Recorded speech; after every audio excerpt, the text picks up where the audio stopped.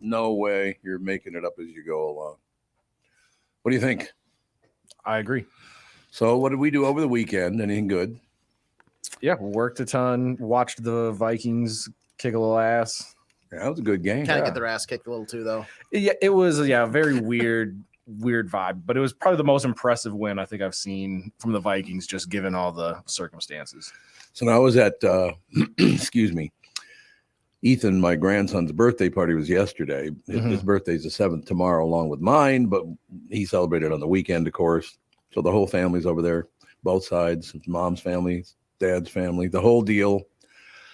So I was watching it off and on. So what happened with the quarterback? Did the second string quarterback get hurt too? Or did he just suck? Yeah, so the Jaron Hall, who's I guess technically our third string quarterback, was trying to run in for a touchdown, got tackled, hit his head on the turf, and got a concussion.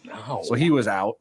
And then Dobbs, who was added to the team 20 minutes ago, he now gets thrown in the game. And essentially not talking to, but hearing KOC in his press conferences. So at the 15-second mark before the play, the headset in his helmet cuts out. So KOC would call the play. He would repeat it to the players in the huddle. Then KOC would translate and be like, hey, here's what you're going to do. You're going to look over here. If that's not open, just turn and run. And so essentially the entire game was Josh Dobbs running for his life and hurdling people and diving into the end zone. Well, that's good. We'll talk a lot more about that in about 6-7 minutes when well, you know who's going to be on is Phil Mackey. Ooh. Yeah. So he should know a little bit about football. I don't know that I've ever celebrated a birthday for a grandson on November 5th where it was 57, 58, Just 60 said you guys degrees. go to the beach? Yeah, we should have gone to the beach. Man, it was nice yesterday. Yeah, it feels wrong for it to be this feels nice. wrong. It does. Like I feel like winter is just going to be hellacious. No, they said it's going to be an easy winter. Yeah. That's what I've heard. Good. Look, you have to understand something. As long as we've got 7.5 billion people over in the Eastern Hemisphere destroying the world, it'll be nice here. Yes. See what I'm saying? Mm-hmm. Score one for the Britster. The Britster. Can we change your name? Working on a nickname over here. Okay. How there would was, you score one for Britster on that? I just like the heat. How was the birthday party? Did he get any fun presents? He got a lot of fun presents, and that kid had so much fun because he gets along with Fawn and Sage really well. He and Sage, apparently Andy and Melissa entered a raffle a couple of months ago, and they won a little kid tractor with a trailer in the whole. It's really cool. So they stored that in the garage until, they have a storage shed. They put that in the storage shed until his birthday. They won it about 2-3 months ago, something like that. But they won half a cow and a tractor. Dang. That's what raffle were they signing up for? It was the like a Watertown meat raffle type small town thing. Oh, you know what? I shouldn't have said that. Andy doesn't like anybody to know where he lives. So. No, it was not what it was. Boise, Idaho. Water Free Town. That's what. Yeah, it was Boise, Idaho. That's exactly what it was. Right there, lady. No, it was a day of joy because I was with my whole family and Melissa's whole family and some friends. Officer Dave came to the birthday party because he's a copper out that way. And just working security, though, right? Yeah, absolutely. Yeah, absolutely. I did notice one thing about Officer Dave. Now, you've met Officer Dave. Oh, yeah, absolutely. Yeah. I just wanted to make sure because I look over. We're watching the Viking game, and I look over, and Officer Dave is standing next to this grandfather clock. Mm-hmm. And he's bigger than the clock. I mean, he's taller and wider than the clock. I'm like, holy crap. He is a small, pole shed just walking around the world. I mean, honestly, I looked over and was like, what the hell? Yep. 6'4", what about 310, 320, something like that? And it's probably on the small side. Yeah. That's probably it's selling it short. And that would be zero fat too, by the way. Yeah. No, if he pulls you over, you just admit to the crime. I just get out the car, go sit in the back of his squad car, and it's a wrap. Perfect example, though, of another copper out there could not be a nicer guy. Mm-hmm. He's just a great guy. This whole idea that all cops are evil. When are we ever going to get over that? All of this group, well, you went through it back 150 years ago, you know. Yeah. All black people are evil. Oh, by the way, what did I see yesterday that you got to watch? Except they drop the big N constantly. It's young black men, and they call each other the Big N constantly. What the hell was it? It was really, I'll remember. Okay. It was really good. Yeah. But in any case, it's a wonderful day. The weather was spectacular. Look, when I'm around my family, I love that stuff. Yeah. Yeah, there's nothing better. That's awesome. Is that because my family was not close when I was a kid that I need that? I think that probably plays a big role. Probably. That's what I would think anyway. But You like yearned for that. You're yes. You know, you didn't have that as much later or earlier in your life, so you're looking to make up for it almost. Yeah, I think that's probably what the case is. But we just had a wonderful time. I mean, everybody had a great time. Nobody being a pain in the ass. It was just a great day. That's Beautiful. awesome. Yeah, it's nice to have those on a Sunday. And then, of course, we're all going to Campiello tomorrow night for dinner because Campiello's closing. Oh. What the hell? When is it closing? January 1st, I believe, or January 3rd, because I think they're going to have a New Year's Eve dinner there. It'll be their final dinner or something like that. But Larry D'Amico, I'm pissed off at you. I love that restaurant. Don't be closing her down. Because somebody's birthday's tomorrow. Yeah, and you're right. It's Ethan's birthday tomorrow. So Mom's birthday, and Brittany decided to give you a gift. She's not going to be on the show tomorrow. yeah, there's So your you're gift. Here, Tom, you'll like nothing better than this. I think I only have 2 Tuesdays left, maybe 3 that I won't be on. Go ahead and grab a handful. You monster. No problem. Well, that's so weird. Did you just pull up the enrollments site for her school? Are you trying to get her in more classes, Tom? Yeah. I was trying to sign her up, but what are you gonna do? Yeah, let's do 30 credits next semester. What do you say? Unbelievable. Oh, I was just telling we got I don't want to get too deep in any subject because we got Phil coming up in about 3 minutes or 2 minutes now. I have never been the guy who can stay asleep. Never, not even since I was a little kid. I wake up right and then when I started doing mornings, it got worse. Yeah. Because now I still wake up every day at 3:15. Every day, because I did for 37 years, right? Yep. I don't work with assholes anymore, but so that's a good part of it. See, I just threw that in to be a prick. You know what I mean? That's actually a compliment. That's the nicest thing you've said to us. Yeah. I did give you a compliment. What the hell am I thinking? You're off your game today. Yeah. I really am. That's because I slept last night. You guys ever heard of this? It's called Zaleplon, Zaleplon. But the problem with this stuff is you can only take it for a short while and then you got to stop taking it. Is there a non-prescription, non-harmful alternative to this? Because I can't find one. I'm sure there is, but they always have mixed reviews. Like you'll see people have melatonin spray that you can spray on your pillow. Oh, It's yeah, supposed to that's help you right. Stay asleep or just Yeah. random. I got to find something non-prescription that helps me stay asleep because this stuff works. Man, God, it works. Because I woke up this morning at 3:15. I'm like, oh, God, not again. I took one of these, slept all the way till about 6:30. Damn.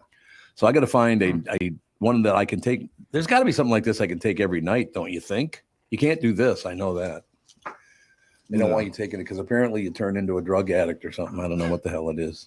Yeah, minor side effects. Yeah, no big Come deal. in, look at like Dave Chappelle from his one skit. He's just scratching. Yeah, Tyrone Biggums. Get any more of that Zaleplon? Yeah, okay. I have such great listeners and great friends. Well, I think heroin would work. Yeah, thanks. Right. Oh my God, Tom. So I literally wrote a paper last night. We'd write about the opioid epidemic. Oh, really? And they sent us this video, and it was like 51,000 Americans die a year from opioid overdose. And then I realized this video was from 2015. So I was like, oh, I should find something newer and hope that things get better. Nope. And 2022 was 80,000. Oh my gosh. Jesus. That's more. There you go. I mean, I think this is still accurate. That's more than car accidents and gun violence combined. Indeed. That's It's so sad, isn't it? It's so sad. But let me ask you a question, and I know we only got a couple of seconds here, but I got to ask you a question about this because it's a situation where people are getting worse to one another. People are so incredibly mean to one another right now. What are we going to do about that?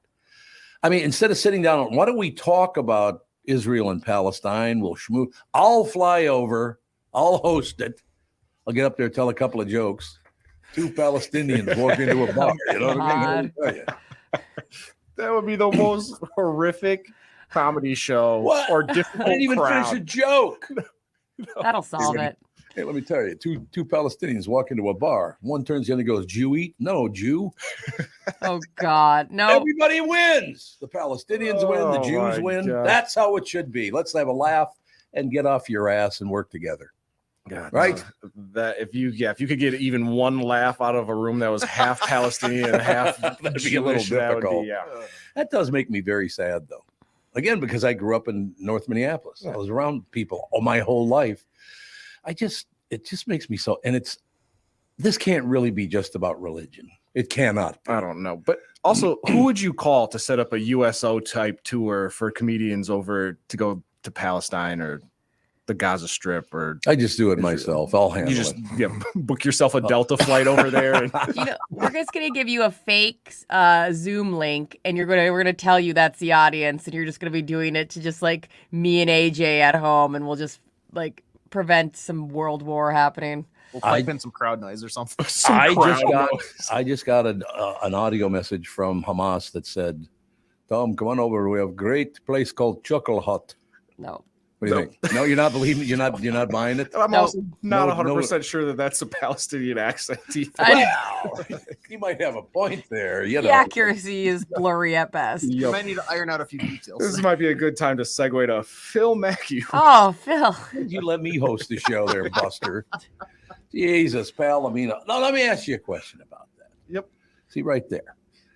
Vikings win yesterday. Can't the Jews and Palestinians come together over that? Hey, the Vikings won. I think we can all agree that yesterday was an exhilarating, enthralling victory, regardless of which corner of the planet or which religion or which belief system you subscribe to. Yes. Yes.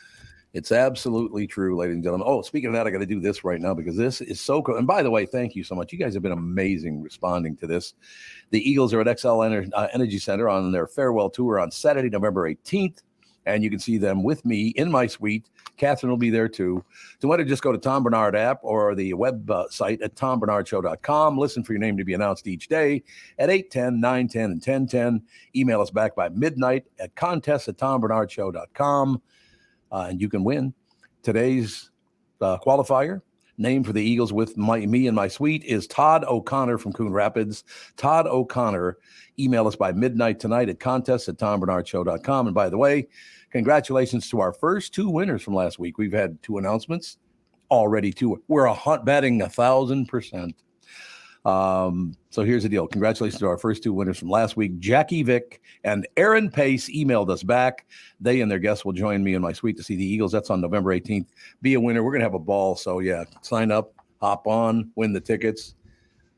What more could you ask for?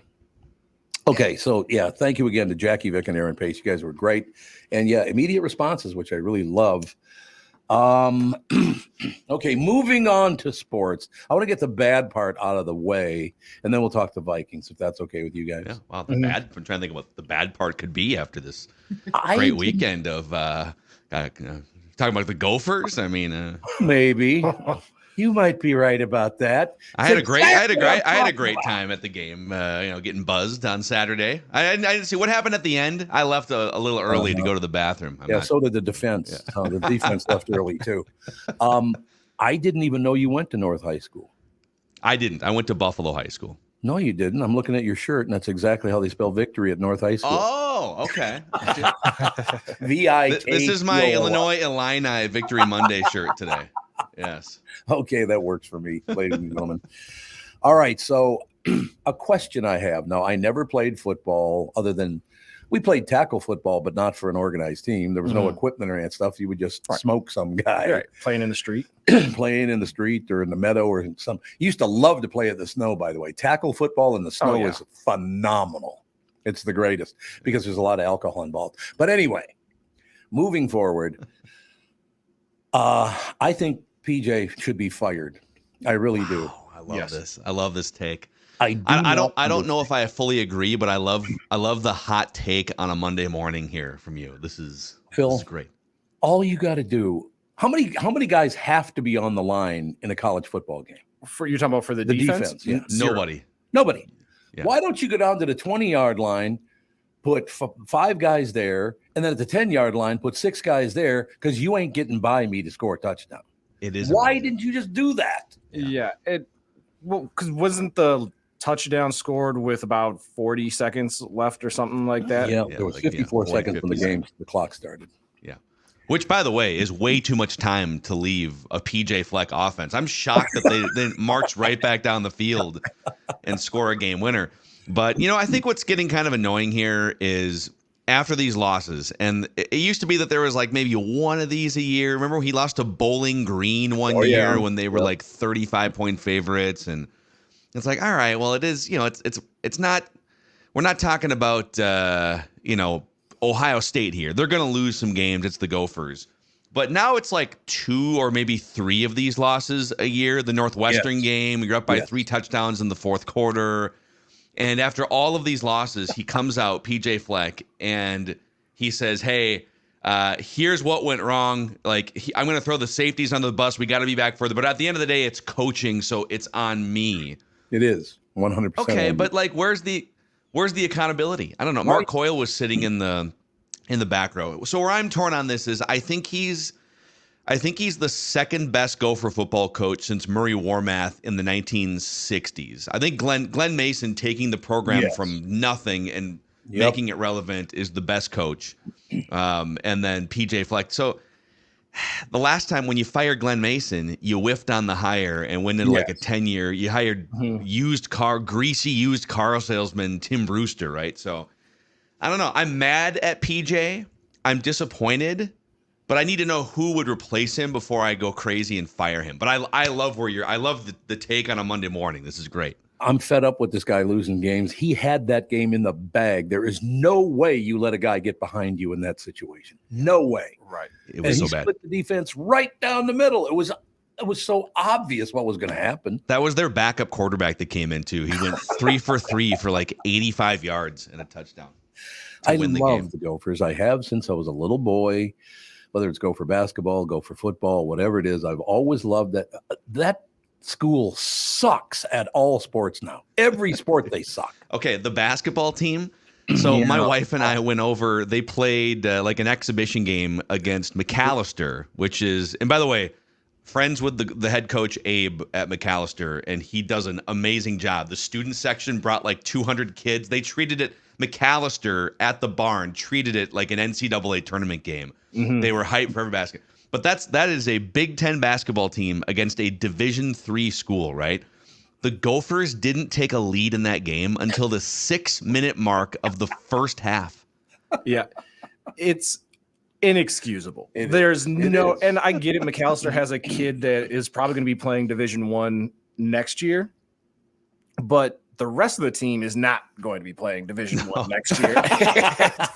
No, and I guess the Gophers were missing 2 of their top 6 players, but they should have been able to beat that team handily, missing 6 of their 6 best players. Because it's, again, the talent discrepancy is just so vast in college sports that it should have been no contest. I just thought of something, Phil, and I have to ask Brittany if she was on the show. The last time we had a Gopher football coach on the queue was Jerry Kill. I don't think you weren't there then. No, I don't think so. Why? What happened? The man has no sense of humor at all. First of all, that makes sense. So he's on there, and I'm joking around with. That's what I'm going to do. That's what I do to you guys. I'm not going to be nice. I'm going to make fun of you, and you're going to make fun of me, and we're going to take shots. Yeah, he's easily offended. Well, he's easily offended. I said, let me ask you a question. Aren't you glad there aren't phone books anymore? And he goes, what? I said, aren't you really glad there aren't phone books anymore? He goes, why? What are you talking about? I said, well, in the phone book, your name would be Kill Jerry. Yeah. He did not see the humor in that at all. Did he hang up? What happened? No, he kind of wrapped it up. Yeah, that was the end of it. Yeah. Like, come on. It would be Kill Jerry. Your name is Jerry Kill. Yeah. He was, he came, okay. When he got, so he kind of got like, ran out of the coaching booth there because of his health issues. And so when I think it was, he wanted Tracy Claeys to become the head coach, his guy, Tracy, and they said, now we're going to move on and search for somebody else. He came on our show for 45 minutes the day after that decision was made. We asked him 2 questions, maybe 3, and he just cut a vein for 45 minutes about, I'm never stepping foot back on that campus ever again. You know, I do me and my staff like this. And of course, he did come back as the coach of, was it New Mexico or New Mexico State? Oh, that's right. And I think the Gophers beat them pretty handily last year, 2 years ago, whenever it was. He was dreadful. How did they ever hire that loser? You know, he was a good coach, though. Like, he actually won some games, and they win a Holiday Bowl once, I'm pretty sure. That's a high watermark for the Gopher football program. Do you find it painful that it's been, only about 62 years since they won the national championship? But whenever a Wisconsin Badgers fan talks trash to you, right, you can say, hey, we have 8 national championships in our trophy case. You guys have none. So calm down. 1930s, you smell like cheese. So, yeah. You smell like cheese. You'll never sing that. Yes, I love that. That's a good take. All right, now I'll get out of your way because you have other sports to talk about, like professional football, things like that. Yes, Purple Daily will be a celebration today of the Josh Dobbs era of Vikings football. So Jesus, check it out. that looked good, man. Introducing himself to his teammates for the first time and completing a fourth quarter comeback. Pretty impressive. Yeah, we enjoyed it. I'll tell you, I did not give them much of a chance to win that game, and he stepped up and got it. And I think it was a lot on him, wasn't it, that victory? Oh, my gosh. Yeah, he had ESPN has a quarterback metric called QBR. It's just their version of like passer rating in context of who your opponent is. Right. He posted the highest single game QBR of the week of any quarterback, Really? and the second highest single game QBR that a Vikings quarterback has put up in 3 years. Kirk Cousins has the other one, obviously, from the Green Bay game. So it was legitimately one of the most impressive, considering all things too. Yeah.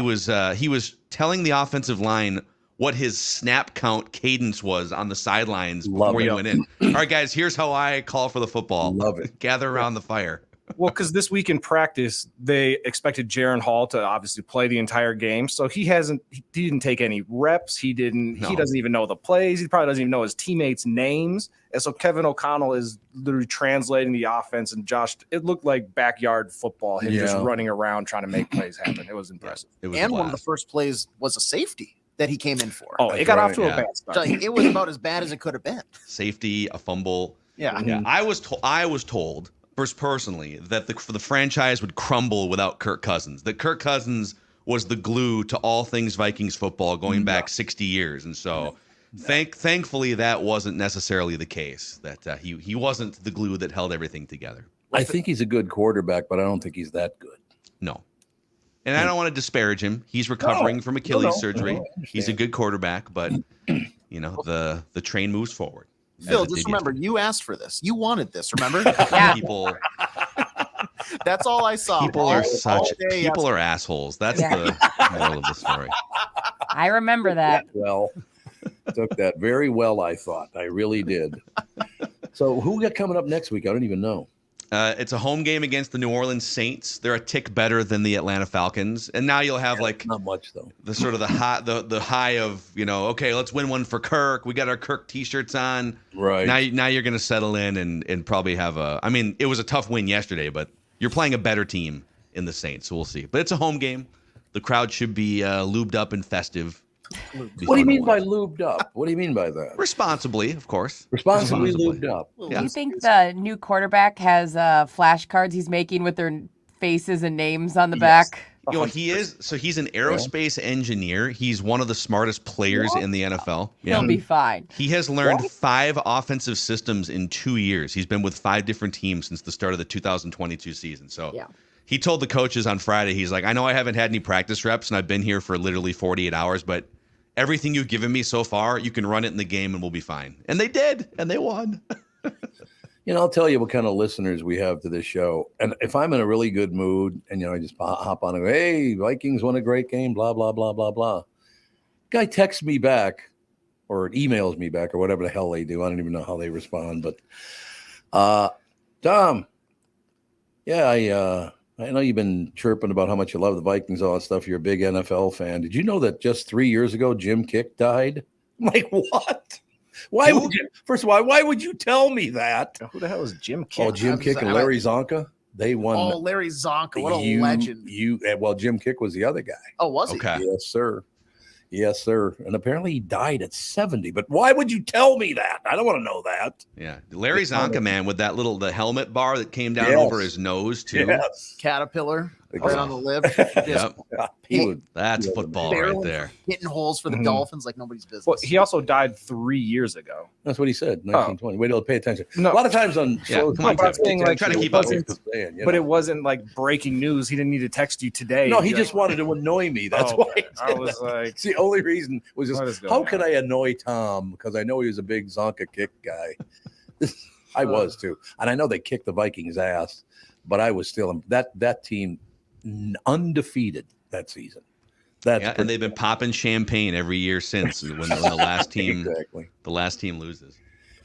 All right, Buster. I guess you got to get ready for your Purple Daily because you'll be surrounded. You'll be overwhelmed with listeners. That's right. So we'll be popping our own champagne today. It'll be great. We'll talk to you guys on Friday. Thank you, sir. See ya. Phil Mackey, Score North, ladies and gentlemen. Purple Daily, whatever you need. We'll take a break. Be right back. Yeah, but anyway, that's what a listener's been doing me now for 53 years. Oh, yeah, Tom? Well, I know you like this, so let me just tell you something. They just have a running list of all your favorite people, and as Pretty they much. die, yeah. Jesus much true. Christ. And they let you know about it 3 years after the fact. Yeah, 3 years later. But, but Larry Zonka, I'm glad that a guy as young as you knew the importance of Larry Zonka. That guy was amazing. It's funny, actually, because in college, me and my buddies used to watch this thing called Mystery Science Theater 3000 or It was whatever. a local show. Yeah, absolutely. Yep. But there's one episode, I can't remember what it was, but like they just bring Larry Zonka was like an inside joke. And so me and my buddy have been like diehard Larry Zonka fans for Really? that one reason for like the past 6 years. Why was he an inside joke? I don't, because they were still pissed off at him. No, somebody like in the old movie looked like Larry Zonka. And they're like, oh no, Larry Zonka died. Oh, no. So, yeah, I know a weird amount of Larry Zonka facts. Me and Andy went and saw Sharknado. Sharknado. With Mystery Science Theater doing like a live show, you know how they do like, and then they Yeah. simulcast it at Yeah. some mall. We saw it at some theater, but yeah, Mystery Science Theater is everything, and they grab onto some niche thing and then just keep going on and on. It's pretty fun. Who were the two guys that started Mystery Science Theater? We've had them on KQ. I mean, we had them on we a have. million times. I forget their Who the hell names. was that again? Jim? Oh God. I can't remember. We'll take a break. After the break, we'll figure out who the hell it was. That was a great idea, though. I wish it was still. It's not Joel going. Hodgson. Joel Hodgson. That's exactly right. Mhm. Exactly who it was. Really, really funny guy. Really, very smart. We'll take a break. Be right back in a couple minutes. You all have helped support My Pillow and their employees in these tough economic times. Mike Lindell knows this and continues to give back to listeners with deals on his most popular products. You've heard me recently speak about the My Slippers, the Giza Sheets, My Pillow 2.0, and more. Well, great news. The My Pillow 6-pack bath towel sets are back in stock. The proprietary technology makes them extremely absorbent, yet still provides that soft feel you look for in a towel. The set comes with 2 bath towels, 2 hand towels, and 2 washcloths. Regular price is $79.98, and for a limited time, you can get this 6-pack towel set for only $39.99 with promo code TOM. That's a 50% savings. So go to MyPillow.com, use promo code TOM to save 50% on the MyPillow 6-pack towel sets. That is just $39.99 for a set. This deal will not last long. Enter promo code TOM for this special and many more. Recently, Jim Paul of Valley Buick GMC was contacted by a company that does on-site sales. Jim was confused. Wait, they don't know anything about us, our staff, our reputation, most importantly, our customers. Hey, pal, no problem. We do them all over the country. You know, get the manager off the roof sale, inflatable gorilla sale, and our favorite, the 13-hour sale with a giant clock that goes to 13. Urgency, baby. We bring our crew because, well, your people are, let's just say, a little laid back. And the pricing? Nothing special, sport. But Jim thought we price competitively every day. Our prices are special. We definitely don't need these guys. But sale does convey some urgency, so we made a bold decision for his fine dealerships. Announcing the Valley Buick GMC 365-day sale. And we can even extend it a couple years or so. I got the air dancer guy, scratch-offs, plastic keys, bubble machine. Valley Buick GMC in Apple Valley or Hastings or valleycardealers.com. Hurry. This is Bob Sansevier, and I want to tell you about Dave Bialki from Bialki Law. Dave represented my wife, Mary, when she had a significant workplace injury. She was very happy with the job Dave did. If you have a work-related injury and have Dave represent you, I'm betting you'll be happy too. Dave is a down-to-earth guy. He grew up in northern Minnesota, rides a Harley, and worked various jobs doing concrete, electrical, plumbing, roofing, and carpentry work. Dave works for people with work-related injuries. If you work construction, or anywhere for that matter, and you're hurt or even just hurting, you should talk to Dave. Let's face it, our bodies wear out. If your body is worn out from work, if your knees or back or shoulders hurt from things you do at work, do what Mary did. Call Dave and talk to him about it at Bialki Law to set up a free initial consultation. The number to call is 763-571-2410. That's 763-571-2410. Or visit bialkilaw.com. That's BIALKE law.com. Why does he do that? He's one of a kind. That's why. Josh Arnold. Should I do that? Maybe not. You might have to get clearance from Josh on that one. Yeah, Josh. Tom, don't do that to me. I'm just here to tell you. That's great. You need to know a guy for your auto repairs, legal issues, banking, and more. The same goes for investment advice. You need a guy to help you be successful, someone you can trust who gets results. Well, I got a guy for you, Josh Arnold. Josh gives you straight talk, not sugar-coated advice about your financial situation. Josh has seen it all when it comes to economic and market conditions, and Josh can make sure that your retirement objectives match your investments. Do yourself a favor and call Josh now for a no-obligation 48-minute evaluation. You've got nothing to lose, and you'll get a different point of view for your investments. Call Josh at 952-925-5608. That's 952-925-5608. You'll be glad you did. Investment services offered by Josh Arnold, Investment Consultant, LLC, a security and investment advisor.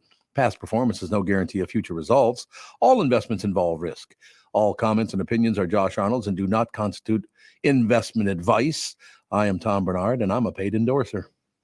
And now, ladies and gentlemen, what the hell are you staring at, Eggert? Nothing. I could hear you made a face. That's the first time I've ever seen you make a face. I love it. My scary face there at the end. It was unbelievable. Good stuff. Ladies and gentlemen, news brought to you by Mr. Money Talk, Josh Arnold. Call Josh for your free 48-minute financial evaluation. So I've been champing at the bit to talk to you this morning. I want you to know that. Do tell. Because am I just paranoid, or are we on the verge of World War III?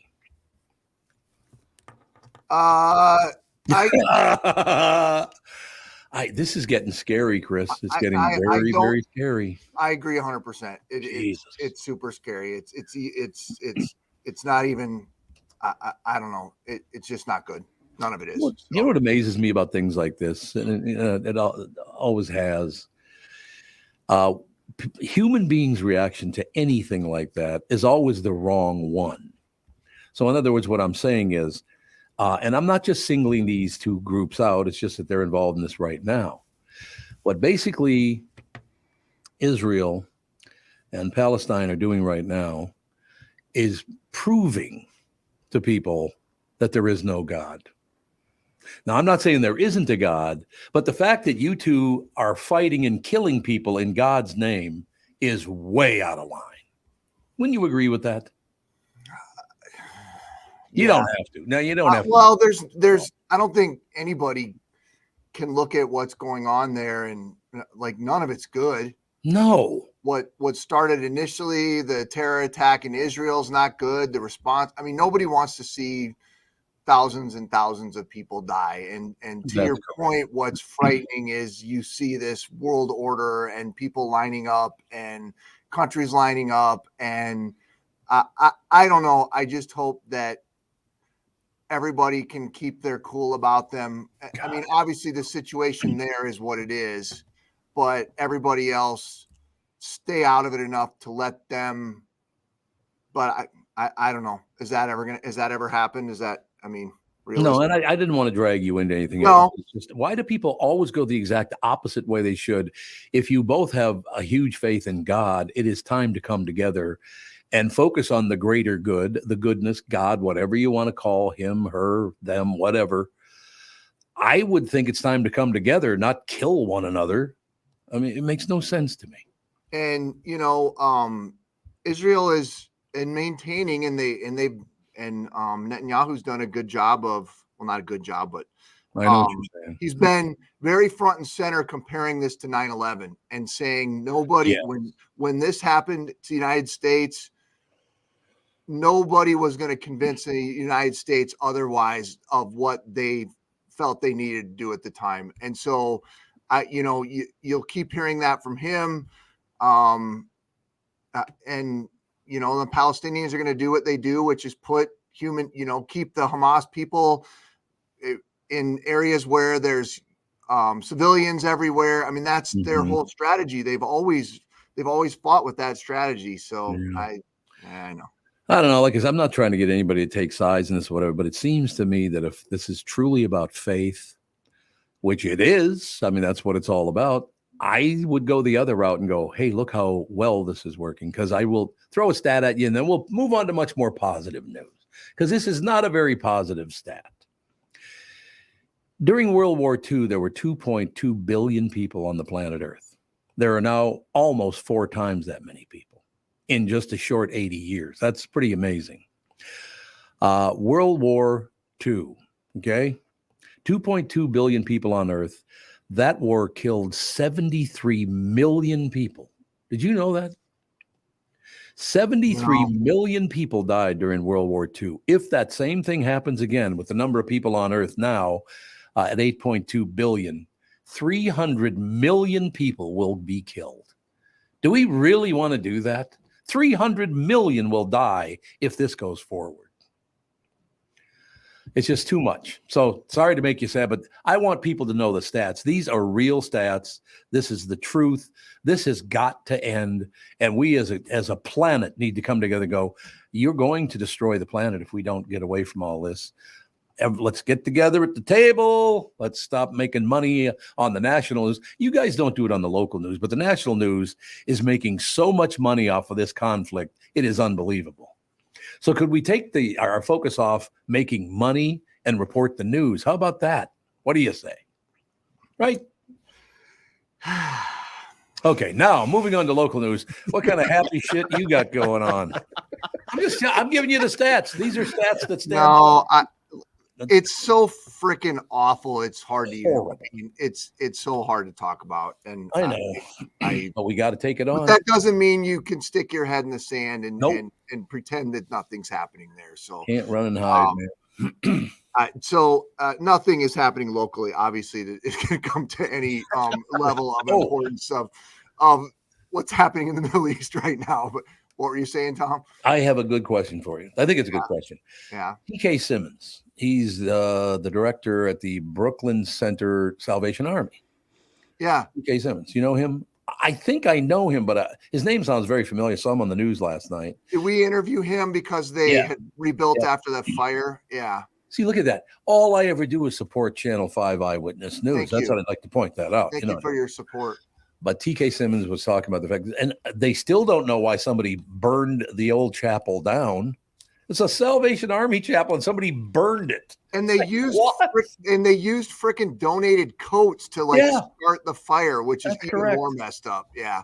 It's like, what? I would love to have TK Simmons on the show and just thank him for standing up and getting there. The place looks beautiful. The people are ecstatic that their chapel is back open again.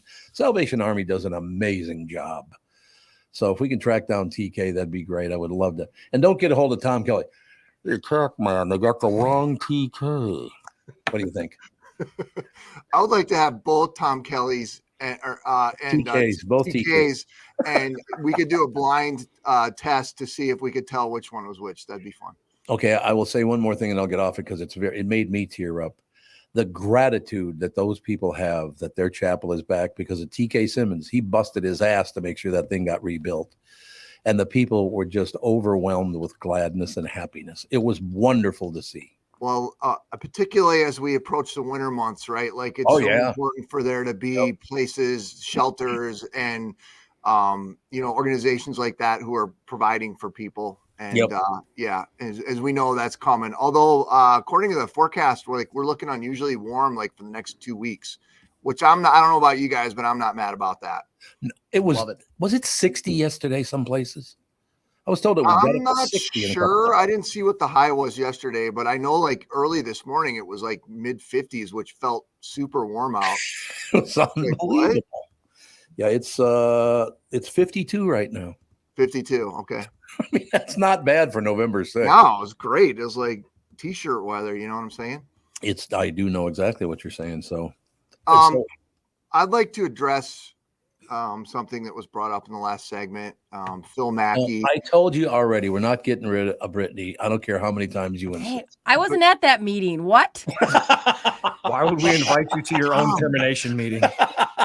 I should have a vote. Show. You got to wait till after the show. You got to get the shift. You're right. You got to get the last Sorry. shift out of them first.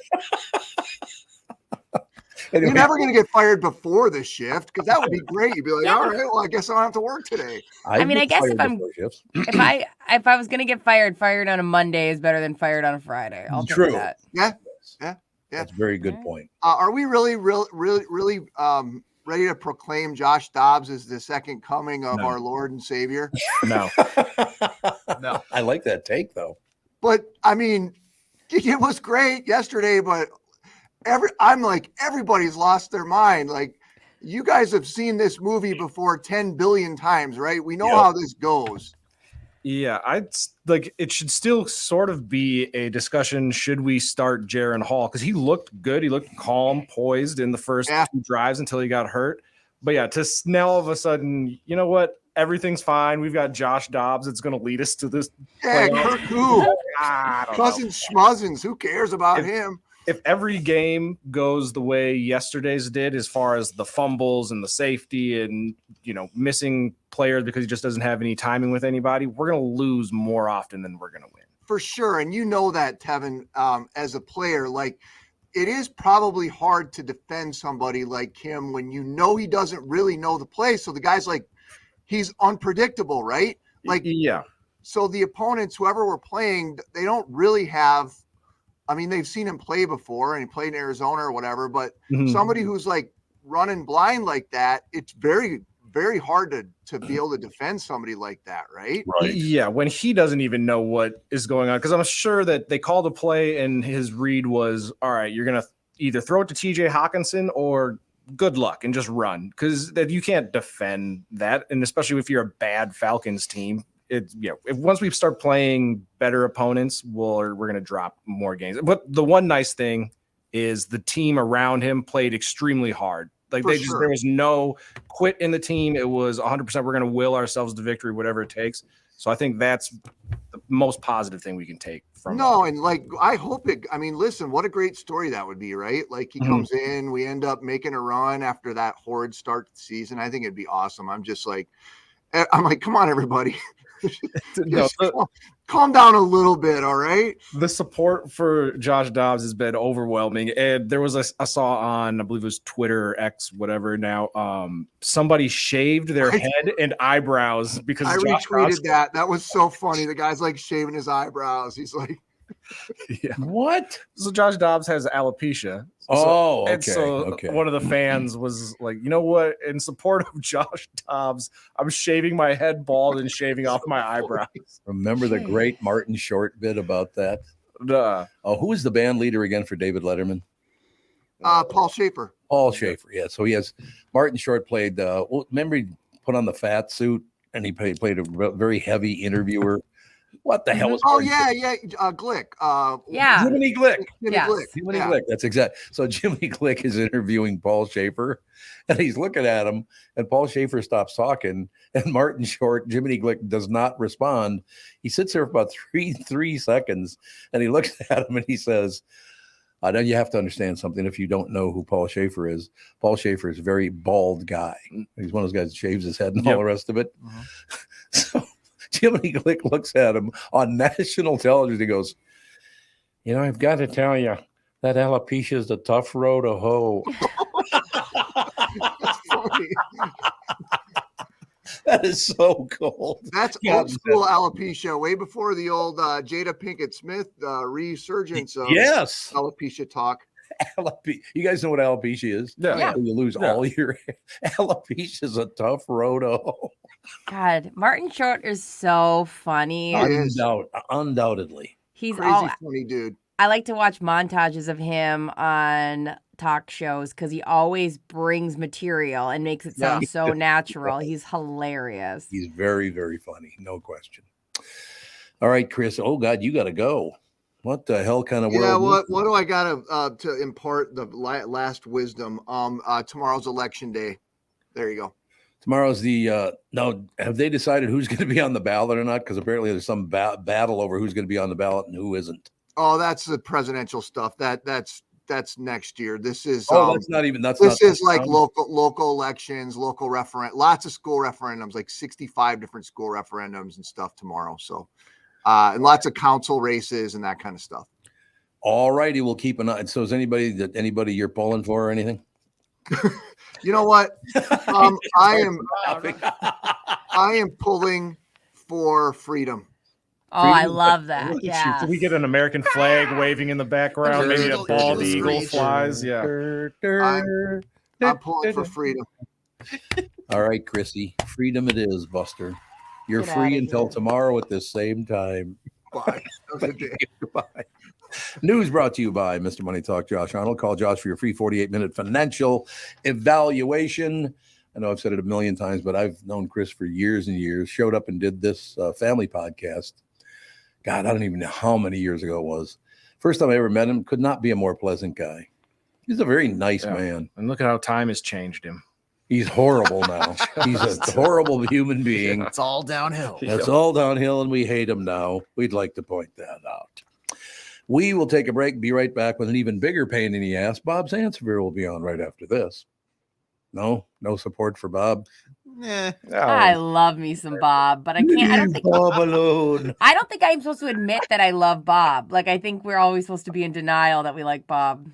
Whatever happened to that kid? Leave Brittany alone. Leave Bob alone. Leave Bob alone. We got to get the audio. So every time she makes a mistake, you got to play, leave Brittany alone. That kid was the only one who knew what was going on with Brittany. Look what happened. He was the one crying. He was the one ahead of the curve. He was. You're absolutely right. He was. We'll take a break. Be right back in a couple of minutes, ladies and gentlemen. Bob Sansevier will join us right after this. Tom here, and I just read a success story from MN Fat Loss client Elizabeth, who just completed the program. Elizabeth writes, I am a 54-year-old woman who has struggled with losing weight. I had almost constant heartburn, trouble sleeping, and brain fog. I tried counting calories, eating bars and shakes, and several other programs in which I would lose, 5 to 10 pounds after months of struggling, only to gain it right back. After 60 days of the MN Fat Loss program, I was down 25 pounds. MN Fat Loss had really empowered me to believe that I can control my eating and my weight without having to sacrifice foods that I like. Let me assure you that the short 60 days is totally worth it. If you're thinking about finally committing to improving your health, this is a time to start. You won't regret your investment in yourself. You never will. Great job, Elizabeth. I'm so happy to hear about your success. Are you ready to lose weight and feel better? Go to mnfatloss.com. Schedule a free phone consultation. It's so easy to see if MN Fat Loss is a good fit for you. They offer a free phone consultation to learn about the program. You don't have to take time off work or get a babysitter for the kids. It's as easy as getting on a quick call with the expert staff. That's a great idea, as a matter of fact. You can share your goals, learn about the program, and see if it is a good fit to help you lose weight and feel better. They also have virtual options to help you if you live far away. Another good point. To schedule that free phone consultation, go to mnfatloss.com. The only thing you have to lose is that unwanted weight. That's www.mnfatloss.com. I cannot wait to hear about your success story. In a world that's racing a mile a minute, a split-second distraction can change everything. I'm Mike Bryant from Bradshaw & Bryant. Every day we see too many people, heads buried in their phones, unaware of the dangers they're in. Texting and driving isn't just reckless, it's playing Russian roulette with your life and the lives of others. In just 4 seconds of distraction, you've driven the length of a football field.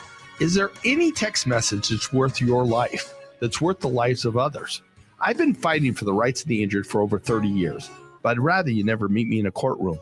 So hear me now, stop texting and driving. Pay attention.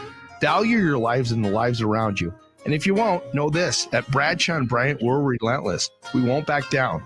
We bring justice to those that need it. Find Bradshaw & Bryant, personal injury attorneys at minnesotapersonalinjury.com. With Mike Bryant on your side, seeking justice for the injured. Bradshaw & Bryant. Hello, I'm Brad Huckle, President and Chief Lending Officer at North American Banking Company. And I'm Michael Bilski, CEO at North American Banking Company. As a locally owned and operated community bank, we work with many multi-generational businesses. Take personal care dentistry of Roseville, for example. Dr. Walter Hunt, also known as Painless to me, has been a longtime customer of the bank since we opened the bank in 1998. When his son Kyle was ready to join the practice, they wanted to expand quickly. With their additional space and equipment, they now are able to see more patients each day while providing the same level of care and service. Okay, guys, I'll take it from here. If you run a family business or any kind of business for that matter, you should be banking with Brad and Mike over at North American Banking Company. Every time I deal with them or their team, I know I'm working with experienced professional bankers. So why not bank with my banker? North American Banking Company, a better banking experience, member FDIC, equal housing lender. We are back, ladies and gentlemen. Hey, we have to get off our ass and get a hold of Art Sears today. Art Sears is our guest booker on the show. Why? He's got a couple of great guests. I don't know. Have you ever heard Amy? I think it's pronounced Siewe. I don't know. Siewe. How would you pronounce that? Siewe. Seaway. Maybe. Amy Seaway. You know what Amy Seaway does for a living? Oh, I'm looking at the email right now, but it sounds amazing. A python hunter? She's a python hunter in the Everglades. We've had her on before. She's a phenomenal guest. This woman goes in to the Everglades and hauls pythons out by the dozens. Are pythons not natural? Are they not? I can't hear you, Brittany. Oh, there you are pythons not native to Florida? I know boa constrictors aren't. I didn't know. We'll find out from Amy if we can get her book. That'd be good. That'd be awesome. Yeah, she is a terrific guest, as a matter of fact. And then the other one, Bill Engvall. Let's book him too. He's one of the great guys in comedy. Bill Engvall is one of the nicest men in comedy. What do you think? Yeah, love it. Well fired up. You'd have to get off your ass to do it, though. So is that going to be a problem? Yeah, I don't know. I'll see what I'm doing. I'm a busy guy. I'm busy. I don't know if I got time for all that. Ladies and gentlemen, Michael Bryant, Bradshaw and Bryant brings you Bob Sansevier. Bradshaw and Bryant, personal injury lawyer seeking justice for the injured. Contact Bradshaw and Bryant at minnesotapersonalinjury.com. That is minnesotapersonalinjury.com. Sandy, what's the latest? Well, before we talk Vikings, this Amy Seawee, whatever her name is, you better get her on quick, because remember the guy in Australia? We're going to see a story. She was eaten whole by a python. That did happen. You're right. Well, no, it'll be a different obscure species of animal that kills her rather than the python, like Steve Irwin. Right. It's Steve Irwin, that's the guy. Stingray. Yeah, where a stingray gets him. He's wrestled crocodiles his whole life, but a little punk ass stingray gets him. It's tragic. I cannot remember how many she said are now. She took a shot. I guess it's pretty accurate at how many pythons there are now in the Everglades in Florida. It's thousands of them. I mean, she sent me a picture of a nest. It was as big as this room, for Christ's sake. I would never in a million years. Everglades? No, not going. No, that's never. No. What? No. Pythons? That's no. Okay, very quickly, Bob, I promise.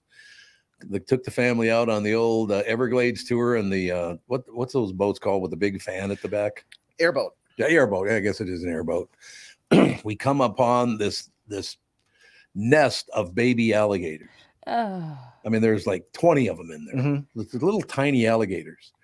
He goes, God, you guys should see one of these. Reaches down, and that alligator took a chomp out of his hand like you wouldn't. It was a little tiny thing. It was about that big. Yeah, that's big enough. Took a chomp out of his finger. I was like, he was pouring blood. Oh, maybe we should head in. What do you think? Yeah. All right, kids. Wait till Mama comes back. Like exactly. Tom's like, maybe we should have gone to Disney. Yes. Yeah. Why didn't we go up to Disney World? What do you think? Nice this time. Where the alligators are plastic. Man, he was like pouring blood. Well, their teeth are a little sharp, I guess. Well, also, as the tour guide, you should know better than. Well, you think? Come on. He was new. He's trying to impress you guys. So weird. All right. So, Sandy, what's the latest? Well, did you watch the game? Because you were saying you're swearing off Vikings. You haven't. I didn't swear off the Vikings. I'm swearing off the Gophers. Oh, that's a good thing to swear off of. As long as that guy's still, I'm not watching them he sucks. I'm sorry. You don't like a guy who runs out before his players or body surfs when they win on his players? He's a terrible football coach. He is. I agree. Just his game management is ridiculously bad. He needs to hire a head coach level offensive and defensive coordinator so they can just run everything and he can just focus on recruiting and promoting himself because that's what he wants to do more than anything. That's true. Sandy, I'm going to run the same thing by you that I ran by these guys because there's no rule says you have to have people on the line at a college football game. Why don't you put 5 guys on the 20, 6 guys on the 10? You ain't getting by me to score. There's only 54 seconds left. They would have never been. Why didn't he do that? Because he's Peach. Also, that's not gonna. It doesn't necessarily work like that. A lot of times you'll hear people that go into prevent defense and offense are just able to march up and down the field. And now when you're at the 10-yard line, it's much easier to score. So you can't just put everybody back. But yeah, you got to tell your safeties. I don't care what it takes. Nobody should be getting behind. Okay, right between them. He lost to a coach he's never beaten because he's not good enough to beat him. And you know what? This year, I'm looking forward to when all 4 of those Pac-12 teams are in the Big Ten, and he'll try to schedule as many non-conference cupcakes as he can, but he's not going to be able to. Bob, I'm going to start weeping. You're looking at 3 or 4 wins tops after those teams come in. I'm going to start weeping, Bob. You know what I was just sent by a listener? What? Did PJ Fleck just sign a $42 million contract? Well, they'll probably make it 50 for keeping it close. $42 million for that stiff? What are those people that stupid? You know what the U should consider doing is getting out the broom for him and the AD. Do what the Raiders did. That AD Get rid of the equivalent of the GM is the AD at a university. Should they do it at 1 a.m. like the Raiders did as well? Right. 1 o'clock. Well, I mean, this guy also, this Coyle, gets rid of Lindsey Whalen, who is there is no bigger name or more respected person in the state of Minnesota. He gives her the heave ho. Mm-hmm. I'm not a fan of his, and I'm not a fan of Fleck's either. I've given Fleck time. The problem, I actually have a bigger problem with his ego, with him running out in front of everyone and him having to be the center of attention. They both have massive egos for no reason. They've never won anything. No. I mean, it's not like working with you guys who just the ratings are huge every week. It's not like working with this crew, You know what I'm saying? But no, Bob, I was at a fundraiser once, and I can't remember what it was for. It was a fundraiser for children's health or something like that. And a bunch of really good people there and just having a good time. Mark Coyle was there. He wouldn't come anywhere near me. And I could tell by the one glance I caught that he did know who I was, but he wanted nothing to do with me. Well, because you would not fawn over him and tell him what a great job he's doing. That's correct, because he sucks. He's terrible. Get rid of him. You're right. He needs to go. And there's too much money. The money that they give to Fleck. I mean, he's done, or he hasn't done enough to certainly. What program would bring him in if you take a look at the body of work he has and the games that he has lost? You're absolutely right. AJ, could you look up and see, is it true that they signed him to a $42 million deal? Yeah, he got an extension last year. Last year it was? Yep. $42 million for that? Yeah, it's a lot of mediocrity. It's nothing. At best. But it's very loud because he is so confident in all of his little sayings and stuff. So he gets all the attention, but he doesn't deliver any results. He's in there making noise. This can't be good. I just was not. I was shocked by the length of this. So last year, December 7th, PJ Fleck signs a new 7-year contract with Minnesota. So you got him for another 6 years here, Tom. Right, and the buyout is probably just astronomically high as well. Trying to find an actual figure. I'll let you know when I have I it. think it was $6 million a year for 7 years. I think that's what it was. $42 million. Take a look at the guys he signed over the past 5, 6, 7 years. None of them are. I mean, he's got a couple of guys that are in the NFL, but it's not like he's bringing in the best players in the country. No. So why would you sign him to? Oh, we can't lose Peach. No, and it feels like every press conference that he does, he has just a laundry list of excuses for why things aren't working. No NIL money. Need NIL money. Yeah, we can't win without NIL money. You know what? You got a 7-year deal. Figure it out. Right. When he first started, it was, we're too young. I got to get my guys in. It's year 0. Then as things progressed, it's starting to go in the right direction, but now with NIL, we don't have enough NIL money. And if something changes next year, it'll be a new excuse for why we're not getting anywhere. And it's like you have to deliver on the field at some point. And he got a raise. He was making he was making $5.1 million a year previously. With the extension, he got a $1 million bump, so he's making $6.1 million a year until for 7 years through 2029. It's over 42 million then. Yeah, a little bit. Oh, Jesus. Bob, why? Okay, it explains why he runs out before the players. He's so amped up from all that money he's making. He's like, let's get this started. He is doing that too. Anything. Why would you pay him that money? Mark Coyle's got to go. He's horrible. It is way too much money. He every opening that there is at a decent school, his name gets thrown in just to throw in a name. There's never any substance to it. No. I don't know. I've never met the guy. I sat across the table from, what's his name? Bill Coyle. What the hell's his name? Mark Coyle. Mark Coyle. He seems like an arrogant little prick. Well, he does. I'm just telling you. What are you going to do, baby? All right. What are you going to do? Danny, so I was wrong. I was low. He makes more than 42 million. What? Oh, God. Only in Minnesota. That's all I have to say. Only here. The guy's never won anything. Why would you pay him that much? Because they're afraid they'll lose him. Oh, my God. They won't get anybody to replace him. I would like to basically go over there and walk around the campus and say, oh, you won't see him around here no more.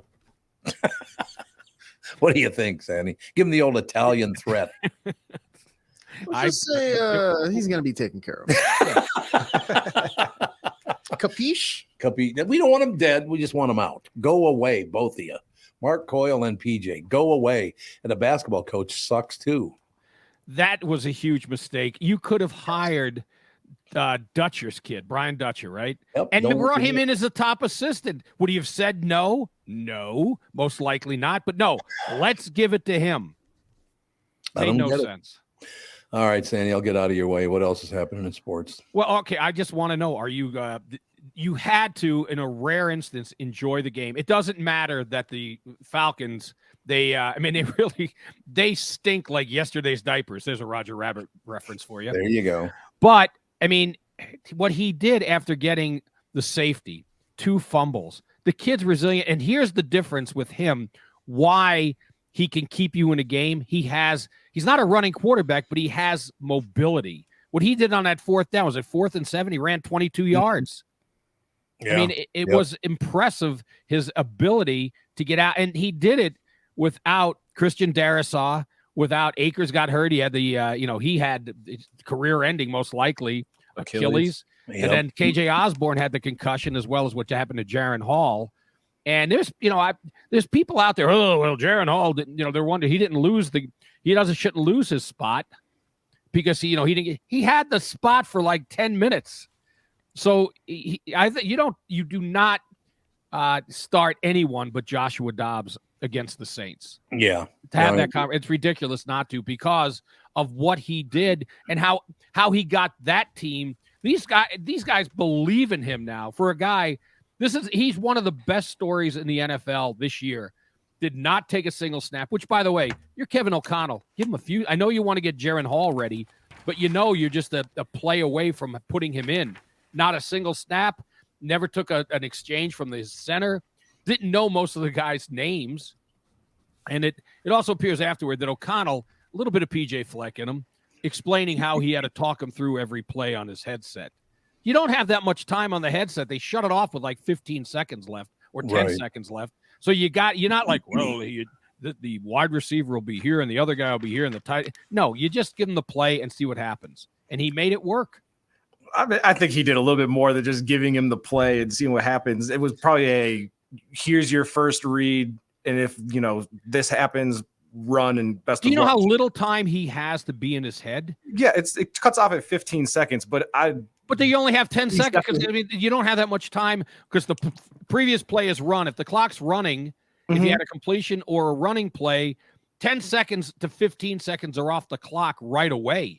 Yeah, but you can get to the line. You can convey enough information, and most NFL play calls you can like the gist of them once you get past the terminology, like the route concepts and combinations are kind of the same from team to team. It's just what you call them. So if he knows, okay, we have a smash concept over here to the right. If the safety comes down, tuck it and run. Here's what I'm trying to make the guy look even better. I mean, he's a rocket scientist, the aerospace engineer. He could have been one of the characters on Big Bang Theory. He could have been Wallowitz. He actually calculates on the fly every play. Like if I throw with this thrust and this trajectory, the ball's going to land. It's like he does the percentages. Yeah. He sees it in his head exactly how everything lays out. Amazing. He was 1-7 with Arizona. Yes. There will be a coming down to earth, but for one game, it gives hope to Vikings fans, excitement to the Vikings fans. I mean, there's no doubt. Put it this way: the last Josh to start at quarterback was Josh Freeman. That didn't go well. You had to be thinking, oh, my God, is there going to be another Josh Freeman or Spurgeon win? No. Bob, why is it the Minnesotans put up with this stuff? Murray Warmath, wasn't he the last one that won the big game? Big Ten, yeah. Jesus. Is there one good team in town? The Vikings are okay, but I wouldn't say they're a good team. No, AJ's wild. They won a game, big woohoo. They the Wolves finally. The Wolves, you can't. I mean, they're not. Let's see when they get closer to the playoffs because nobody cares about the. I mean, yes, people care about the NBA. I'm not numbered in that group. I don't care. I don't either. I used to be a huge like I said, I was a big Celtics fan back in the Larry Bird, Kevin McHale days. And then you meet him, you don't ever want to talk to him again. But other than that, McHale's not a bad guy. He's okay. He and I don't get along. That's just how he does not like criticism. Well, some people don't like being called Tits McGee. Oh, well, he sticks his chest out when he runs. That's why I call him Tits McGee. What's wrong with that? I think he did say too. It looks like that. The way his shoulders are, that he's on a hanger. Yes, that's all I was saying. And he gets all upset about it. It's like he just attacked the way he looks. It's not a big deal. Exactly. Right. I didn't say he was hideous. Really he's ugly guy. He's a handsome devil. Got to say, he walks weird. Guy, isn't he? Right. He's got tits. Brittany said that Kirk Cousins is barrel chested, and you don't see Kirk getting all bent out of shape about it. That's barrel chested. He's got. I didn't. He said it. I said he's got a weird body. Like but that's okay. Yeah. That's better than Tits McGee. Kirk hasn't talked to me since. That's what I hear. Canceled his Netflix show. Kirk is petite by NFL standards. Yeah, he is. Yeah. He's really. I didn't talk to him, but he was sitting at the next table. I was having dinner one night. He's rail thin, for Christ's sake. So so is Brady. Yeah, Brady is too. Yep, you're right. He is. I mean, some of these guys are like that, but then there's some that are a little beefier. All right, Sandy, is that everything? Yeah, I mean, I'm sure you guys have been talking plenty about Joshua Dobbs, the rocket scientist. Well, it was a pretty impressive win. I got to say that. Absolutely, it was. Over celebrating Ethan's birthday, which is actually tomorrow, but they had it on a Sunday so everybody could come. It was just a wonderful event, and I watched the game a little bit. It was one of those deals where you're having fun, so you're glancing at the TV. Yeah. I didn't really watch the game, but I glanced at it, and it was a very impressive win at the end, I thought. I thought he was done on fourth down. He was sacked, and he got out of it, and it was remarkable is the word that keeps coming to my mind. I agree. And impressive, very impressive. I thought it was very impressive as well, Bob. There's no question about that. Can we move forward is he going to be the guy? He should be. I mean, he should. Agree. I mean, you could put Jaron Hall in, but why? This guy has proven to you that he can take you to a win with, other than Jordan Addison, he had N'Keal Harry and this Tristan Jackson, who's heard of Tristan Jackson? The only reason that you know about N'Keal Harry is he was a first-round pick several years ago of the New England Patriots. I mean, it's a group of nobodies, and you lost Cam Akers. You didn't have Christian Darrisaw. You lost KJ Osborne. I mean, the receivers and what he did, it really was so, even against the bad team, it was so damn impressive. I agree. Yeah, Atlanta's not a great team. They're mediocre. Well, they're not even mediocre. No, they should fire their entire coaching staff after losing to us with our rent a QB that showed up 20 minutes before the game. Why don't they use Bijan Robinson more?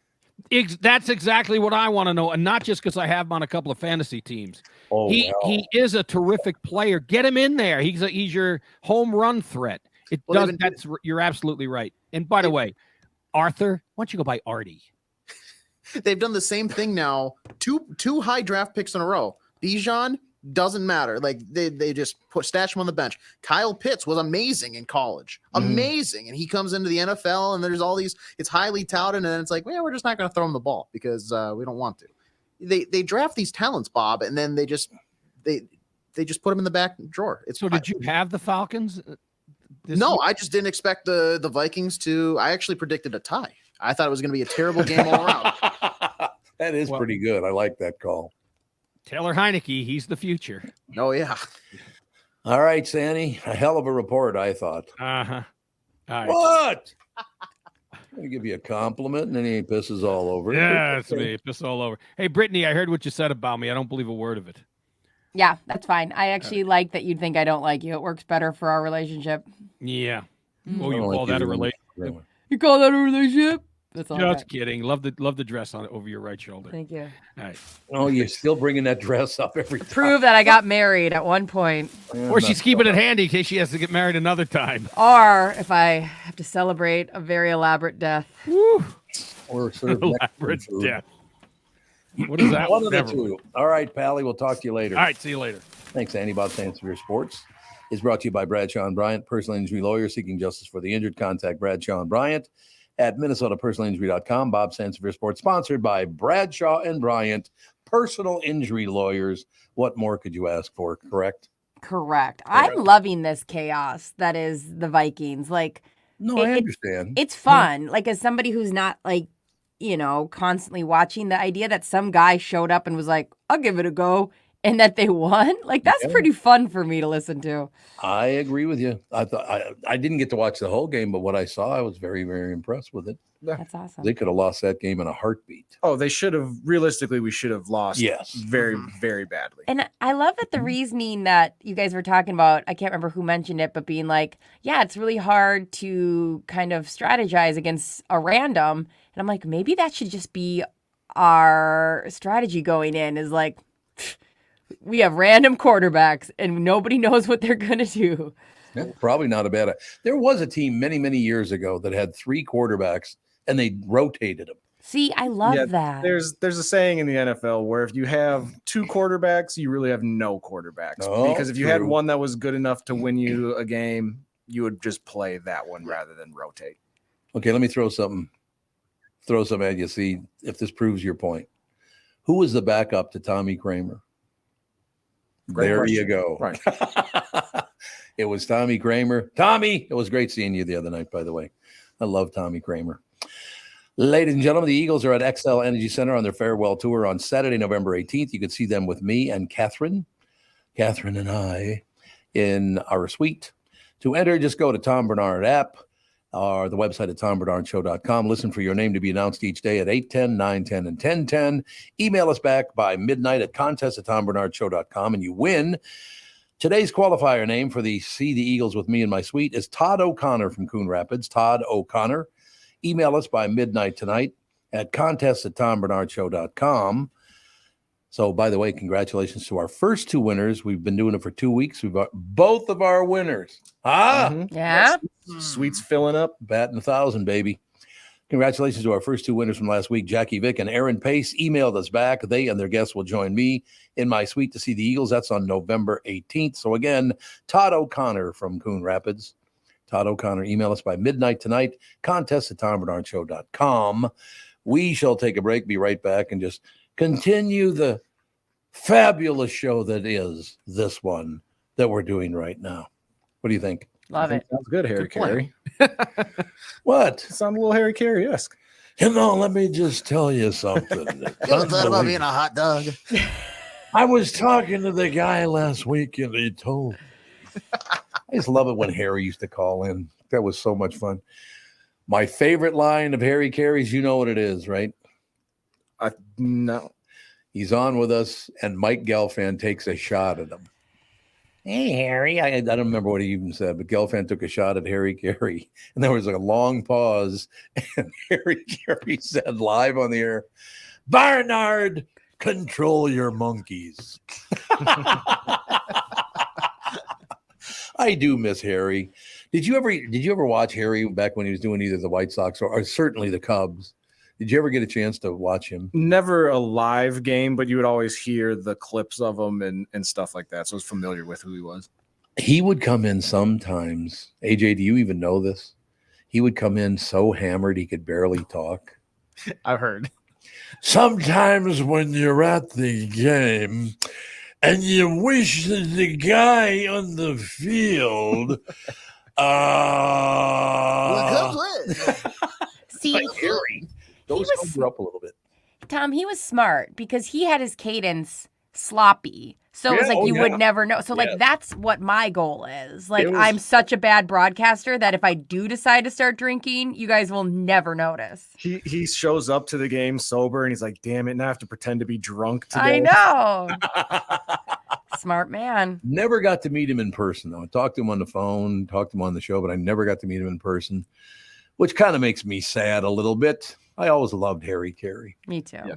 He gives all the way back in the day. Bill Walton kind of vibes. Bill Walton, I like him too. Yeah, they have kind of the same cadence and personality, I feel like. I think Harry's first team was St. Louis. It was St. Louis, I think. I'm not sure. He ended up in Chicago, of course, for the rest of his career. And let me take a sip out of this glass and then I'll continue to do the game.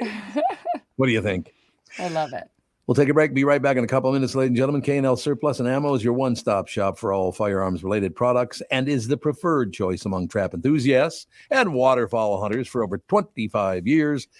K&L is an authorized SKB shotgun dealer with a huge selection of youth models, has a huge selection of trap loads. I've been to the store. It's a great store, K&L Surplus. Nice guy that runs it, too. I don't know if he wants me to say his name or not, so I won't. Fall hunting is here. Head to K&L Surplus and stock up on waterfowl loads. K&L now has a lot of the calibers that have been hard to find in stock. K&L Surplus and Ammo is veteran-owned, offers first responder and veteran discounts. Check this out. Mention this show and receive a 10% off anything in the store. That is anything in the store. K&L is also committed to safety and a licensed FFL retailer. Find out for yourself why K&L Surplus and Ammo has been the choice of gun owners for over 25 years. Go to www.klgunstore.com. It's Tom Barnard for Flagship Ford in Baldwin, Wisconsin. I'm happy to say I purchased an EV Mustang from Flagship and have friends and coworkers who bought new vehicles and used ones from this family-run dealership that's just 20 minutes west of the Metro in Baldwin. Whether you want to compare their used car specials, claim Ford financing options, or simply book an oil change or tire rotation, they have you covered at Flagship Ford. New vehicles like the Ford Escape, the Edge, or F-150 pickups with special engine options. Flagship Ford can answer all your questions on your next new vehicle. The month of October is Tire Month at Flagship Ford. Fit your tires for your specific vehicle, any model car, truck, or SUV, and get your tires before the snow flies, just $5 over cost. That's a purchase of 4 new tires with a $70 rebate gift card on top of the $5 over cost on most brands of tires. Flagship Ford, east of the Metro in Baldwin, Wisconsin, and online at flagshipford.com. That's flagshipford.com. Tom here, and I just read a success story from MN Fat Loss client Elizabeth, who just completed the program. Elizabeth writes, I'm a 54-year-old woman who has struggled with losing weight. I had almost constant heartburn, trouble sleeping, brain fog. I tried counting calories, eating bars and shakes, and several other programs in which I would lose 5 to 10 pounds after months of struggling. After 60 days of the MN Fat Loss program, I was down 25 pounds. MN Fat Loss had really empowered me to believe that I can control my eating and my weight without having to sacrifice foods that I like. If you're thinking about finally committing to improving your health, this is the time to start. You won't regret your investment in yourself. It's so easy to see if MN Fat Loss is a good fit for you. They offer a free phone consultation to learn about the program. They also have virtual options to help you if you live far away, which I think is a brilliant idea. To schedule that free phone consultation, go to mnfatloss.com. The only thing you have to lose is that unwanted weight. That's www.mnfatloss.com. I cannot wait to hear about your success story. And please let them know that Tom sent you. There's gonna be a heartache tonight, I know. There's gonna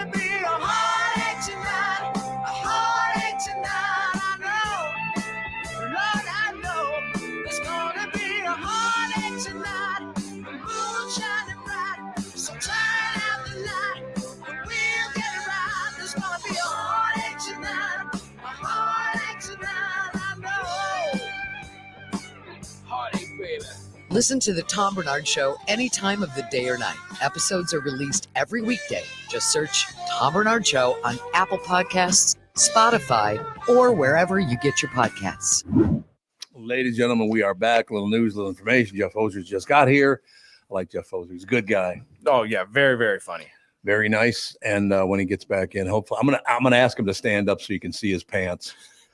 Because it was just brought up Josh Arnold brought it up the other day. He was on the flight many, many years ago. I was on a flight from Chicago back to Minneapolis, and I was wearing pink Zubas.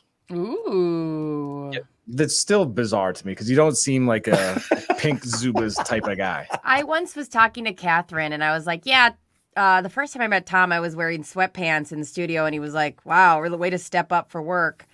And Catherine was like, you're talking about the guy who literally wore Zubas half of his career. That's true. Yeah. It's absolutely true. There's no question about it. Ladies and gentlemen, please welcome one of my favorites, Laws of Annihilation, Eric La Salle. How you doing, Eric?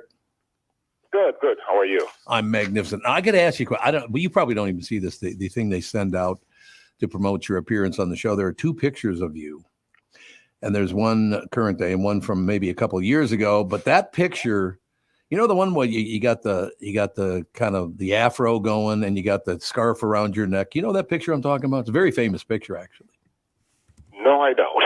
Oh, Eric, it's a great picture. I was just happy to see it because you look like you're a serious man. Eric La Salle, actor, director, producer, author, best known to worldwide television audiences for his portrayal of the commanding Dr. Peter Benton in the award-winning, critically acclaimed medical drama ER.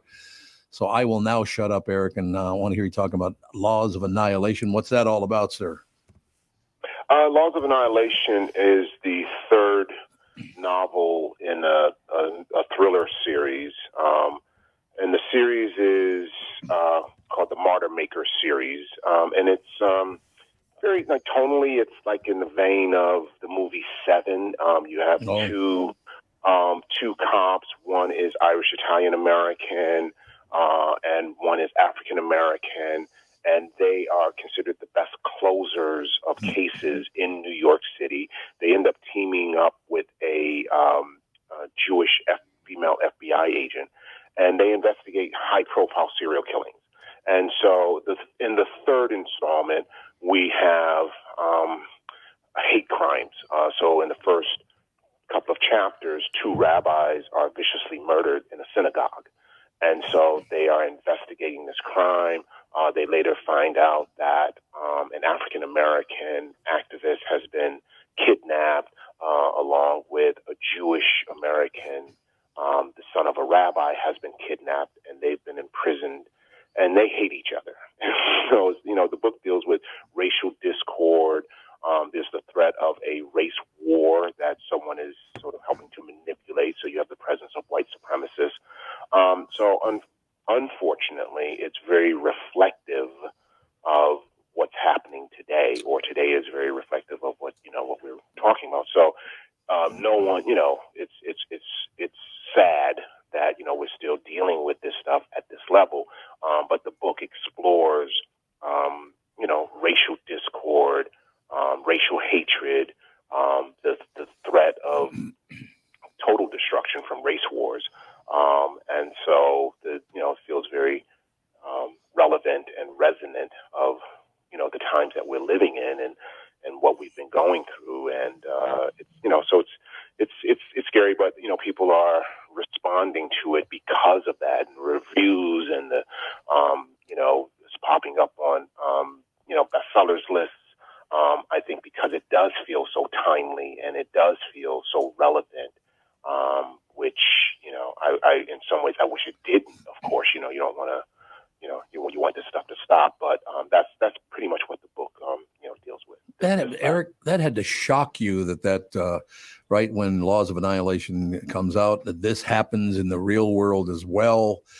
I grew up in a neighborhood that was Catholic, Black, and Jewish in North Minneapolis. There were Jews, Black people, and Catholics. That's who was there. I don't remember very much discord at all. We all got along. The area, most of the area was very, very poor. So there could have been a lot of discord, but there just wasn't back in the day, and I don't know why that was. So for me now, watching this whole thing going on makes me very, very sad. I will tell you that. And I still don't understand that if you have such a deep belief that there is a God, I'm pretty sure if there is a God, they would not be too happy with what's going on this planet. I got to be honest with you. No, I feel the same, and I think what's really, really sad is just even something simpler. I'm a believer of God. I never put my spirituality on other people, whether a person chooses to believe in God or not. But one thing we do believe in, we believe in the value of the life of loved ones. And so I don't understand how, on one hand, you can value life to the left so much and devalue it so much to the right. You know what I mean? Or vice versa. And when I say left and right, I'm not talking politics. I'm just simply saying, if I'm of this belief, if I'm of one belief, if I'm of one community, then the value of life is so important. But I devalue life in any other community or, and that's just confounding to me. That's just something that, if you value life, you value life. And I'm not even talking military has its job to do, whether one agrees with it or not. Politicians have their job. I'm talking communities. I'm talking yes. You know what I mean?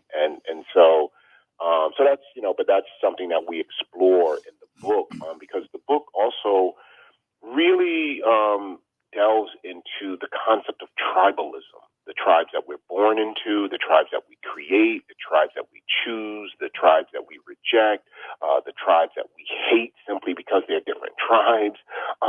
And so there's a level of, religious tribalism, cultural tribalism, but yet, we have all of this discord and this disconnect. So I like exploring those different elements. But like I said, it is sad that the book is so relevant with what's going on in the world right now. It's, you don't want to promote a book based on people dying in the real world, but that's the whole point of, the theme of this book is where do we find ourselves if we don't somehow correct the course that we're on? Where do we find ourselves? So in looking and examining those things, ironically, it led me to exactly where we are right now in the world. And that's scary, quite honestly. There's no question about that. Eric La Salle, our very special guest, his book, Laws of Annihilation. You definitely saw this whole deal come. Here's what I don't understand. I grew up Catholic. Not an overly religious guy. I do believe there's a greater good. There is a God. It's not a coincidence that God is a shortened version of the word good and evil, devil. It's kind of obvious where they got these two things. And I don't understand how, no matter what side you're on, if you have a belief in God, how can you be so vicious and cruel? Right. It makes no sense to me, Eric. Yeah. And that's, and again, in Laws of Annihilation, by opening up in the first two chapters and, two rabbis are viciously killed in a synagogue. Yeah. And, and again, when we deal with tribalism and we deal with what people believe, it's just like, well, my thing is, and there's actually a line in the book, which is, I don't care what a person believes and who they believe in, but if what you believe is not elevating you to more compassion and kindness and understanding and tolerance of people, then I think you're worshiping the wrong God. I think you're worshiping the wrong thing. And, people make gods of all types of things, you know what I mean? But I'm not saying one has to believe the way everyone believes. I'm just simply saying however you choose to believe, whether it's Judaism, whether it's Buddhism, whether it's Muslim, whatever you believe, Christianity, and we've seen hypocrites in all of these fields. You know what I mean? So that just because you have the title, and that's what I like about one of the things in the book of just examining, just because you have a title, I show flawed characters. I show flawed on all sides. I show flaws in the Hasidic Jewish community. I show the flaws in the African American community. I show the flaws in the white community. It's my job to just objectively put out the things and let people, sort of draw their own conclusions as to who do they relate to the most? What ideology do they, what dogma do they gravitate towards? And so, but as the artist, you just put stuff out objectively and say, okay, like I present, we have a racist African-American guy who is imprisoned with a racist Jewish guy in a basement. So it's very reminiscent of like the Defiant ones with Sidney Poitier and Tony Curtis back in the day, where they're chained together. They hate each other because one is white and one is black. But then they learn their only chance for survival is somehow trying to figure all this craziness out. And that's what this book does. It explores, like, at some point, no matter who you think you hate, if there's a greater evil over both of you, you have to figure that out. Because let me tell you, if we got invaded by aliens tomorrow, there'd be a whole lot of humans working together that have had differences. And they have to, I'm not going to say it's going to go smoothly. I'm just simply saying that survival becomes greater because there is now this entity over you. And so I think it's the same thing. I think we've got to somehow figure this stuff out. And that's one of the themes of the book. And as dark as we explore some very dark things in human nature in the book, but at the end of the day, there is light at the end. There is a light in the book. That's what I really like, that there is encouragement, and without being preachy, but it does offer some light. I know you probably have to go, Eric, which I wish you didn't. I wish you had all day to be with us because you're leaving a very positive message. But one of my favorite things, and again, I certainly believe there are things a lot bigger than I am, and they can call it whatever they want. But if it's my form of God is whatever it is that did all this fine work. I show up on the planet. I'm enjoying it. I didn't do it. So there's got to be a greater good out there. There's no doubt about that. And I will close with this. Look at it this way. There's a very famous painting out there where it's split from the bottom left to the upper right by a bar. On the upper left, there is a football player on his knees thanking God for scoring a touchdown. And on the bottom of the picture is Jesus with his feet up watching hockey. That's where we need to get, Eric. Exactly. There you go. Thank you, sir. I've always enjoyed your work. Eric La Salle, ladies and gentlemen. The book is called Laws of Annihilation. Thank you so much for your time this morning, sir. Hey, thank you for having me. I really appreciate it. Have a good day, sir. God, I like his work. How about that? You think he could pick up any chicks with that picture on the left there? Oh, well, that's from Coming to America. Yeah, is that what it is? Coming to America? Yeah, you used to be buddies with Louis Anderson, right? Oh yeah, yeah, him. Yeah, they started together in that movie. And Louis, I miss. Would you bring Louis up for it? I'm going to tear up. I'm sorry. Way to go. Hey, yeah. I will tell you one thing that, as long as you mention it, and Jeff Pfoser's in the studio with us now, ladies and gentlemen. St. Paul Comedy All Stars. It's on Wednesday. Yes, sir. I thank you because my birthday is tomorrow, so thanks for not having it on my birthday. We needed to wait a day for sure. Drawing everybody away. Everybody's got to recover. Yeah, got to recover from the birthday. No question about it. But what the hell was I just talking about? We were just talking about something. What were we talking about? Louis Anderson. You said that brought something up. He was a huge, huge friend. My mother and he became really good friends. My mother adored Louis Anderson, and every time he came to town, he'd go over to the home and visit her and all the rest of that. And I just, Louis and those two, when they'd start schmoozing, it's like, oh, would you two just shut up, for God's sake? It would just go on and on and on. He comes to me one day and he goes, your mother is a piece of work. And I said, what are you talking about? Apparently he went and visited her, and I ran into him. He came in and did the show later on, or the next day, actually. And he said, I'm sitting in the middle of a rest home at a table with your mother.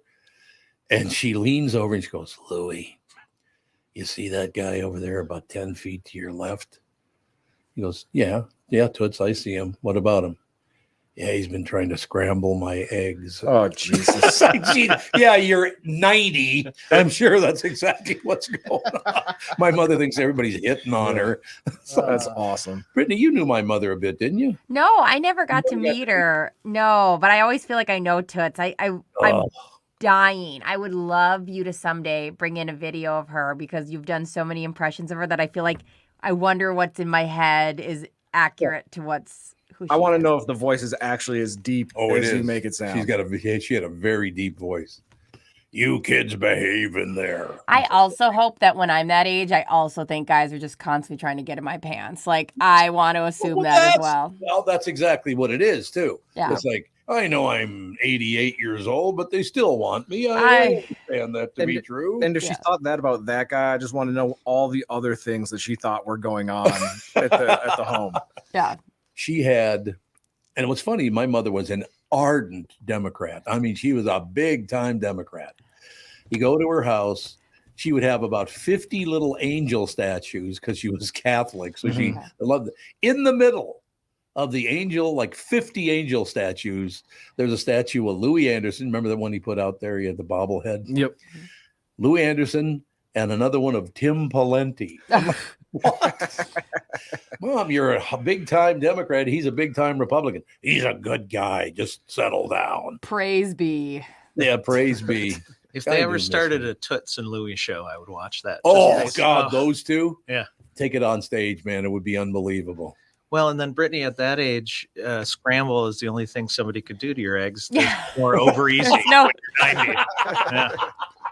That's so true, Jeff. Yes. Very, very good point, ladies and gentlemen. Again, Laugh Camp located on Robert Street in the heart of downtown, 490 Robert Street, North St. Paul, Minnesota, 55101. So what's this all about, Pally? Oh, man.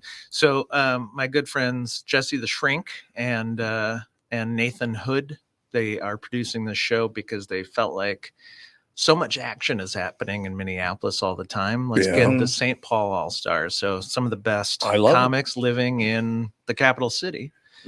Putting a show on. So there's a lot of folks, but I think we're going to pack the house and it's going to be really great. Who are some of the other all-stars? Well, so there's too many to name, but some of the big hitters: Maggie Ferris, Tiffany Norton, Elise Cole, Robert Brill, and myself. You see my big hairy mug on all the posters. And then maybe just a handful of others, some of the newer comics too, but they're all very funny, and the all St. Paul folks. And I love, have you been over to the Camp Bar? Yeah. Yep. Yeah. It's good. Oh, yeah. I could see you kind of dancing it up back in the day. Up. Yeah. Never drank, but yeah, that's okay. Yeah. Yeah, me either, Tom. It's been a year or two since that Catherine made a suggestion. You know who should stop drinking? That'd be you. Oh, fun. Like, okay, my dear boy, look at the time. I would like to schmooze, but I like the fact that we had Jesse the Body. Now we have Jesse the Shrink. Absolutely. That's a good plan. It's a good move. You need a hard contrast like that. Kind of like I got nervous when I sat down and it's like, what? Laws of Annihilation. And now comedian Jeff Pfoser. I'm like, are you trying to make me work harder? Or am I going to be funnier in contrast? All the destruction of that book. Ooh, oh my goodness. Now, did Jesse the Shrink and Nate Hood, do they actually get up on stage? Yeah, they're They very do? funny. Yeah, Excellent. They're comics as well, and they'll be hosting, and they've been producing a lot of local shows too. They have this young comic energy. I remember when I had that, where I wanted to produce things, I wanted to create stuff, and now, boy, I just like showing up, punching in, punching out. We need comedy now more than ever, Jeff. I'm serious. We need everybody coming through town. We need to laugh. We really do. I agree. This whole situation. I was going to throw the numbers at Eric La Salle, but he didn't have time. Just doing a comparison to World War II. If it gets that big, and it could, if we don't insist that everybody back down and calm down, it could become a world war. There's no doubt about that. Yeah. And if we're not laughing, we're crying. I mean, absolutely. I'm fortunate to have right. been born into a family that, I mean, my mother's mom used to always say, laugh or go mad. Yeah, well, that's absolutely right. Yeah. And it we used to affected laugh us. I love sitting around, there were 7 kids, all the rest of it, sitting around my mother. And every weekend, we'd all get together and we'd sing songs and have a few cocktails and tell jokes. It was wonderful. Yeah. It's just a great way to live. You want to laugh at stuff like it. Just, my God. But it's just, I think this is a great idea. We need more and more and more comedy to come through town, because for a few years there, because of COVID, and I understand that nobody showed up, but laughter is a huge, huge thing of importance in our lives. There's no question. Yeah, we need the balance. I mean, everybody's going through some kind of level of messiness or grief or whatever it is all the time. Mm-hmm. We just can't tell. We're not asking each other the questions. No, that's true. And I'll throw that stat out to you again. World War II, 2.2 billion people on Earth, 73 million of them were killed in World War II. You put those same numbers together. If we ended up in World War III, there are now 8.2 billion people on Earth, and 300 million people will die. Yeah. Do we really want to kill 300 million people? Not unless you have to, I guess. Not unless you have to. Yeah, I suppose. Yeah, we can't have this. We need, first of all, our leadership worldwide is terrible right now. Mm-hmm. It's just lame as hell, don't you think? Yeah, I think we need to elect some funnier people. Oh, because I love it. Here's the thing: the only funny things happen are just the accidental pratfalls. Yeah. And we just need somebody with a little bit more Well, sense of humor. Wasn't it Ben Glebe that was going to run for president? Oh yeah. A while ago, and he had the big campaign because I remember I was working at the House of Comedy at the time, and he had come through and he's like, "Oh yeah, I'm running for president," and I was, "Oh yeah, but that's like a bit, right?" And he's like, "I'm dead serious trying to be on the debates with Donald Trump." Yeah, I worked with him a few years ago at Mystic Lake, and he was prepping for that show. He did a whole show where he was just pitching the idea of vote for me. Yeah. Really? Yeah, it was incredible. God, I have not seen him in a while. They got during COVID, nobody came in. They just didn't. And that's just how it was.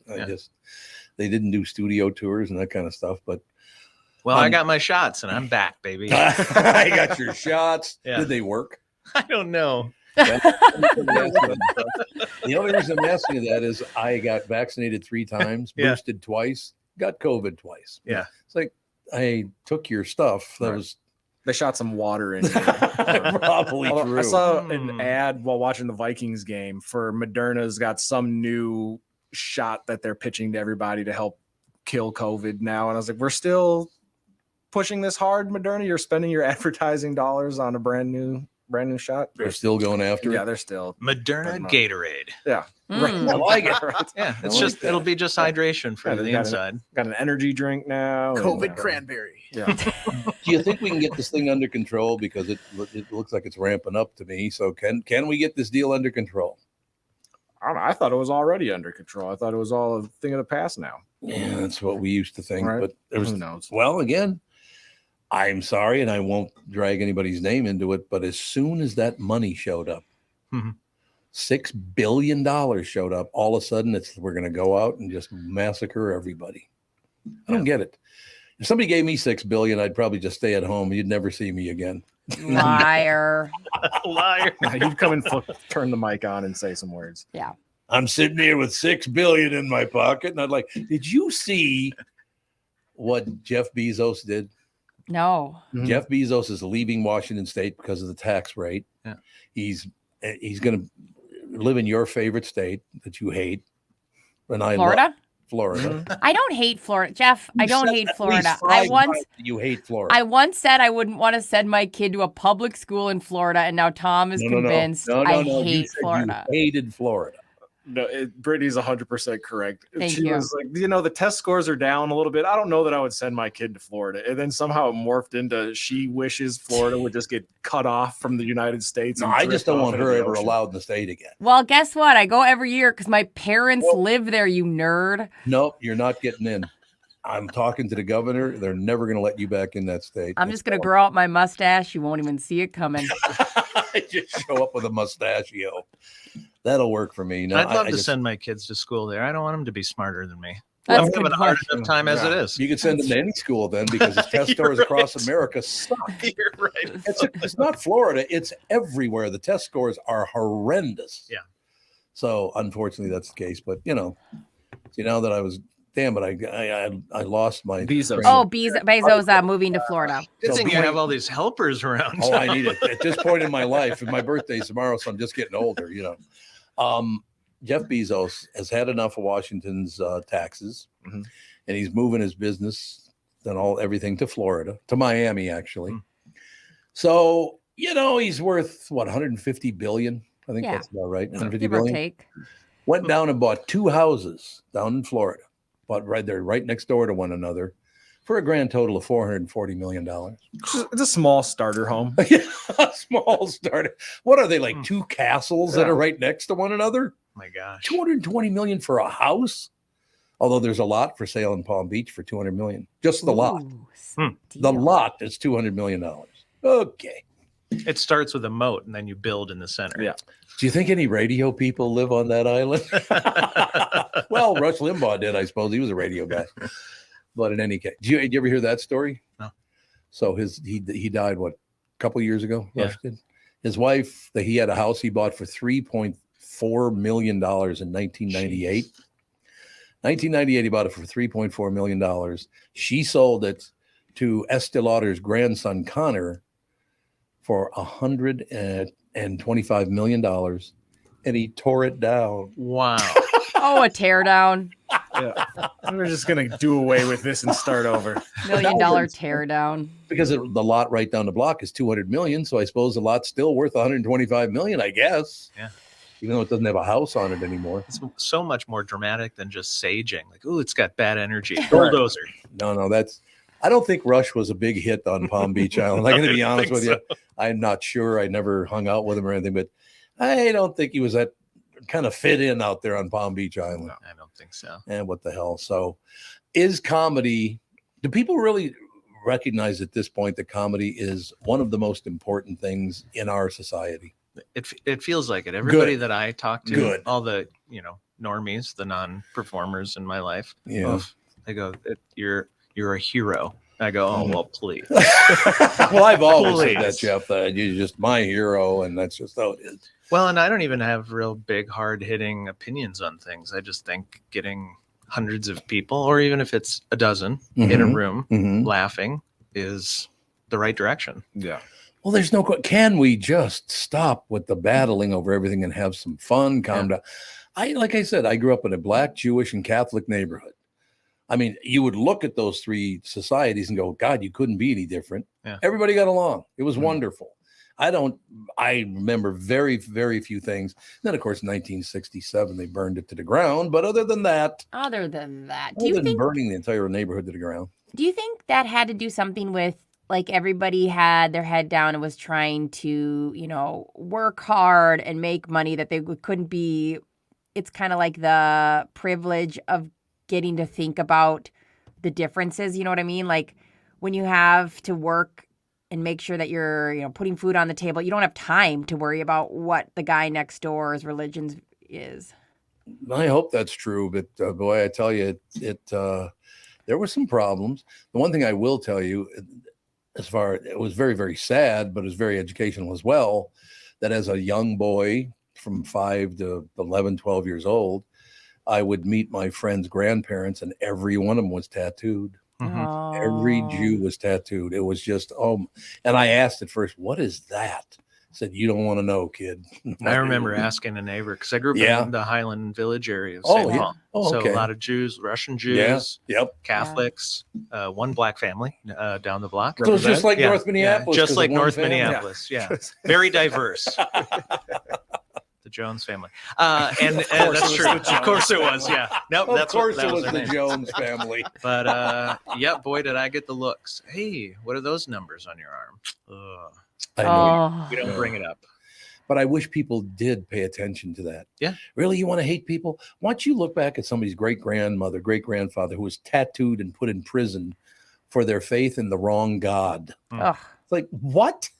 Yeah. It's got to stop. We got to stop anyway. We got to take a break. You can stay with us for a while, I hope. I'll hang out a bit if you'll have me. A bit. Of course. Very good. Big shot. We'll be right back. More with Jeff Pfoser. Ladies and gentlemen, Wednesday, as a matter of fact, St. Paul Comedy All-Stars, November 8th, this Wednesday. Laugh Camp located on Robert Street in the heart of downtown, 490 Robert Street North, St. Paul, Minnesota. And we'll be right back. This is the Tom Bernard Morning Show. Listen live on the Tom Bernard Show app or at tombernardshow.com. You need to know a guy for your auto repairs, legal issues, banking, and more. The same goes for investment advice. You need a guy to help you be successful, someone you can trust who gets results. Well, I got a guy for you, Josh Arnold. Josh gives you straight talk, not sugar-coated advice about your financial situation. Josh has seen it all when it comes to economic and market conditions, and Josh can make sure that your retirement objectives match your investments. Do yourself a favor and call Josh now for a no-obligation 48-minute evaluation. You've got nothing to lose, and you'll get a different point of view for your investments. Call Josh at 952-925-5608. That is 952-925-5608. You'll be glad that you did, and tell him his guy, Tom, sent you. Investment services offered by Josh Arnold Investment Consultant, LLC, a security investment advisor. Past performance is no guarantee of future results. All investments involve risk. All comments and opinions are Josh Arnold's and do not constitute investment advice. Tom Barnard is a paid endorser. Recently, Jim Paul of Valley Buick GMC was contacted by a company that does on-site sales. Jim was confused. Wait, they don't know anything about us, our staff, our reputation, most importantly, our customers. Hey, pal, no problem. We do them all over the country. You know, get the manager off the roof sale, inflatable gorilla sale, and our favorite, the 13-hour sale with a giant clock that goes to 13. Urgency, baby. We bring our crew because, well, your people are, let's just say, a little laid back. And the pricing? Nothing special, sport. But Jim thought we price competitively every day. Our prices are special. We definitely don't need these guys. But sale does convey some urgency, so we made a bold decision for his fine dealerships. Announcing the Valley Buick GMC 365-day sale. And we can even extend it a couple years or so. I got the air dancer guy, scratch-offs, plastic keys, bubble machine 5. Valley Buick GMC in Apple Valley or Hastings or valleycardealers.com. Hurry. The Tom Barnard Show is proud to have partners like North American Banking Company, Bradshaw & Bryant, and attorney and advertiser Dave Bielke. I've been advertising on Tom Barnard shows for years. I like Tom, not just because he's a good guy, but because the ads I run on his show bring me new clients that are hurt at work and need legal help. Tommy B works for me. If you'd like to find out more about growing your business with the Tom Barnard Show, go to tombarnardshow.com, keyword partner. What, did AJ just leave already? I think he's getting coffee. Yeah, we think we're going to do the handoff at that break rather than in the middle of the beginning right at 9 of the third o'clock. hour. Because that way, before the break, you can just say, we're going to break. You know, AJ's leaving. 'Cause Yeah, as it but I'd rather stands, just he's have just him. kind of like vanishing, and after 10 minutes of the third hour. So I like that. I like it when he vanishes. like He's not in vanishing? there, is he? I don't- can't see him. I don't It's know. I weird don't that he think so. asked me what I wanted to drink and then I- he disappeared. He wasn't saying he's going to get you anything. Yeah, It's that's just- right. he just Hey, you wanted to thirsty? know. I am. Okay, bye. It's good knowledge. Great Yeah. to hear it, ladies and gentlemen. Jeff Pfoser in studio with us, ladies and gentlemen. He is the St. Paul Comedy All-Star Show tomorrow. It's not tomorrow night, but Wednesday night at 7 o'clock at Laugh Camp. So how did you did you put this together? No, our hosts for the evening, Jesse that's right, you and Nathan, put it together. In fact, Jesse had said he'd been thinking about this show for years. Oh, really? Yeah, I felt like St. Paul wasn't getting enough comedy love and wanted to get No, I people that understand live that. there Yeah. on a show together. Maybe not necessarily as a stick it to Minneapolis, but No, I just understand. hey, it's the capital city. Let's get some love. So is Jesse really a shrink? He is.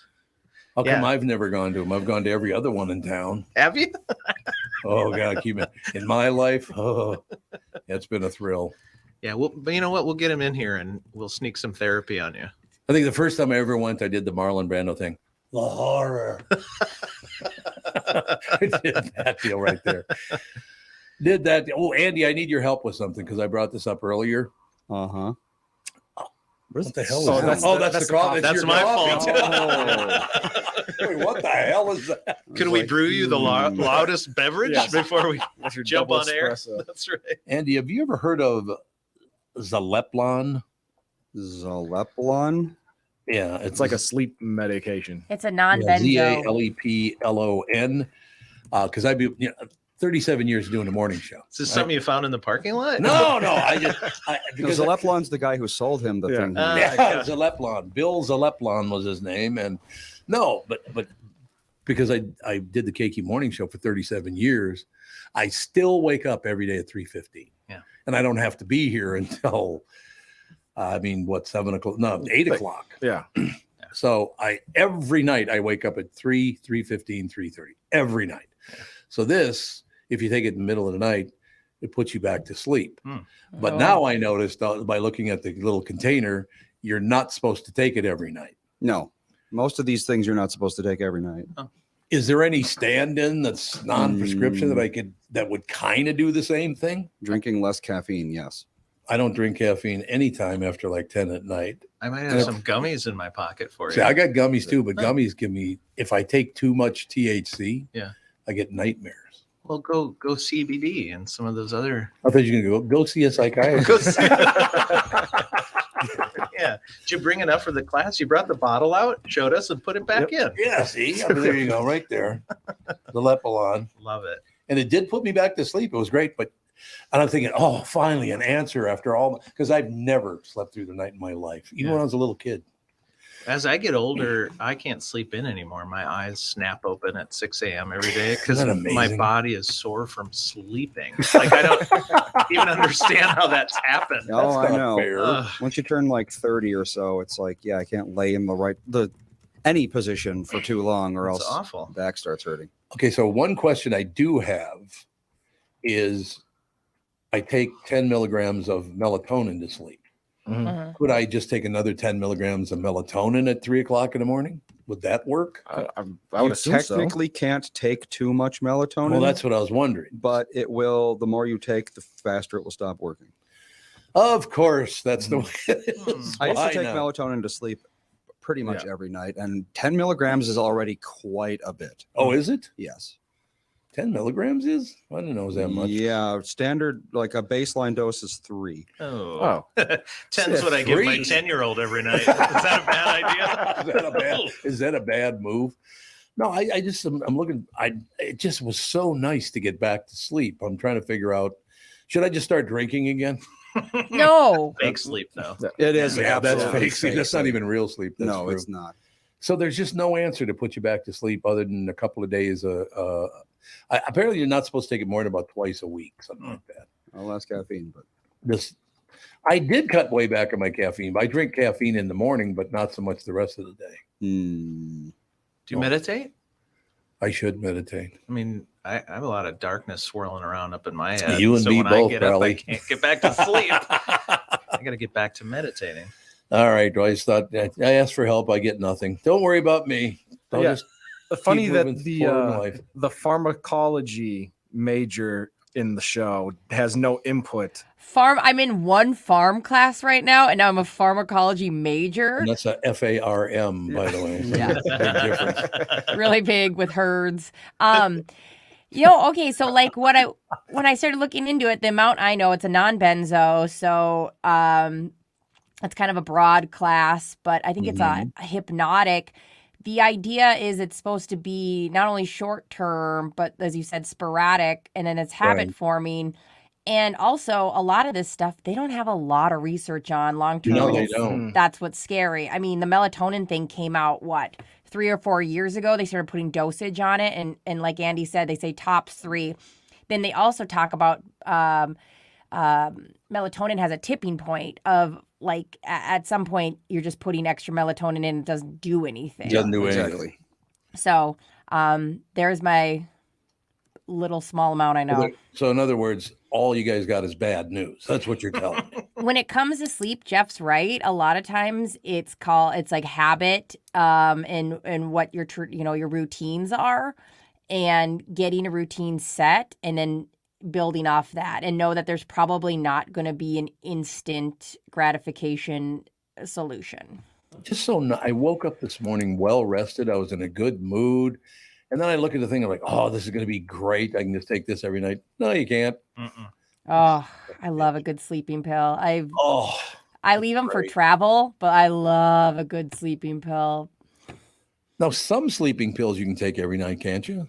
I don't think there's ones that are known as as effective that you should be taking again, it's the routine. You have to get to a point of what's keeping you up kind of thing. And, do you want to that there could be World War III right around the corner? See, That might be look keeping at me you. up. Maybe stop watching the news late at night. I cannot watch the national news anymore at all. I can't watch. They're making so much money off of making us miserable. Oh, everything's here. No, it isn't. It's over here. It's like you're both just trying to make money. That's all you're doing. What if we get you a sensory deprivation chamber? Oh, or would that just get too scary? Do I 'Cause just, then you can just float? You can feel and hear your heartbeat. Maybe that's not good.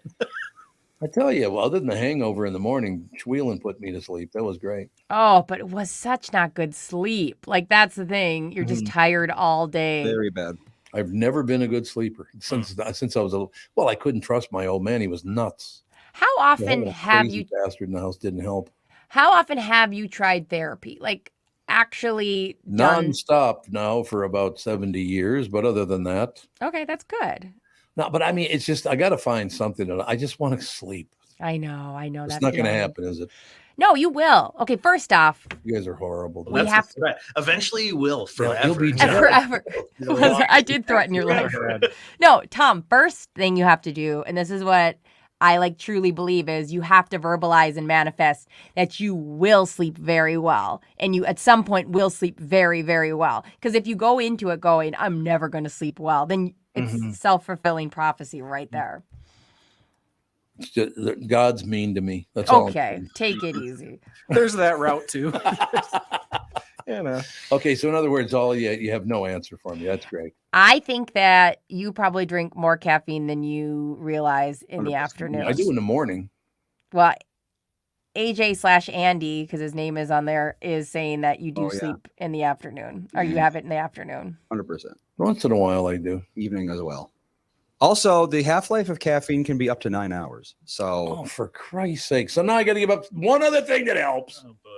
So instead of adding something that could help me, I got to give up what I use now. Yeah, your choices are you either have to give up a bunch of stuff or you just start drinking again. Those are your options. Hey, Catherine, I'm going to bed. Not a lot of good choices. just drink Pepsi with alcohol.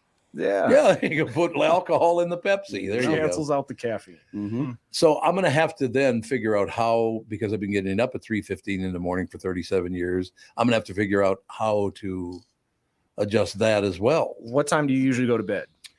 Right around 10 o'clock. Yeah, so stop drinking caffeine afternoon. Yeah, or try staying up till 11. Or that, yeah. Stay up later so you're extra tired. That doesn't work.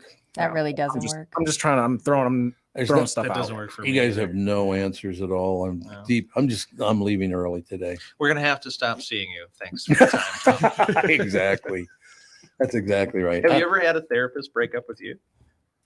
Oh, a lot of people get sick of me. There's no question about that. No, I think, Close to a no comment. Doesn't it? I think the problem that I'm having right now is the fact I will never understand.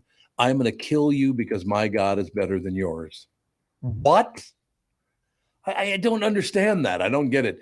If you believe in a greater good, which God is a shortened version of that, why would you think that your God's better than mine? I don't get it. I don't think that's really what it's about. What do you think it's about? I mean, it's the same God for But the it's- most part. So it's just the messenger. Is this all over the fact that what's his name couldn't get along with anybody?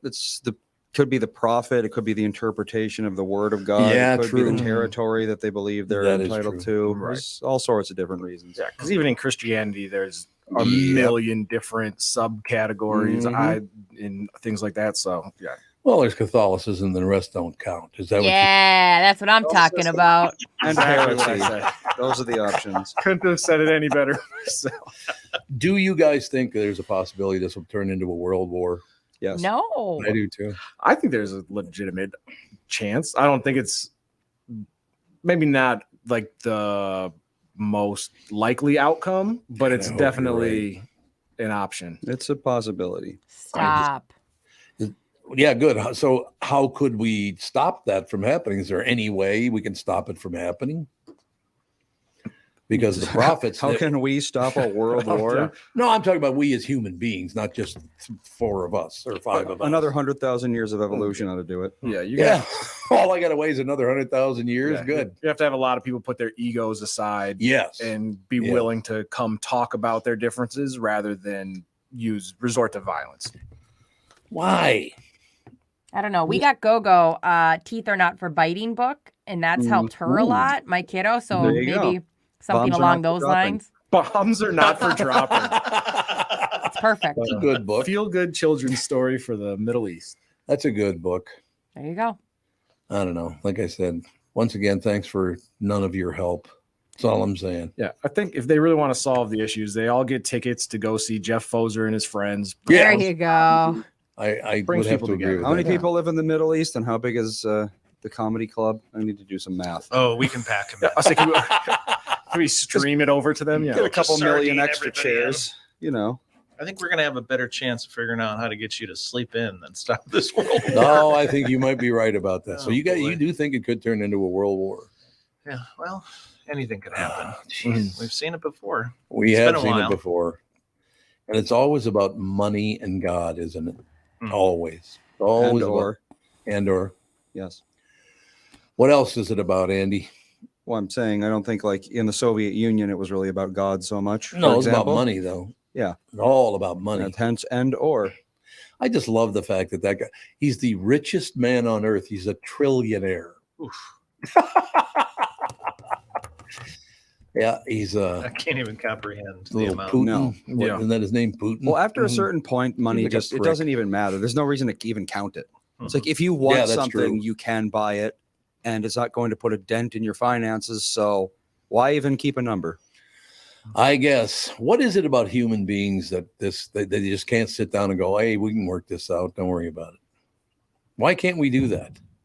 I have no idea. It's just egos. And once you say for so long that you're right about something, nobody wants to go back and be like, maybe I was wrong and let's rethink this. You Why just gotta not? Why double can't you say down. I was wrong about that? Why can't you do well, that? every neighborhood has that crazy mean Well, there guy, is. That's true. and no one's ever been able to change them. So think Yeah. about all the neighborhoods in the world. Yeah. There are tons of weird backstories of people and egos and mental illness and Mhm. everything. Are you talking directly about Kevin? I might be. Yeah. Mental illness and Jeff, evil. I told did you I'd look let at. I told you we I let did. studio if you didn't say that about me. Why can't I not look directly at you when I talk about mental illness? Okay, so I'm going to go around the table and we're going to vote on what I should drink instead of caffeine. Mm, Damn. Water. Because you can't drink coffee either. That's got caffeine in it. And you can only drink so much water. It's very boring. There's this like really hippy dippy pop I think you should try called Lollipop. It's called lollipop. Yeah. They sell it at Target and it might have a lot of sugar in it though. I'm not sure. Yeah, see, that's the problem. Lollipop. Because that Yeah, stuff look it up, sugar will keep Andy. me up This for is months. like the worst SEO I've ever heard in my life. How do you even look this up? Lollipop pop? Yeah. Lollipop soda? Pop. Yeah. Lollipop pop is lyrics to a song. Lollipop. Lollipop. There it ooh, is. lolly, Okay. I lollipop. found it. You have to Oh, it's called Olipop. Oh, I'm sorry. That's why. Oh, because For Brittany God's just sake, doesn't know what Brittany. she's Is talking Is there ever a time I'm you didn't sorry. go- I'm sorry. You guys want me to have a degree also in consumerism liquids? A real one, like unlike the phony ones you got Popology? now? I almost said F you really aggressively, and I would like to don't care. apologize for my reaction. I just felt attacked. I'm in a Couldn't care closet. less. I'm very alone. are you a tea guy? Have you ever gotten into teas? You know, that might be an option because I do like tea, but I couldn't drink it in the morning because I then have to work and heat it up and stuff. Yeah. I'm I gonna do buy like you. tea. We have an electric kettle. You just hit the boil button, and That's 10 it? minutes later, you pour the water. Is in there a and good no caffeine tea? Oh, there's all plenty. herbal teas are Yeah. non-caffeinated. Yeah. You can get, like, All a herbals sleepy are? tea. Yeah. So I can just buy that by the bottle from the store too, can't you? And I Yes, feel you can. like I want to like tea, like my personality, like I have cute tea stuff. Like I want to like tea. I just can't do it. I don't know what it is. You mean Depends like on the a kind of tea. outfit or what kind of Yeah. cute tea stuff are you talking about? Like I feel like I have a full tea fit. I do have like, like a cozy look, and then I've got two, I got cute tea cups and like little saucers. Like I'm Jeff, like I mean like the whole picture of like me in a book and tea. And some Super cute cute. sandwiches. Yeah. But I just can't get into tea. I hate that I can't get into tea. Well, there's so many different kinds of tea is the thing. Because I Bring mean, me something I like, the Andy. 3 caffeinated types are technically all actually the same thing, but it's Yeah. black, green, and white. Yeah. Oh, really? And white's got the most caffeine, black's got the least. I prefer black tea. Is anybody checking the emails for the show this morning? We getting any No, suggestions? yeah, or no, anything? no listeners Nothing have yet. said anything. I'm gonna buy you some Olipop. It only has 2 to 5 grams of sugar. It's too much. What? Too much. That's not even So anything. What flavor is Olipop? They have all sorts. I'm gonna They have get you some 100 for your billion birthday. flavors. So I can go to Target. It's right on the way home. I will get it for Right down the you. block. I'll get it for you for your birthday. So just Okay. Where chill. to buy? Target. Yep, they got it. Do you I have a would just cutoff thought- time for I'm done eating every day at this time? Ooh. Because You should do that too. I yeah. get goofed yeah. up with my sleep Oh, when I I eat understand way that. too late, and I don't know if that's a thing that I can't eat past 9. They talk about diet and sleep being like same two sides of the same coin. Like they go correspond with each other. So Jeff's on to something there. Oh, let me put it this way. My dinner last night, I ate it at 6:00 and was a handful of cashews. So that was my dinner last night. Oh, I love cashews. It sounds terrible. That sounds cashews terrible. As in, that's your dinner. That's Oh, you your mean for dinner? Yeah. I would do that. That's a great idea. You guys are bleak. Right. Cashews, bleak. No, cashews are good, but I'm not like, oh man, what are we gonna have for dinner tonight? I don't know. Go get those peanuts over there and We're squirrels now. This is our squirrel life. Grab these. All right, I ate shut up tacos. while I do this announcement. Ladies and gentlemen, the Eagles are at XL Energy Center on their farewell tour on Saturday, November 18th. And you can see them with me and Catherine in my suite. To enter, just go to Tom Barnard app or the website at tombernardshow.com. Listen for your name to be announced each day at 8:10, 9:10, and 10:10. Email us back by midnight at contest@tombernardshow.com, and you will win. Today's qualifier name for the Eagles with me at my suite is Todd O'Connor from Coon Rapids. Todd O'Connor, email us by midnight tonight at contest@tombernardshow.com. Congratulations to our first two winners from last week, Jackie Vick and Aaron Pace emailed us back. They and their guests will join me in my suite to see the Eagles. That's on November 18th. Todd O'Connor from Coon Rapids, call, email, do whatever you need to do because you need to come along, right? Yep. I love that. We shall take a break. Be right back. More with Jeff right after this. And where's Kristen Burt? Where the hell is she now? She's got like 5 minutes before she. Yeah, usually... technically she's. Oh, not. that's true. It's 10:20. Yeah. I forgot. Yep. All right. We'll be right back. This is the Tom Barnard Morning Show. Listen live at tombernardshow.com or on the Tom Barnard Show app. Hello, I'm Brad Huckle, President and Chief Lending Officer at North American Banking Company. And I'm Michael Bilski, CEO at North American Banking Company. As a locally owned and operated community bank, we work with many multi-generational businesses. Take Personal Care Dentistry of Roseville, for example. Dr. Walter Hunt, also known as Painless to me, has been a longtime customer of the bank since we opened the bank in 1998. When his son Kyle was ready to join the practice, they wanted to expand quickly. With their additional space and equipment, they now are able to see more patients each day while providing the same level of care and service. Okay, guys, I'll take it from here. If you run a family business or any kind of business for that matter, you should be banking with Brad and Mike over at North American Banking Company. Every time I deal with them or their team, I know I'm working with experienced professional bankers. So why not bank with my banker? North American Banking Company, a better banking experience, member FDIC, equal housing lender. You need to know a guy for your auto repairs, legal issues, banking, and more. The same goes for investment advice. You need a guy to help you be successful, someone you can trust who gets results. Well, I got a guy for you, Josh Arnold. Josh gives you straight talk, not sugar-coated advice about your financial situation. Josh has seen it all when it comes to economic and market conditions, and Josh can make sure that your retirement objectives match your investments.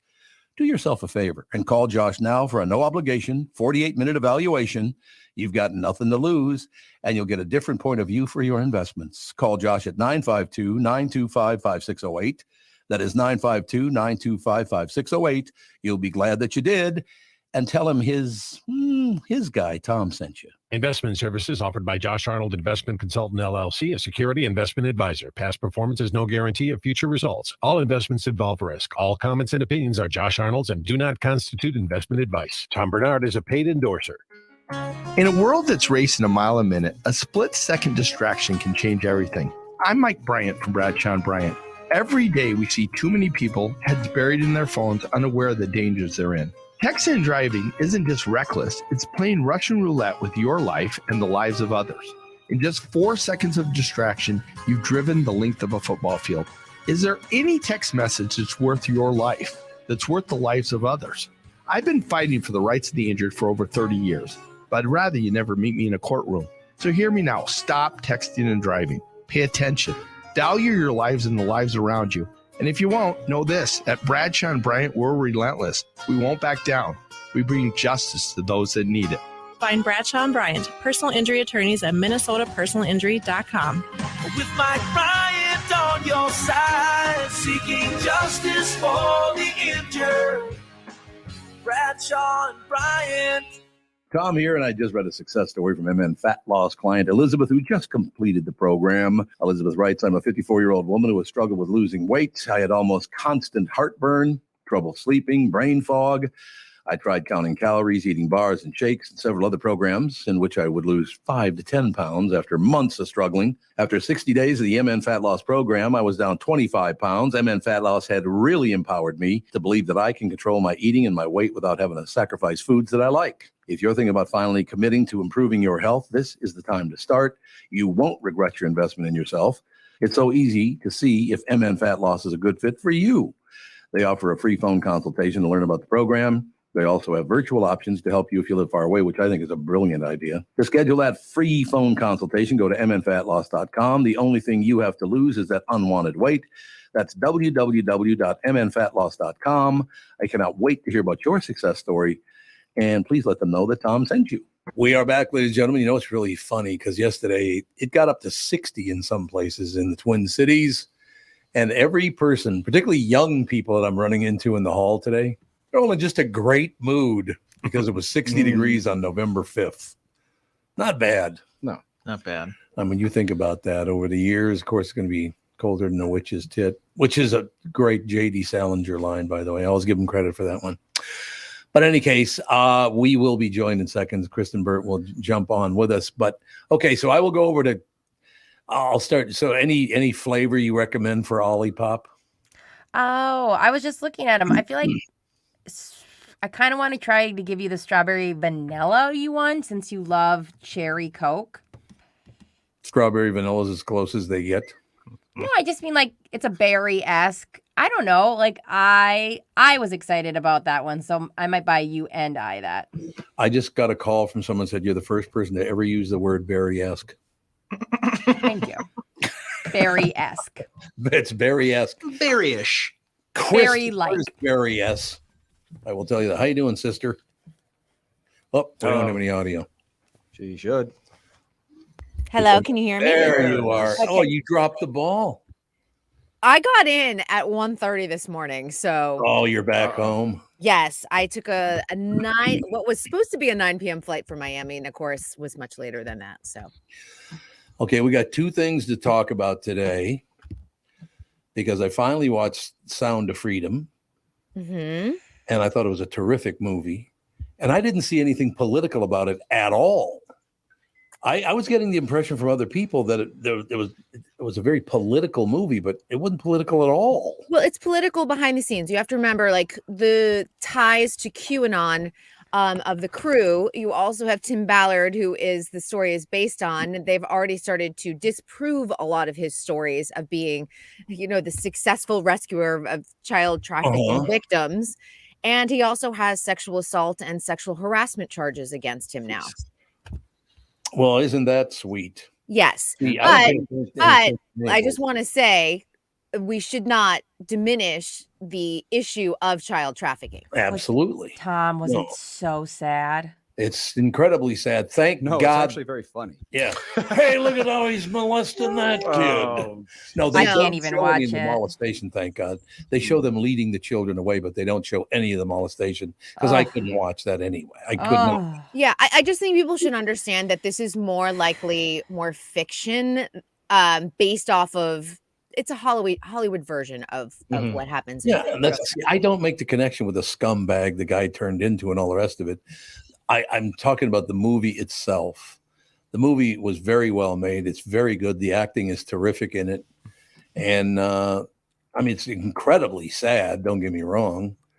But well, like I told you, when I was a little boy, there was a family that lived on Aldrich and 26th and Aldrich Avenue North. They had 3 sons, went to play at Farview Park, and then never found again. Disappeared. Well, Jacob Wetterling, that's exactly what that was all about. So, I mean, and I did all the voiceover to let's try to find Jacob and all the rest of it. I met the family many, many times.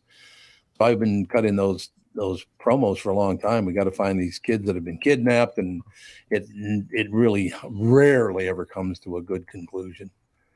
I just don't understand the sexual attraction of people to children. I don't get that. How do you make that connection? Makes no sense to me. But you're mentally ill, I suppose. That's what it's about. Yeah. And a lot of people, it's oftentimes it is a cyclical situation.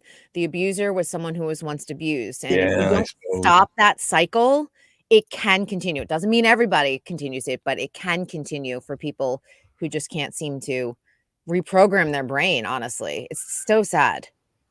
So basically, what Catherine and I did is took it like every other Hollywood movie, that most of it's made up bullshit. So, that's a good thing about movies. So I make no connection to reality with that movie at all. It's just a movie about children being abused. And I don't take it past that point. The movie was very well done. James Caviezel's really good in it. Everybody that's in it's really good in it. And just the feeling you get by looking at little children. Oh. And again, they don't show anything, untoward or way down, but just seeing little children, the sad looks on their face. It's got had great impact on me. I'll tell you that. And then Movie Company too has done something interesting. I don't know did they keep the end message there where they ask you to sort of pay it forward, share this with a friend on the film, because that's how they were selling out a lot of the theaters. Churches were buying up. They were buying up an entire theater saying, we want you to go and see this and carry this message. So that's why it did extremely well at the box office. And then they handed away some of those free tickets that were obviously paid for by certain charity groups or other people. And it's kind of an interesting model. I mean, we talk about people who are disrupting the entertainment industry. This is a disruptive model with The Sound of Freedom. And it's a way to get a movie made. It's a way to get it out of the masses. And Sound of Freedom will be one of the big stories when we look back on 2023. Yeah, as a movie, like I said, I don't know anything about the people behind it and all the rest of it, but the acting in the movie is incredible. There's a kid, and he looks to be about maybe 7. He should get the Academy Award, for Christ's sake. The looks he get in his face, I'm tearing up, you little prick. Unbelievable. Yeah, I was very impressed. Now, moving on to other entertainment, and this time, well, it's got its own political and real life problems. Uh-oh. Is his name Bass Reeves? Lawman Bass Reeves, isn't that his name? The new Taylor Sheridan. The new Taylor Sheridan. I think it's Bass Reeves, isn't it? I believe you're right. Yeah, it looks like it's Bass is Reeves. phenomenal. Mm. That guy is so good. I don't know the actor, but he is amazing in that show. Kath and I watched the initial episode last night. It's really, really well. Taylor Sheridan, what the hell? What does he do? I mean, he is just cranking out those movies, and he better be in good health because I don't know what Paramount Plus does without him because they lose that entire network if he falls ill. I mean, honestly, you're right. He is propping them up. You're absolutely right, but it's just to see the whole thing. It was a little uncomfortable though, and I got to tell you that, particularly Tevin, because it takes place, the 150, 180 years ago, whatever it is. And they drop the big N at the beginning a lot. And it just makes you uncomfortable because you never hear that word anymore. Mm-hmm. And it's like, Jesus, people. And these guys are saying it nonstop. It's like, okay, well, that's really nice. But it has this very loving, he's not only becoming a lawman, he starts out as like a servant to some, I don't know, prick that he works for or whatever. But as it goes along, what I really liked about it is it shows his love for his soon-to-be wife. He had a child he didn't even know about. That's the part of it that I found really, really good. So he's fighting for, the freedom to just be treated like everybody else just because he's a black man in America today. Shouldn't be treated any differently. They don't go over the top with that message. The message is, these are just human beings.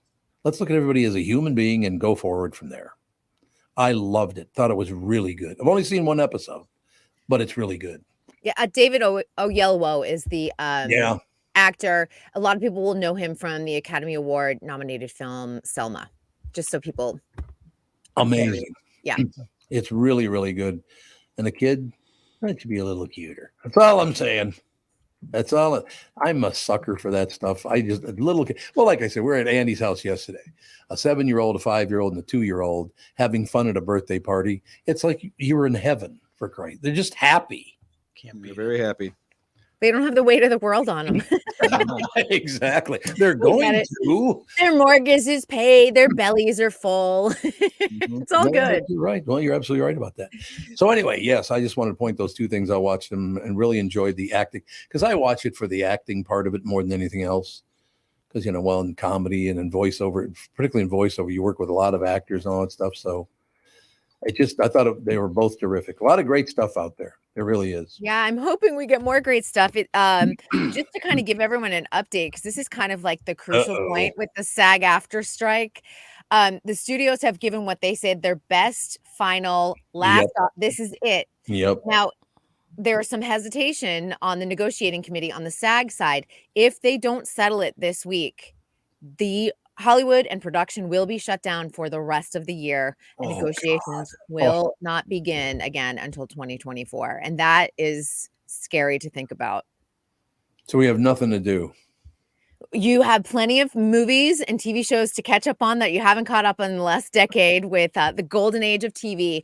But understand that we have already started to see the movie schedule starting being pushed for 2024. Yeah. They can't complete these films. We're going to watch, I think we're going to watch The Marvels, which is coming up this week, November 10th, without like the heavyweight press interviews. I think Marvel's going to have a very tough weekend at the box office coming up. And it's not looking good for Christmas season, too, if we don't have the actors available to do the press junkets. And you may think like, oh, this is not that big a deal for celebrities to do interviews. But the press machine behind it of just making people aware that a movie's coming out is huge. So those press junkets that I normally do, even though I'm like, oh, great, I got 4 minutes with one actor, they actually help create a buzz around a film. And we've just seen a really rough time at the box office as a result of it. Yeah, no question about it. Well, I do this every time over, throughout my life. Every time Hollywood goes on strike, I start from the beginning of The Honeymooners and watch it all again. There's always classics to watch. One of the greatest TV shows of all time because the actors, all of them, were just phenomenal. And I love the fact that Jackie Gleason would never come to practice or, rehearsals or any of that stuff. He would just show up. Yeah. I grew up on that too. It's amazing. God, what a great show. Naughton. I'll be back. Naughton, what are you doing, Naughton? I love it. So do you think they will settle, though? I heard this is what I've been told, and just in terms of talking with both sides of this, there's a negotiating committee for SAG of about 40 people, but there's a core 17 that hold a lot of weight in terms of the final vote of whether we're going to approve this contract or not. And they have some hesitations. And the hesitations are in terms of streaming and AI. And the concern is that if they concede even just a little bit, that each subsequent contract will get less and less. And if you look at actors who are like, hey, I was working nonstop in the 90s. Yeah. And I was making far more money in the 90s as like a day player than I do as a series regular in 2023. And I think that's the big concern. The writers got a really good deal. And if the SAG contract doesn't match that really strong deal like WGA got, then this 100 and something days of a strike was worthless. That's going to be tough to handle if we don't have any new stuff coming out for at least. So basically, you're talking about it's going to be almost a year of no new material. 100%. If you thought the pandemic pushed things back, guess what? Because you have to remember too, and when everything shut down in March, production started to sort of trickle in through the summer, and then by September, people were able to figure out what those regulations were and how to have people work together safely. This is a situation where nobody can work unless you have an interim agreement. And that means you have to be a small studio who's, not a part of the strike. And, those smaller pictures don't get the same, don't carry the same weight as some of our big studio movies and TV shows. So it's a struggle bus. And remember, our economy thrives on it out here. We're tourism and we're the entertainment industry. And tourism can be up, but without the strength of the entertainment industry, restaurants and support businesses are hurting. I have a question because SAG and AFTRA, they handle all the commercial work that's out there as well. So they're going to have to stop doing that too. Nope, the commercials can still run. Daytime TV shows can run. Reality shows that run under the network code contract can also run. But I will say that overall, because of the strike, studios have tightened their budget, and advertising has seen their budget tighten as well. And we saw commercial production drop here in Los Angeles and across the board, not just Los Angeles. There were less reality shows that got a green light during the strike. You would have thought that they would have been cranking them out. I had a friend who had about 6 or 7 projects in the pipeline, all reality-based projects, and only 2 went. And she said, had this been 2008, all of them would have been greenlit, and she would have been working nonstop. Really? Mm-hmm. You know, it actually was a lot of fun when Hollywood actors thought doing commercials was beneath them. I will never forget that because I did voiceover for 35 years and I just loved it. But boy, once those Hollywood people said, wait a minute, there's a lot of money in that work just all went away. I mean, also the shit I went through with the press in this town, but you know. Well, it goes away for the average actor, like the middle-class actor who was in 1 or 2 commercials a year, supporting their family, buying home in Los Angeles. That is gone. And that's the real sad part of it all. I think Ted Danson should do more commercials. That's what I think. Jesus, he's done every commercial now. Is he? I don't even pay attention to commercials, so I wouldn't even know who's on a commercial. It was a great business back in the day. There's no doubt about it. It was something else. And when you say that they're pushing back the movie schedule, so I saw an ad for The Fall Guy with Ryan Gosling and Emily Blunt that looked good, and it said it's coming out March 1st. So are they going to start? Is that something that you would think is going to get pushed back if they've already released or not released, but announced release dates for movies? Or is it just new stuff coming out is going to get pushed back? So a couple things are happening. Some of the films that have still need like additional looping done, or they need to reshoot a scene. Those are they've already had their dates announced. They've already been pushed. They just can't finish the production on them. A couple of them, I know, like one of Zendaya's films was already pushed. They said without Zendaya promoting this film, we've got nothing at the box office. Right.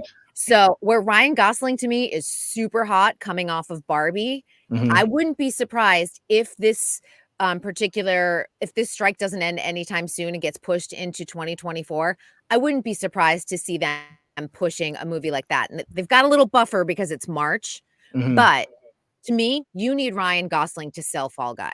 Yeah. Yeah.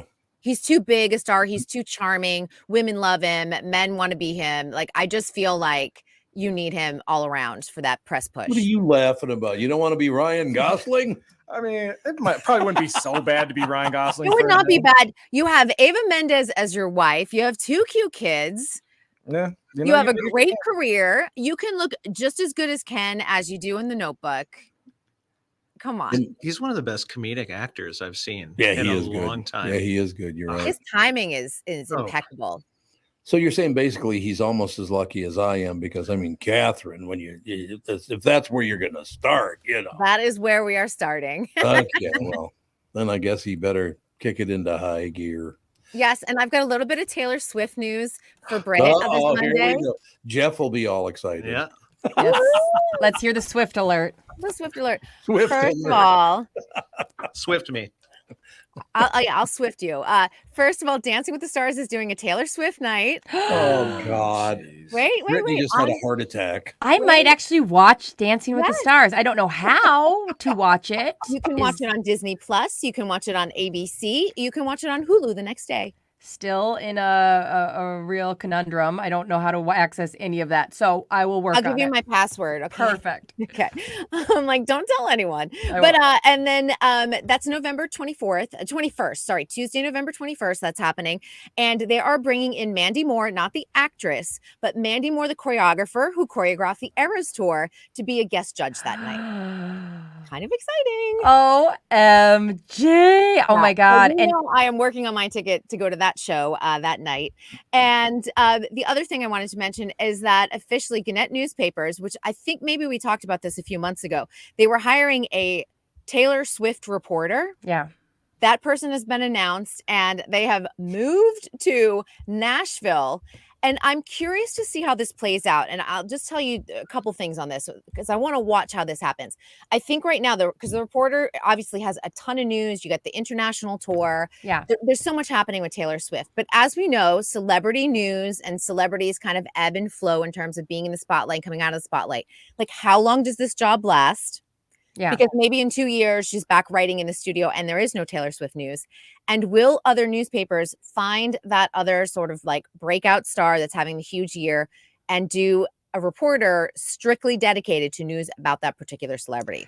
Do you know what's kind of amazing is like the whole world, like I am so plugged into the Taylor Swift universe, and there are enough Swifties that are on the beat constantly who have eyes on every ground. And like, I don't know if one person can fulfill that role in the way that kind of the universe does. Does that make sense? Yeah, because no one does things better than Swifties. Swifties. I was going to say Dancing with the Stars fan base is like that too. They Yeah. just like dig in. They look for clues on the internet. But I guess if your entire beat is Taylor Swift, you probably do have the time then to like go into TikTok and look for Easter eggs and whatever. Yeah, you're plugged in. It's almost too much information on her, though. That's why I always like, you know, when everyone was like, is Travis Kelce a good guy or not? I'm like, at this point, if he even had a parking ticket, we would know. So the Swifties are thorough. Yeah, I mean, they follow her plane all the time, like the flight paths where she is. Was Taylor involved in the selection of the reporter? Because I feel like you would just, hey, she gets a personal assistant now and can just leak her stories. She did not. She did not have a say. It's a reporter out of Arizona who relocated to Nashville because that's where they said you're going to be working specifically for the Tennessean, which is owned by Gannett. And we'll see how this goes. I think it's an interesting experiment, even if it's just for 1 or 2 years. See how it plays out. It might be a new sort of trend in journalism, having a dedicated reporter to something super specific and to a real niche topic. Yeah, Taylor Swift has Tree Payne, who is her version of her journalist, and she does a great job. Tree Payne? Yeah, that's her name. I'm going to have to end the show. Tree Payne. Tree Payne. That's her publicist who's been with her forever. Tree Payne runs this world. We just don't realize it because she has Taylor Swift in front of her. Is it a spruce, an oak? Like what kind of tree? And what kind of pain? Yeah. Let's just say she's well paid and done her job extremely well. Her birth name isn't Tree Payne. She's married to Lance Payne. Oh, yeah. Which I understand a lot of medieval people experienced at some point. Get it, Lance Payne, absolutely. Hey-oh. Jeff Pfoser's the comedian, Andy. Andy. Oh, I guess we'll see, won't we? We're gonna have I to. love how Jeff asking questions so we don't know he knows everything there is to know about I Taylor know. Swift. I know. I am 1000% not Taylor Swift's demographic. And yeah, it's an eye roll for me. I'm sure she's a great person, makes great music. Not for me. Oh, you're just too cool for Taylor Swift. Oh, okay. She's just changing in the industry. I'm sorry I don't obsess over Taylor Swift like you, Britt. I'm sorry, too. I am sorry that you don't as well. I'm not someone who obsesses over her, but I do find her fascinating because she is changing the face not only of the music industry, but also the film industry. And that's not, you don't say that very often about a woman in her 30s, early 30s at that, and showing the studios how it can be done. And then Beyonce going, oh, I'm going to raise my hand for that too. And I'm curious to see who else will follow that model that she did for Eras Tour. You know what? I'm just thinking about this whole time, listening to you guys talk about this. Can you imagine if the internet, the worldwide internet, was around during the Beatles? Can you even imagine? Because they got huge without any of that kind of coverage. Yeah. I mean, can you imagine how big the Beatles would have gotten had there been, artificial intelligence? They'd probably be as big as Taylor Swift. Or would they not have been as big or Yeah. Swift? Here's the thing, too, is like we find this out. Sometimes knowing more about, the intricacies of celebrities is not what you're going for. I mean, let's talk about access to them. Yeah, that'd be true. The access to them No, was but totally I think different. the mystique was part of their allure. Yeah, maybe. Because And remember, there's 3 networks at the time. Everybody's listening to the radio. Just times Right. were different. And I don't necessarily know that they would have been as a big a breakout that they were in the 60s. You guys are nuts. I'm not nuts. Comparing Taylor Swift to the Beatles. You did that, sir, not us. You're trying to say they And it's not saying that the Beatles aren't relevant. They are extremely You're a relevant and they're disaster. pioneers in music. But in the social media era, I'm not necessarily sure that they would have been as relevant. Let me just tell you something. Who's the last person that had a big hit about 30 years after he died? Actually, it's more like 43 years after he died. Because didn't John Lennon die in 1980? 1980. He's been dead for 43 years. Jesus, I didn't even think about that. Have you heard it, Tom? Do you like it? The new song? Yeah. It's very good. Yeah. I mean, it's not Hey Jude or anything like that. Yeah. But it's really, really good. And they did such a good job because, you got Ringo and Paul are still alive. So they're doing stuff. And all of a sudden here comes George and John dressed up in their outfits. They're supposed to be like military outfits or something. I don't know what it was. Yeah. It's a good song. It's not a great song, but it's a really good song. All right. I have to listen to it. I keep telling myself I got to listen to it. Music is a very, very important part of our lives. There's no question about that. Yeah. My kiddo knows the sign for music, and that's all she does at my face now. Like aggressively doing the music sign. And then if she doesn't like a song, she'll go like to change it. Like, it's like, calm the hell What down. doesn't she like? She has a strong opinion on what she likes, so that's great. Okay, so obviously she was raised on Taylor Swift. And so we've been trying to transition to like learning music, simple songs that are about learning. And she does not like that shit. She's like, I don't care how many ducks are there, Mom. I want to hear Shake It Off or I'm pissed, This Twinkle, Twinkle, Little Star thing sucks. Yeah. I know. And I'm like, she's not wrong. It does suck. Itsy bitsy spider. It's Taylor's version of Twinkle Twinkle Little Star. That's what I need. I need Taylor to start teaching my child how to count because these ducks are not going to help. Sesame Street's not going to work. Don't get mad at me because I'm just passing along some friends of mine who are in the business. So this is not me saying it. Yeah. But a lot of people in the business, they don't think she's that great a singer. She's not. Oh, so she's not. Okay. She's not. Uh-oh. So I don't know. This isn't breaking news. Nobody has ever said Taylor Swift is the greatest singer of all. She's not like Aretha really? Franklin. Not Whitney Houston. She's not Whitney Houston. No. I think that's a statement that's fair assessment. Yeah. But she can crank out hit after hit after hit, Right. and she's She's a great songwriter. Oh, yes. lyrics to die for. Really? Really? Yeah. Okay. Yeah, like I love her lyrics. And the more I learn, like it's always for me, like when she comes out with songs, sometimes it's not the first time I listen to it obsessed, but the more I hear the lyrics and I'm like, I love it. Are the Freaking love lyrics it. as good as the Trashman's Papa Ooh Mau Mau? They're no Pearl Necklace by ZZ Top, but they are gonna somehow get you through the day. Why That's is that really the nice. first song? on Here's this next song. Jeff Well, wants the next third one. song. So in any case, no, I maybe I should listen to some more Taylor Swift, but I wouldn't like her singing. You said. To be honest with you, don't not Shut my up, Tevin. Pop. Shut I mean, up. it's fun pop. No, it's like her new CDs are like very the Folklore and Evermore are really like folk meets pop. They're great, but you're right. They might not.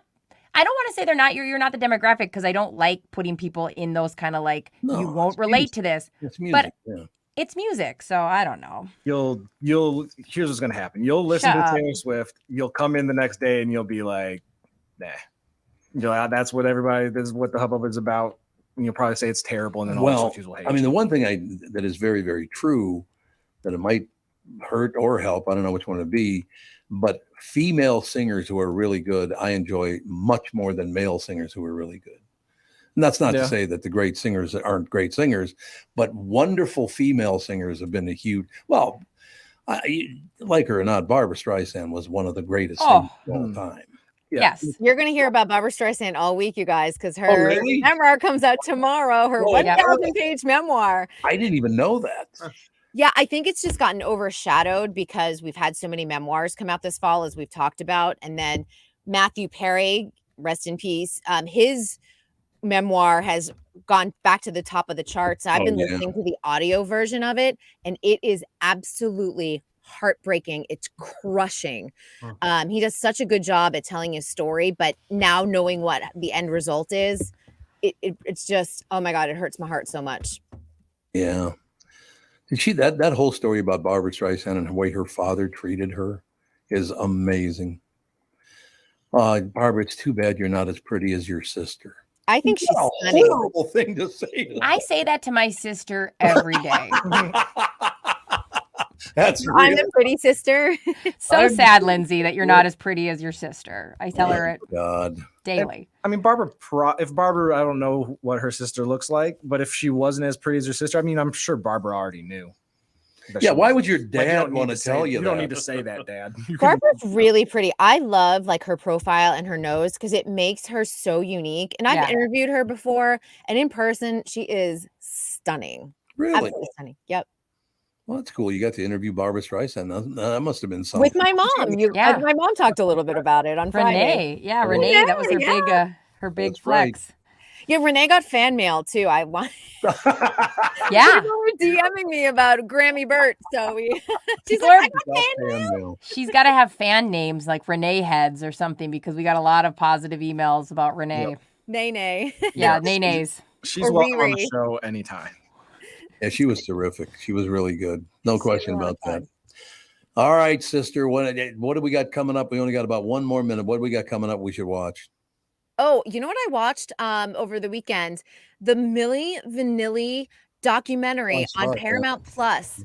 If anyone knows that story and feels like it deserves a revisit and a relook at it in 2023, it's definitely the one to watch because Milli and Vanilli, Rob and Fab were the ones that really became the scapegoats for the whole thing. Yes. But this really looks at what happened behind the scenes and who really should have taken the blame for putting these artists out there as lip syncers. It's unbelievable.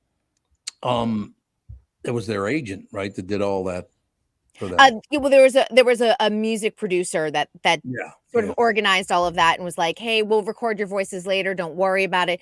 And then some of the studio singers that wound up on the record also speak in the documentary and really talk about we feel like we had a part in all of this, but we also felt like we didn't have a voice in saying this is wrong, we've got to stop this and everything else, and how it just kind of snowballed that by the time they were out on the Club MTV tour with Downtown Julie Brown and like Paula Abdul, and then the CD skipped, and that's where everything sort of started to unravel.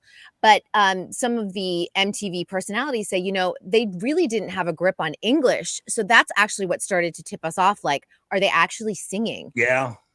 So just kind of some new information, shed some new light on it. And I thought it was really well done. It's Milli Vanilli on Paramount Plus. See, now I'm going to be all day. I'm going to be listening to Juanita Baker and Adele and all these magnificent female singers. You need to go to and see Adele in Las Vegas, Tom. I will tell you that when I saw her at the XL Energy Center, and I'm not kidding, the whole time she was on stage, she had a drink in her hand and dropped the F-bomb about 100 times. I feel like she would have been, who she would have been the perfect guest for? Old school Johnny Carson, back when people smoked and drank on the show and had nothing to promote. Who was it that Dean Martin kept that doffing his ash into their drink the entire show? When Dean Martin's on, he's smoking a cigarette and he's putting his ashes in his buddy's drink because his buddy's looking at Johnny Carson. I love that stuff. All right. We'll talk to you later. See you tomorrow. Thanks a lot. Kristen Burt, ladies and gentlemen, we'll be right back right after this. Wrap things up. This is Bob Sansevier, and I want to tell you about Dave Bialke from Bialke Law. Dave represented my wife, Mary, when she had a significant workplace injury. She was very happy with the job Dave did. If you have a work-related injury and have Dave represent you, I'm betting you'll be happy too. Dave is a down-to-earth guy. He grew up in northern Minnesota, rides a Harley, and worked various jobs doing concrete, electrical, plumbing, roofing, and carpentry work. Dave works for people with work-related injuries. If you work construction, or anywhere for that matter, and you're hurt or even just hurting, you should talk to Dave. Let's face it, our bodies wear out. If your body is worn out from work, if your knees or back or shoulders hurt from things you do at work, do what Mary did. Call Dave and talk to him about it at Bialke Law to set up a free initial consultation. The number to call is 763-571-2410. That's 763-571-2410. Or visit bialkelaw.com. That's BIALKE law.com. It's Tom Barnard for Flagship Ford in Baldwin, Wisconsin. I'm happy to say I purchased an EV Mustang from Flagship and have friends and coworkers who bought new vehicles and used ones from this family-run dealership that's just 20 minutes west of the metro in Baldwin. Whether you want to compare their used car specials, claim Ford financing options, or simply book an oil change or tire rotation, they have you covered at Flagship Ford. New vehicles like the Ford Escape, the Edge, or F-150 pickups with special engine options. Flagship Ford can answer all your questions on your next new vehicle. The month of October is Tire Month at Flagship Ford. Fit your tires for your specific vehicle, any model car, truck, or SUV, and get your tires before the snow flies, just $5 over cost. That's a purchase of 4 new tires with a $70 rebate gift card on top of the $5 over cost on most brands of tires. Flagship Ford, east of the metro in Baldwin, Wisconsin, and online at flagshipford.com. That's flagshipford.com. Why should your business bank with North American Banking Company? Here's Landon and Gavin Miller of D&B Plating. I've always been impressed with their speed of answers to our questions, and that has allowed us to expand and capitalize on opportunities in the market. North American Banking Company has never made us feel like a number. They've always treated us as a partner. For more information about North American Banking Company, go to nabankco.com or stop by any one of their Twin Cities locations. Member FDIC, equal housing lender. Ladies and gentlemen, 10:54 now. It's 6 minutes till 11 o'clock. Jeff Pfoser in studio with us. St. Paul Comedy All-Stars. That is Wednesday night at 7 o'clock at Laugh Camp, located on Robert Street in the heart of downtown.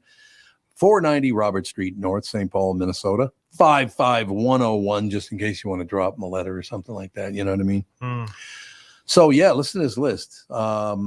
Experience an unforgettable night of laughter at the St. Paul Comedy All-Star Show with St. Paul-based comics Ali Horman, Jimmy Davis, Jesse Jacobs, Mallory Manderfield, Aaron Waldeslassie. Is that how you say that? That's pretty close, yeah. All right, good. Tiffany Norton. Tiffany, she doesn't get too excited. I haven't seen her in a while. It's going to be a fun show. She's Tiffany's great. She's great. Very nice. Yeah, I mean, the list goes on and on. Jeff Pfoser in studio with us, ladies and gentlemen. So you're looking forward to it? I am. If we're not laughing, we're crying. So I'm excited for this show. Well, that's kind of how I feel about life anyway. If you're not laughing, you're crying. So keep laughing, man. Well, and the St. Paul folks, I mean, I grew up just with the mentality of the streetlights come on, and so everybody goes to bed. They go to bed. It's like, it's not, you got to get out, man. And so, I don't think this is too late of a show. So this will be good for people that aren't traveling far. And it's 7 o'clock. Yeah. My folks, St. Paul folks, scared to cross the river. Oh, we're not going to cross the river. That's too far. I'm telling you. It's wild how people are about Yeah. It's true. And that's one of the things I would say that's so great about my life is starting at, well, I was, I guess, 18 when I went to work for Hubbard the first time. And that's right on the border of Minneapolis. Matter of fact, there used to be in the lobby a KSTP, and the back of the K was a very long line. And if you put your left foot on one side, you were in Minneapolis, and your right foot on the other side, you were in St. Paul. Yeah. I mean, it's right there. But I started spending tons of time in St. Paul, and I love the fact that Minneapolis and St. Paul at that time, I don't know about anymore, but at that time, they were nothing alike. It was great. I love that about the Twin Cities. They're completely different cities. That's a good thing, I think.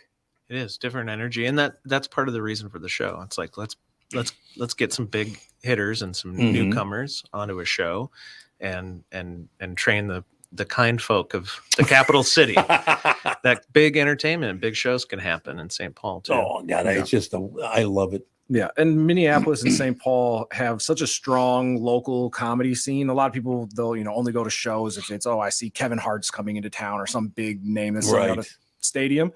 The local scene is just as funny, if not funnier, than a lot of the nationally touring headliners that come through. So even if you have no idea who half the names are, go to whether it's your show on a Wednesday or any show that you can find in town. Check it out because you're going to be very, very impressed. I agree. Get out and laugh. That's and you find new people too. There's a dozen people on the show. Yeah, everyone's going to have something that they love and remember and look up and come back and see again. I love your host Jesse the Shrink and Nate Hood. Jesse the Shrink. Yeah. How did he come up with that one? Well, he's a shrink in the day and a comedian. He literally is how do you do comedy when you realize that most comedy comes from deep sadness?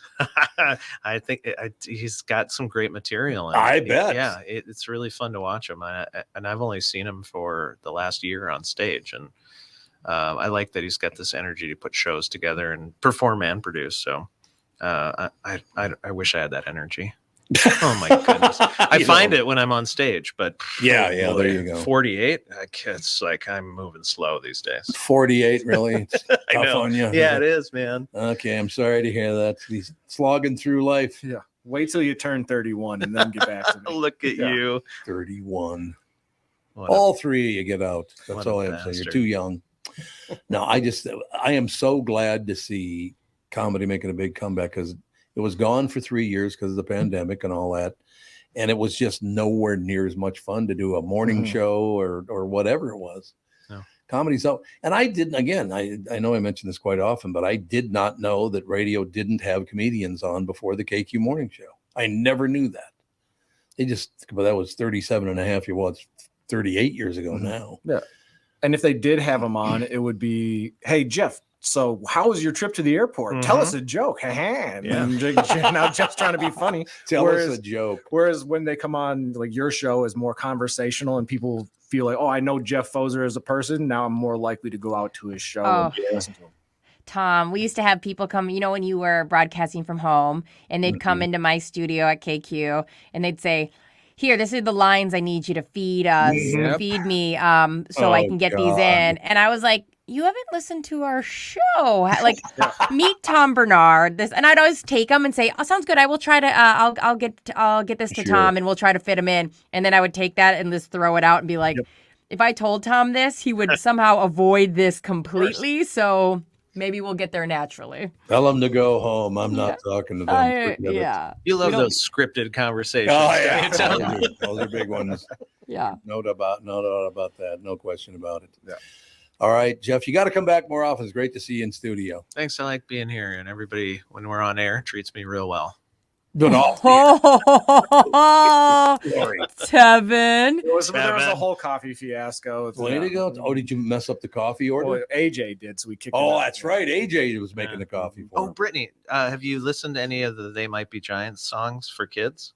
Because that No. might be something cool for your kiddo. I'm on it. I'm writing that really down. Catchy, fun, kind of poppy, cool lyrics, and it's very educational. And I look up some of their stuff. You they have are- specific albums for kids, and they're great musicians. Thank you so much, Jeff. That's huge for us. Okay. That's why I'm here. Also, there's a group called MC5. You should play for your baby because they have a song called Kick Out the Jams, Mother Effer. She actually relates to that. She lives by that. She's got a onesie with that on. And on a more serious note, there's a band. It's older. It's from, I believe, like the 80s or 90s, but NWA. NWA. Give them a shout. Yep. What does that stand for, Tevin? Well, I'll tell you during the break. Nowhere already. That's what it is. We're nowhere already. Negroes with attitude. Yeah, Negroes with attitude. That's exactly what it was. Well, you say Negro on the. I don't know, but you keep saying it, so if we can't, that was a lot. It's a lot. We had it. We had one of the performers on the KQ Morning Show, and Terry Train actually asked him, "So when did it Big N with Attitude come together?" And he's like, "Oh, is this how we're gonna do it?" Oh wow! No, yourselves that. It's, well, that's you only have true. yourselves to blame. That's true. Ice Cube can do what he wants. That's true. He can do it. He's a good guy, by the way. Oh, I haven't yeah. talked to him in years now, but he's And a really it's amazing to see. I know we got to go, but it's amazing to see his transformation from NWA to Are We There Yet? Are we there this yet? militant rapper, also makes great children's movies. He did. Great guy. Really nice guy. Yep. Jeff, you got to come back more often, Pally. Thank you, sir. I think I will. Okay, Wednesday, 7:00, 490 Robert Street, St. Paul, Minnesota. The Laugh Camp, it's called. Jeff Pfoser with us. Ladies and gentlemen, go see him. You'll have a ball, I promise. We'll be back in about 5 minutes.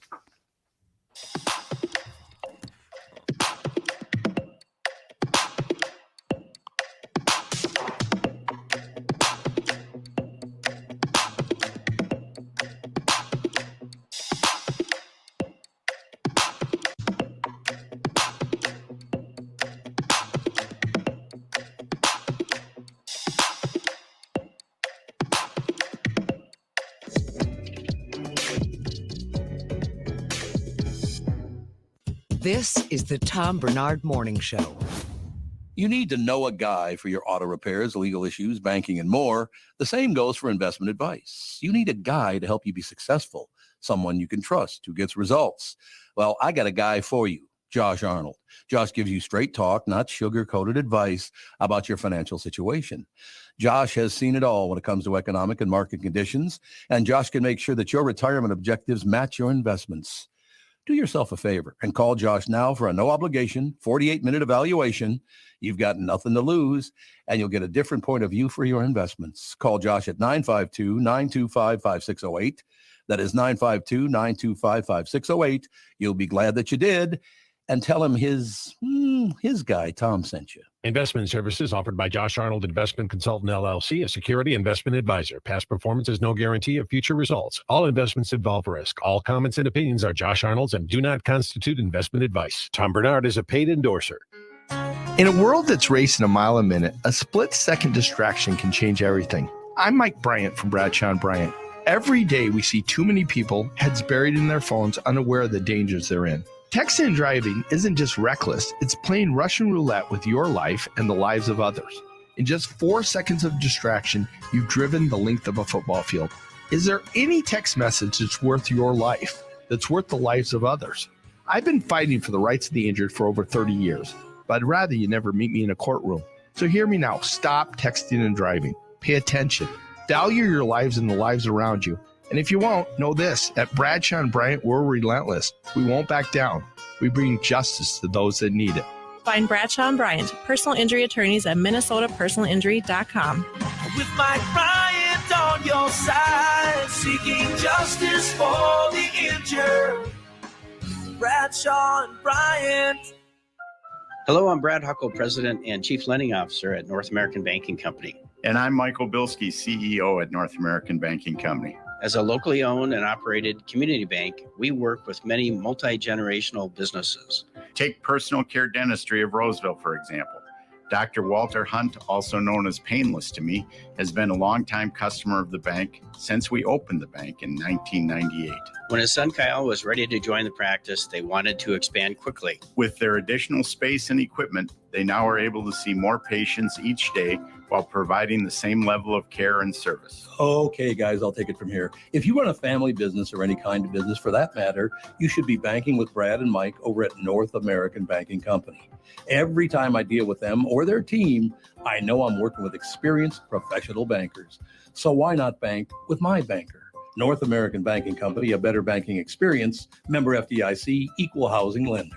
Recently, Jim Paul of Valley Buick GMC was contacted by a company that does on-site sales. Jim was confused.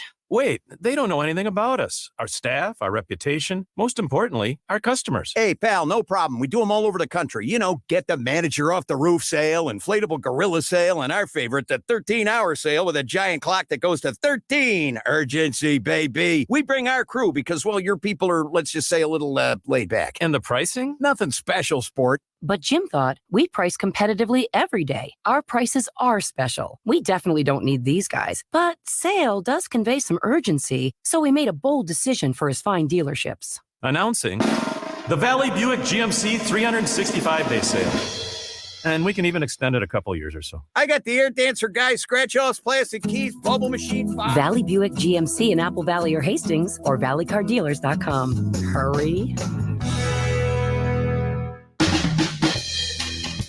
I love how everybody just rushes in to do the family show. Of course. Honest God, the women are getting later and later every week. Mom's not coming. Why is she not coming? Would appear Alex isn't coming either. Why are they not coming? Something about cutting down a tree and planting some other stuff. I don't know. That's a fake argument. It's not real. We're not buying that. Mm-mm. I made a promise to myself that after this last weekend, I wouldn't talk to any more Atlanta Falcons fans. I've been looking forward to today ever since the game got over. What the hell was that game? That was craziness. Oh my goodness. Well, congratulations. I guess we could. Your team's mediocre. You're such a sweetheart of a guy. I mean, it's a great story for the quarterback. It's a cool for Josh. It's a cool story. I'll grant you that. Is all of Atlanta calling for the head of your head coach and general manager for losing to our fourth string quarterback? to a guy who just showed up like Wednesday afternoon. Right. He didn't have a single snap with the team prior to a game snap. He didn't have any reps at practice. He didn't know the names of the people he was throwing the ball to. Yeah. I think we should call for some changes. There's a clip of him on the sideline where essentially the offensive line walks over and they introduce him to the quarterback and they practice there. That's the first snap he took under center was on the sideline 30 seconds before he went in. That really is crazy. Yeah, to never have taken a snap with the center, that's really, and to pull it off, and the Falcons really made it possible, but that's an amazing story. So the Vikings' good quarterback tears his Achilles. Their backup is out with a back injury. The backup gets a concussion, and they got to play a guy who's been there since Wednesday. All right, since Wednesday, that's true. Certainly, my team can handle that. Nope. Nope. Well, you look real happy about it. You know what I love about talking to you about these things? Because you have a very difficult time. You got to have a big smile on your face, but hatred in your eyes. Wow. I am frustrated that this team, because this is the first time in a while that the team has the ingredients to be good and isn't good. Yeah. You know what I mean? Yeah, I know. So that, I have to say, for a Falcons fan, that's a new kind of frustration. Usually we just don't have enough good personnel, and you can kind of go, well, we're trying, we're doing our best. But this year it's like, you're doing it wrong. It's hard not to scream at the TV. I suppose it's true. Well, that's the NFL, though, isn't it? The Vikings. Let's talk about all the Super Bowls they've won. Yeah. Well, actually, technically, Tom, I'm ahead of you on this one because You're I just right. saw this. I just saw this fact. NFL. When the Texas Rangers won, now they're the oldest team from the major American professional sports to not have a championship is the Atlanta Falcons. Really? Huh. I thought it was the Minnesota. I thought it was the Minnesota Vikings. That's the stat that I saw. Are the Vikings are a newer team? That doesn't sound right to me either. But No, that's not right. I think it's because they actually won the NFL championship before the AFL was part of they the NFL. won before the modern Super Bowl era. Gotcha. The Vikings were founded in 1960. The Atlanta Falcons were founded in 65. Yeah. So don't try to take that glory from us. Oh, okay. I think Tom's right though. They must be counting the pre-Super, so something in the mid 60s. You guys won. Were you But they paying didn't. attention then, Tom? You don't count that? Actually, I started paying attention to the Vikings when my brother got back from Vietnam in 1967. Okay. All right. So there you wow, go. you've timed it perfectly. What a run. Yeah, that's true. I did time it just beautifully, didn't I? Except for they burned our neighborhood to the ground that same year. But other than that, everything's good. The Raiders, you see the Raiders are smoking cigars in the locker room. They're 4-5. They need one of those mission accomplished banners or something. Like the former coach was so disliked, they're celebrating like a friend just had a baby or something. That seems crazy. The new head coach, it was his first day yesterday, wasn't it, for Oakland? Right. Yeah. Antonio Pierce, a former Antonio Pierce, yeah, there you go. a former player. Likeable former player. He's cool.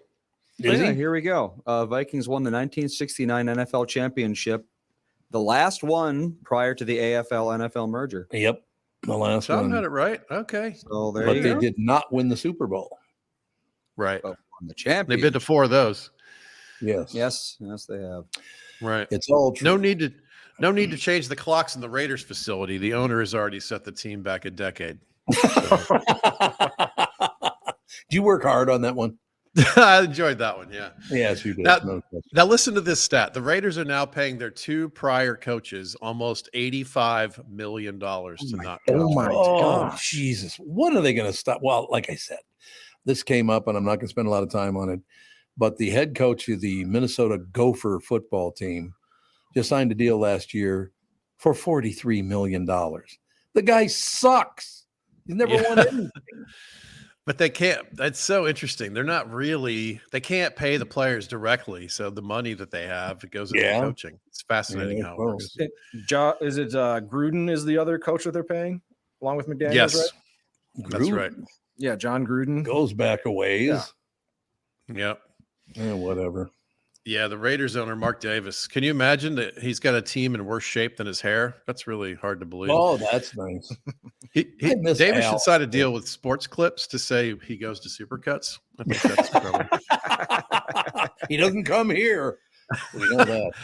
And this week the Raiders moved the ball, and Josh McDaniels moved his family. So I think they need some kind of vocational training for former Patriots assistants at this point, and coordinators. Teach them computer programming or practical skill of some kind. Might be a good thing. We had a game in Frankfurt. I was getting a little uncomfortable when I see a stadium full of Germans cheering. You know, I just assume I understand. Jesse Owens fell down or something. That's nice. There's a reference. There's a reference. Jesse Owens, after all these years. That's one of the great moments in human history. It's got to be, right? It is. You're absolutely right. We're going to build a superior race. Oh, there's a black kid just beat you guys. Black kid kicking our ass in every race. What are we going to do about that? I've never understood that anyway. I'm glad you brought that up. The superior race to who? That's what. How is it? The whole race? Really? Okay. And the disappointment he must have felt when he thinking, "Oh, we're gonna sweep everything," and then black guy shows up, and there goes that plan. That's the extent of it. That's so great. That's a hero right there. Football in Germany is a little different. The ref keep calling illegal use of the hands, HANS. It's very different. Hands. What the hell's the difference? And when the announcer in Germany throws it to the sideline reporter, it's helmet to helmet. Huh?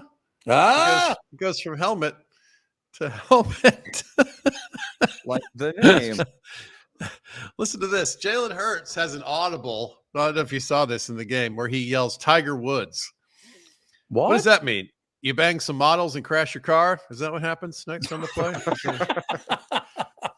And Tiger Woods, is that when the quarterback sneaks around the wife? Is that what happens? Ooh. Is that when your girlfriend breaks your windshield with a golf club? Yes, it is. When you yell Tiger Woods, it should mean you check into a play that was really good 10 years ago. Maybe that. I like it. Arizona got crushed 27-0. God, really? You'd think a team named the Cardinals would have a prayer, but no prayer for them. I have a question. Yeah, go ahead. Are there any Cardinals in Arizona? I'm sure one. That's a good point. I mean, that is a good question. Like what? There's more Cardinals in Arizona than there's Jazz in Utah. I can tell you that. That's true. That's a very good point. So did the Arizona Cardinals relocate from a different state? They must have. St. Louis. They were the St. Louis Cardinals at one point. Okay, so then that makes sense. Then A little more. Let's see. Cardinal bird territory. Yeah, that's a fun very small little area of where Cardinals live. Little tiny area. Yep. I just can't picture it. Yeah, we moved the team now. We're the New York Vikings. Well, I mean, didn't they do that? Isn't it like the North? We had the North Stars. Yep, and now it's Dallas. Dallas, which is like the least north you can get in this country. Well, they dropped north and just went with Stars. Yeah. Or like the Los Angeles Lakers were originally the Minneapolis Lakers. Not a lot of lakes. Lakers Yeah, are up there. Right. Yep. It should require a more accurate name change when you buy a team. Exactly. That's all I'm saying. It should be the LA Oceans. There's no less Jazz state in America than Utah. That's right. Definitely the, That's true. Alaska, maybe? No, more Jazz in Alaska. I think he's right. I would say there's more demographic, diversity in Alaska than Utah. People from Alaska are from all over, right? You gotta have a good reason. You go to Alaska, you're running away from something or going for a grand adventure. Yep. Utah, you grow up in Utah. You're there. That's your family. That's what's going on. No the Texans question. couldn't kick a field goal for a lot of this game because their kicker got hurt. The Cardinals couldn't kick a field goal because their team sucks and they never got close. Texans' backup running back was the emergency kicker. And in the fourth quarter, he got the go-ahead field goal.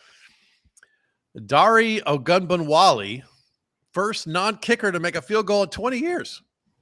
Really? The last one was Chad Johnson. I think it was the scrappy white receiver from the Patriots. What's his name? They had a few of those. Wes Welker was one of those guys. Welker. Edelman, it was one of those guys.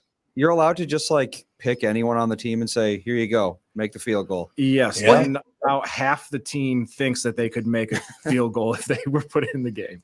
Right. That's right. This is an earnest question I've had for years.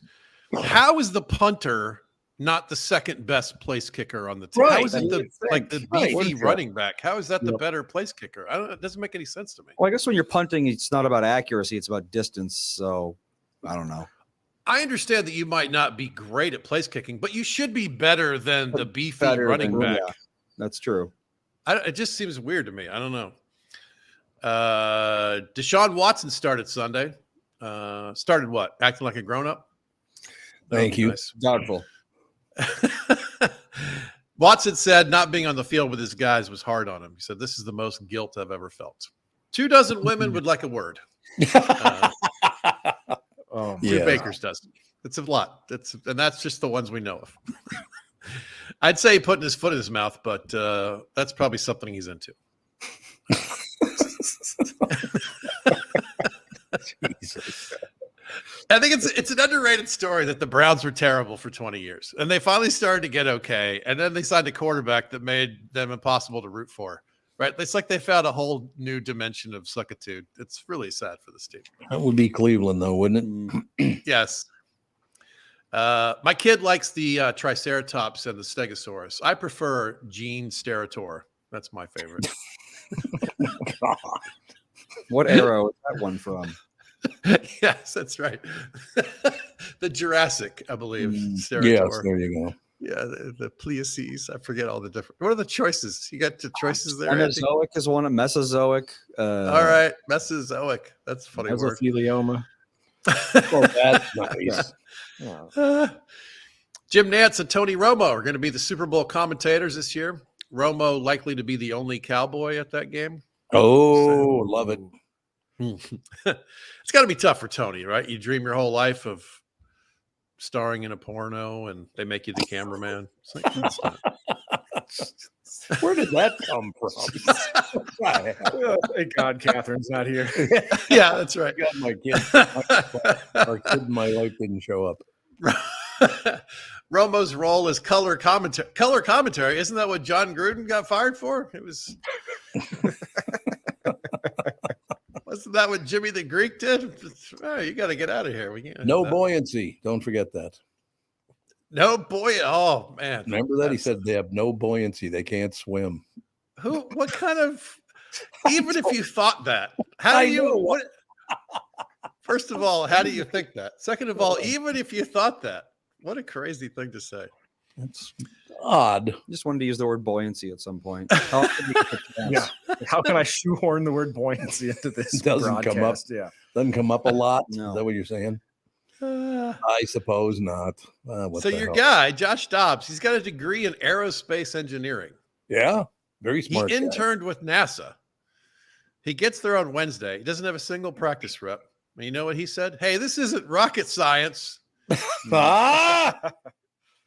that home with you. I could figure this out. Are we sure that being the 35th best quarterback in the NFL is the best use of his time? We could be colonizing Mars, but instead the Vikings are going to get to 7 and 10. Is that really? Oh, there's a shot. You're going to make a lot more money doing it, so there's that. There is a shot. Yeah, in the short run, it's a very lucrative. Good for. I mean, I think he proved that he's going to hang around for a while. So good for him. I mean, I think his story. He's been bouncing around the league for a little while, and he's definitely made a splash in the last year or so. Who do the Vikings have next? I don't even know. The Saints. Oh, that's right. The Saints. There you go. You're absolutely right. Kostaki, I have to ask you a question. Yeah. Where'd you get the backdrop? I like that backdrop you got. You know what I did? I did some painting. Oh, you painted? I painted, and I also have I have new camera and new lights. Looks very nice. Yeah, I'm trying to upgrade a little around here. If you ever get a chance to paint with a 5-year-old, don't. Oh, God. I can't even imagine. Daddy, I want to do this wall. Okay, take it easy. Was there more paint on the wall or on the child? She actually did really well. I was shocked at how smooth it went. We have to go back, though, because I've got to redo some stuff. But It looks great. You did a good Yeah. job. There's more and more of these clips that wind up on Instagram and whatnot. So now that's the new world for a comedian. I'm not just a comic anymore. I'm a video editor now and a producer and an influencer. Everything's got to be. I'm an influencer. That's right. I'm a travel agent and a booking agent. It's ridiculous, all the different hats, but it is the best job in the world. I'll put up with some of the extra stuff. You don't have to get up early, that's for sure. Well, I do on Tuesdays. Oh, on Tuesdays? It's the worst. I got to call Bob and Tom on Tuesdays, and they're in Indianapolis, and I am in Los Angeles. God. I got to get up at 4:40. Yeah, you've been working with Tom for a long time now, though, haven't you? Yeah, they've been great to me. They're good. I can go to their markets and sell some tickets. In fact, I'm headed to Wisconsin this week. You might have some listeners in that part of the world. I'm doing sure do. This week I'm doing this kind of fun run. I'm doing Janesville, Wisconsin, Oshkosh, Wisconsin, Eau Claire, Wisconsin. That's somewhat close to you guys. Yeah, it is. Yeah. About 45 minutes. And then Sunday, I'm flying to Phoenix. I will land in Phoenix at 9-something a.m. and I fly out of Phoenix at 9-something p.m. I'm not staying there. I'm just going for the day to watch the Atlanta Falcons play the Arizona Cardinals. Well, make sure to bring some binoculars so you can see some Cardinals. Yeah, because they live there apparently. A little bird watching. Yeah, we may get Kyler Murray playing this week. We're not sure yet. So my brother, totally by chance, my brother's on a golf trip and he's in Phoenix by accident when the Falcons are there. So I'm going to go meet him and go to the game. Oh, that's nice. That'll be wonderful for you. Yeah. So it might be a little extra sleepy on next week, Monday. I think we'll be okay. We'll slog through somehow. Yeah, I'll tell you about the Falcons' triumphant victory over the mighty Arizona Cardinals. Well, you're not giving that up, are you? You're not letting that one go. These tickets are cheap, Tom. I looked it up. The tickets to the pregame. There's a pregame party that they start at $150. The tickets to the game start at $13. What? 13? Falcons Cardinals. No one cares about that. No Falcons are traveling to this game. It'll be me and Andreas, so that would be it. Devin, how much is the cheapest Viking ticket? Probably about $150. That's what I was thinking. $13. The processing fees for the tickets probably cost more than the actual tickets themselves. Probably true. Sometimes they're crazy. But we found if you pick a game that, it's like it's a team that's not been very good, it's so easy to buy tickets to see the Falcons play them because the Falcons don't travel. I mean, that's not a hardcore traveling fan base with a good team or anything. Right. And if the local team's already bad, like especially it's not Vegas or LA where it's somewhat, exciting to go there with your boys. You know what I mean? As a professional prognosticator, we're now halfway through the season. Who you got going to the Super Bowl? Man, I mean, after this weekend, you have to think the Bengals and the Chiefs are fighting it out. Yeah. And the winner of that plays the Eagles. Based on the current, vibe in the air. Those are the teams, man. They look so good. But you got to put maybe the Dolphins, maybe the Bills, maybe the Niners. There's some really good teams. We definitely getting some separation. There's about 10 teams that are really terrible. And there's about 10 that are really good, I think. So it's we've really got some strata this year. It's kind of fun. It's so amazing about what you just did, bringing up the Miami Dolphins. It's the first time anybody's brought up the Dolphins and Super Bowl in the same sentence in 50 years. It's been a while. Yeah. It's been a while. I know. Man. And actually, the Chiefs somehow really slowed down that scary offense this week. So yeah. Well, I saw a stat where the Miami Dolphins they've lost all of their games against teams with a winning record. Really? So yeah, if they play good teams, they typically come up short, at least this year. Really? Yeah. Yeah, it's interesting. Some of the games they've played have just been like fantasy gold. They're just like, video game numbers. But you're right. When they've played good teams, they don't look good. So maybe that's a team that's a year away. I feel like they're getting better. They've still got a newish coach and Tua's still developing. But man, sometimes it's a crazy show. It's fun. Do you think in Philadelphia they have to be good because if they weren't good, the audience would beat the piss out of them? There's definitely some pressure. Oh yeah, in Philadelphia, they definitely care about the outcomes. They're rather large fans in Philadelphia, and I just not love quite it. as much as soccer players in certain countries, though. Oh, they kill people. Oh, yeah. You miss that winning goal, and you better not go back to your house. Yeah, haven't had that happen yet for football, I don't think. No, we haven't had that. We do have the fans occasionally beat each other up. Yeah, to that's the point true. Of it. There's an occasional death in those situations. Goodness gracious! How can you be a big enough fan to kill someone over your team? It's stupid. God, that's weird. I don't think they set out to kill anyone. They just, go a little more insane with each passing hour. Right. Well, even the people like just getting into a fight because some other drunk guy in a jersey said that your team sucks. Like, okay, let's just calm down, everybody. Well, I don't know. We've had Counter-Strike players go to each others' houses and kill each other over Counter-Strike. So it doesn't take a whole lot for some people, I don't think. Is that right? Yeah, it's like, when you're playing Counter-Strike, there's also the whole, trash talk thing that they love to do. I was just going to guess that. Yeah. So it's like these two people are playing Counter-Strike. The other's trash talking the other. Guy number 2 happens to know where guy number 1 lives and, goes and kills him. Wasn't the He says something about his mom. What do you have no choice at that point? Yeah, it's, you say something severe enough. Yeah, swatting was a thing for a while, but now they can trace it pretty well, I think. But that's like sociopath. Yeah, well, because somebody died, I'm pretty sure. I think multiple people have died from swatting. For those who don't know what that is, so educate me.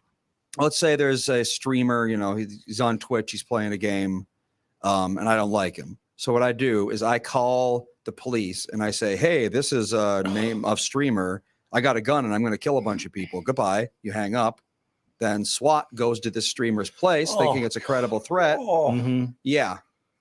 And that used to happen all the time. Yeah. I believe there's a documentary on Netflix on it where it goes through because it happened where it was like 3 particular cases in a row and somebody ended up dying because police are breaking in and they think he's got a hostage. And, and there's a lot of times they're playing like a Call of Duty. So they'll hear gunshots over the TV and they think, something's going on in there. And not good. Yeah. Oh, man, that's crazy. I never heard of this. Yeah. No. And if you do that, you can go to prison for a long time. So that's probably a good rule. I would say so. Don't weaponize SWAT. Yeah. I'm too much of a goody to call and order someone 10 pizzas. Yeah. That seems morally wrong. I do it, but I pay for the pizzas. Yes. So have fun eating all those, jerk. So I have a question for you because I've seen this. It's on every sporting event and all the rest of it. What is this new 4-corner pizza calzone thing that one of them is serving? What is that? It looks like you essentially just folded a piece of pizza in half and then just put it in the box and said, "Here, enjoy this new delicacy." It's nothing. 4-quarter calzone. Taco Bell marketing. Yes. Yeah, We'll find a new way to give you the same 3 or 4 ingredients. Yes. Cheese, sauce, and bread. Yeah, here you go. Yeah, it's literally you make a square pizza, right? And then you just fold the sides in. That's it. And it's not a pizza any longer. It's now a calzone. It's a calzone. It's like you opened up a calzone and set 4 of them next to each other. It's no. And that's who's doing that? Little Caesars. Well, it's Little Caesars doing it. Okay. And it's $9 and it's 2,500 calories. So, hey. I never want to hear anyone talk about a food desert ever again. Yeah, it's true. Oh, you're absolutely right. No 120 grams of fat for $9. Oh, that's a lot of fat. Probably tastes good. I'm sure it tastes great for a while. God, nothing better than pizza. Now I want pizza. I me too. Thanks a lot, Tom. So, Andy, you don't eat pizza? I haven't had pizza in quite a while, and it's going to be another quite a while, I think. Why? Because you don't have a gallbladder anymore. Pizza's basically just a circle of fat. Oh, that's true. It's gonna be a while before I'm comfortable eating something like that. Can you get a pizza without the cheese, or does that suck too much? Yeah, why would you? Yeah, true. At that point, just buy a pepperoni stick and eat it. That's true. Just buy a make Slim a sandwich out of it. Sounds delicious. I suppose it's true. Kostaki, have you booked your flight to Minneapolis yet to appear on stage. Let's go. Yeah, well, actually, I'm flying in and out of MSP this week to do Wisconsin, so I can. It's the Oh, I quickest suppose, path yeah. to Phoenix on Sunday. So I fly into your glorious airport and go immediately to Wisconsin on Thursday morning. Eau Claire's a good town, though. Yeah, Wisconsin's been great to me. They got the spotted cow over there. You got the spotted cow. Yep, They got some poker and beer and comedy. Those are some of my favorite things. I understand completely. So it's going to be a while till we see you again. Yeah. I'll talk to you. I'll report back about the mighty Falcons victory. I'll see it live on Sunday. I'm looking forward to it. Let me see if I can get out on a joke. This one's a bit of a stretch, but I'm telling you right now, it's a little corny. But let's just see how it goes. All right. Good. We had a lot of backup quarterbacks in the NFL this week. The Giants played Tommy DeVito. He's got no experience. They should play Danny DeVito. At least he's thrown mama from the train. See? He does a pizza commercial too, doesn't he? For something? Does he? I believe so. Yeah, Danny DeVito's got I think it's a pizza commercial. It's something like that. He's got a pizza name, that's for sure. A sub above. It's a sub he's doing. Yeah, it's a submarine sandwich that he's doing. Although when you type in Danny DeVito pizza, there are a lot of images of him eating pizza. Eating pizza? Yes. There's just fans taking pictures of him out in the wild. And apparently he brings his own anchovies to put on top of his pizza. You can't find anchovies anymore. It's crazy. Really? Yep. Yeah. Why one not? because everyone hates them. Because they're terrible. They're awesome. I love anchovies. I don't like them either. They're too salty for me. Yeah. Well, that's the whole idea. They're salty. Right. That's the whole idea, but they're too salty for me. Like, okay, I can't. When we make pizza at home, I'll put anchovies on my half. Nothing wrong. Oh, Melissa doesn't like them? No. My only pizza boundaries are no anchovies, no pineapple. Anything else is fine. Yeah, I don't want I've never done pineapple, and I just don't think I'd like it. Those are the two extremes I can live without. Now, Officer Dave says it happened. The swatting thing happened to him 10 years ago. Some kid in New York called the SWAT on a streamer who was playing Super Mario Brothers. Oh my God. They do go to prison for that, you said, right? If they can trace him back, there's a very good chance you go to prison. Yeah, well, because the one streamer was like, I was just playing a video game, and all of a sudden I noticed there's a helicopter over my house, and lights everywhere. It's crazy. I imagine. All right, Pally. Well, try to have a good trip. Go Vikings. We'll talk to you guys in a week. Thanks a lot. Kostaki Economopoulos, ladies and gentlemen, right here. Good guy. Did you ever hang out with Kostaki? I don't think so. No. I've gone to see him a couple times. Yeah, you've gone to see him a couple times. He's a very, very nice guy. Really good guy. God, I was just looking for some stories to talk about in this second half because we're about a little over halfway through the show. Mm-hmm. These are the headlines in the Star Tribune this morning. You ready? Yep.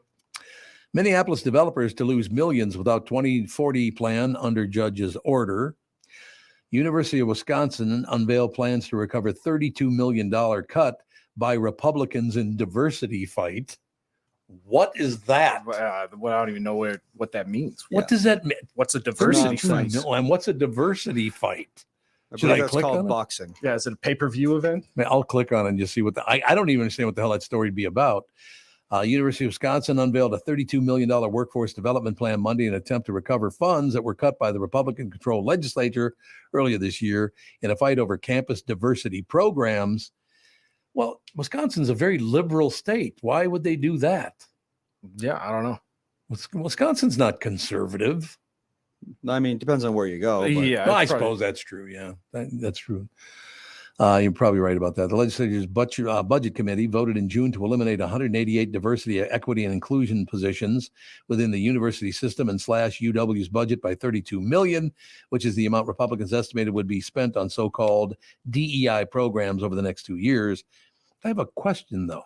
Is it why would one university need 188 That's diversity specialists? Why the hell would you need 188 people? It's all grift. It's all bloat. So it's all bloat? 100%. So they should have cut the $32 million? Definitely. I don't understand. I mean, I this whole diversity program thing, are we never going to treat people just because of skin color like individuals ever again? It's just never going to happen again, is it? Right. Or when in like did it happen to begin with? Well, true. Or in the case where you're like, well, we have to make sure that we have the equal representation, where now you're hiring somebody just because, well, we have to get to 32 classes because we have 32 white professors, so we have to have 32 black, like, you know, so I don't know, hiring them just to make sure it's even doesn't mean you necessarily get the best why does it quality. need to be even? I mean, I don't think it needs to be dead even. I don't think there's anybody protesting because you have one more But I mean, white person in a school than a black. But I don't understand this. 58% of the population in America is white. 13% is black. Why would it have to be even anyway? People are not good at numbers. No, per capita. apparently not. I mean, I don't care. I don't go to college. I don't give a rat's ass. You do what you want. But what? So you got to have 12 black and 12 white. If you try to explain per capita to the average person, they're not going to have any idea. And for me, the only time it's alarming is if we don't have any diverse, like there's no minority teachers. Or, right. Then, okay, well, what's going on? Or if it's you just have one, well, why don't you have more? But yeah, to say you have to get to a certain number or percentage, 188, then it loses its value, because now you're just like, oh, we're just doing it just because we have to. That's exactly my point. It seems more racist than anything. Right. The only reason you're doing that is because you're being made to do that. Right. Like, I don't want to get a job just because I'm black, but I also don't want to not get a job just because I'm black. And that's a hard thing to waddle, I guess. I mean, I didn't want to hire you, but Catherine insisted. Yeah, you have a quota to fill. That's right. You're like, Philly dog left, and now, we got another JB, one. you know. JB. God, I saw JB. He came to a thing on Friday night. They had from an early birthday deal, and JB showed up. That's one thing about JB. Have you ever sat down at a dinner table with JB? I have not. No. He never shuts up. Which is so weird to me, because I feel like he's a very quiet person. He's really quiet. Not when he's got an audience, though. When he used to come in the show, he was asleep half the time. Yeah, that's true. You could just stay home and take a nap. Oh, JB's a wonderful guy. He had a great time. Everybody loved it. And this one woman was funny. Are you married? No. You have a girlfriend? She thought he was a handsome devil. So, what are you going to do? Such is life. So, so we got two stories right there. I have no idea what the hell are even talking about. Why you would need 188. I just don't understand any of it. It makes no sense to me, because within the next 20 years, American whites will be the minority community.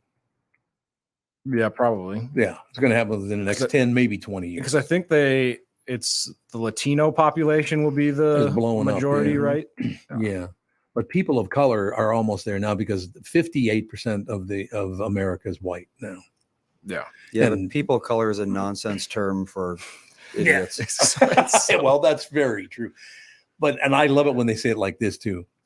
I was talking to people of color. Oh my gosh. I hate it when they do. Or now, because what are they? It's the POC, whatever. BIPOC. Yeah. And I'm just like, it's a very desperate attempt at getting all non-white people under the same banner. Yes. When they're not necessarily going to get along just because they're not white. Yep. Or every once in a while, I'll get white women that will come up and go, well, do you prefer black or African American? And I'll be like, Tevin is actually what I prefer. Tevin's good. Yeah, start with my name. Good. Tevin. That'll work. How about Moore?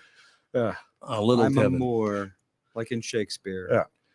There you have it. Yeah, I don't know. I think once again, our education system is dropping the ball on this whole race color thing. Like there's no tomorrow. There's a reason attendance is way down. It is way down. Enrollment is way down. Why? It's just because they don't teach. They don't teach anything anymore. No, they put so much of their energy into creating a new racial caste system that people are just like, why would I want to pay for this? Right. You're talking about college, right? Yeah. And well, people too, I think, realize, because when you're growing up, you're taught graduate high school, go to college, get a good paying job. And there's other avenues that you can go to make money and be successful in the world. God, like these days. If you didn't go to college and graduate, right? Like, so if you can make it, why can't somebody else go do something in whatever field they want to? They hate it when I bring that up. You want to be very successful, become a tradesman. Exactly. Because God, plumbers, it's like $300 for 20 minutes of work. Yeah, and half the time you're taking a snake and unplugging somebody's toilet. But nobody knows how to do it anymore. So it's like you set your wages, you set your hours. And and there are certain professions, if you're going to be a doctor, lawyer type thing. Okay, you got to go. But there are other options. I don't want a doctor who hasn't been to at least medical school. All right, I don't know why I'm Googling what to do before my surgery. I've actually had that happen before. When I went into the ER with stomach pain, we were discussing what it could be, and he pulls out his phone and he starts Googling it. And I'm like, I got to get out of here. Wait a minute. He was Googling what? He was Googling my symptoms. Why? Because he didn't know what it was. That's a little. So he was just like, Google says. Yeah, it was very unsettling. Which I bet that happens more than we would think, just not done right in front of you. As if you're like, you have some rare disease or something going on. Yeah, they got to figure it out. I guess maybe that's who the hell knows, but it's just that seems very odd to me. Yeah, definitely don't do it in front of your patient. I was just thinking about something about this whole deal about this whole inclusion, and we all got to come together, blah, blah, blah. That I've never even been in an argument with a black person in my life. There are black people who don't like me. Why don't you want to argue with a black person? Because they think they can learn from me. That's what it is.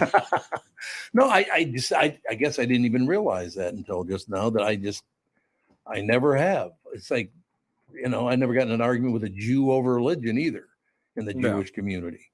I mean, I just don't, why do people have such a problem with skin color and religious beliefs?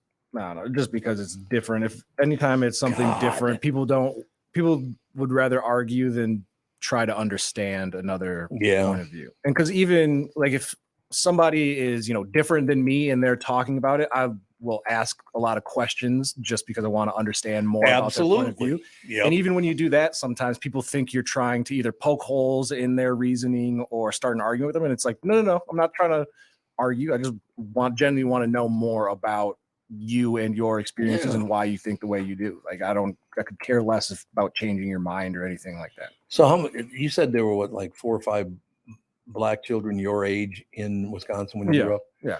How did that affect everything, your life and all the rest of it? I mean, to me, it was just normal. So there you go. I remember, my brother and sister are both white, and I don't know how old we were, but we had a family get together. It was, I think, my brother's birthday or something like that. So we had a bunch of people over, and my parents, one of their family friends had twin daughters. And so they came over and they're like, oh yeah, we're twins. We're the same age. And me and my brother were, well, you guys don't look alike. You can't be twins. And they're like, oh no, there are certain types of twins where, you don't have to look exactly like each other. Yeah. So us being idiots, we run to my mom and we go, hey, those two are twins. Are me and Scotty twins? And my brother's younger than me.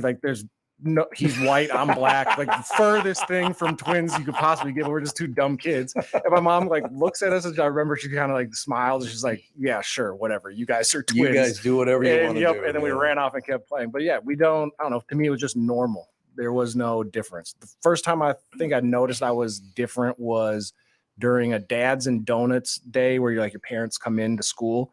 It was in 2nd grade, and one of my classmates was like, oh, it's Evan, where are your parents? Like, oh, there's my dad and there's my mom.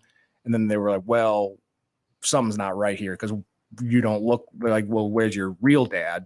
Because you're black, your parents are white. And I was like, what are you talking about? Those are my parents. And then I remember the look on their face of oh, that's sad. He doesn't know his dad. And I was like, oh, well, I don't like this feeling. But yeah, that was probably the first time that I realized Miss D. Johnson's class. Miss D. Johnson? Yep. Oh, she hated me. Why? Oh, because I was just a annoying little kid that thought I was like you are now. Yeah, she was. Nothing's changed then. I was a smart ass, and she did not appreciate that. Do you think almost all of the strife has been, obviously there are certain areas of the United States and around the world where there are hateful, horrible people. Mm-hmm. But in general, do you think most of the strife has been caused by politicians and the media?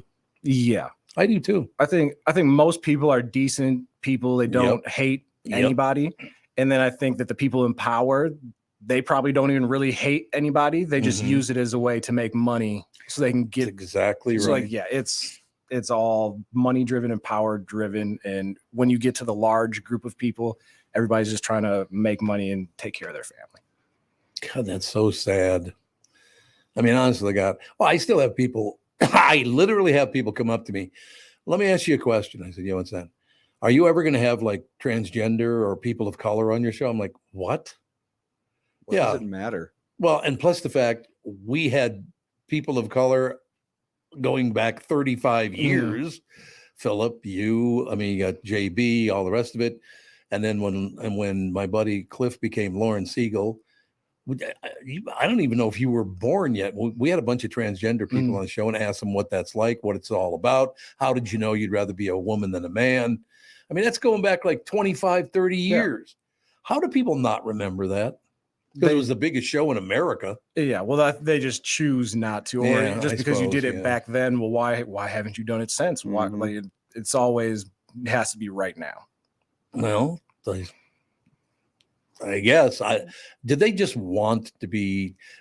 One thing I will tell you about Minnesota that does piss me off: if you're successful and you didn't do it their way, they hate you. Well, they're concerned trolling, and they do it because they know it gives them control over you. Yeah. Because it puts you on the defensive. Yeah. You say, why haven't you had a transgender person on in the past, X months? Then you have to start defending yourself. Whereas you should just be telling them to eat shit. Right. Which is what I do. You know your dad really well. Right. That's good. Why haven't we? Because also you don't ask everybody's sexual orientation That's before true. they come on the show. Like you could have had a gay person on. Yeah, you reverse it and say, Right. well, we did, but you didn't know. Right. Yeah, so you're homophobe. Yeah, and if you did have a transgender person on the show, or insert whatever adjective you want to use to describe anybody, they would just find a new person to say, well, why haven't you had somebody like that on? Well, again, I found it to be fascinating when my friend came to me, Cliff came to me and said he wanted to become a woman. That was almost 40 years ago, I bet. And no, at least 35 years ago.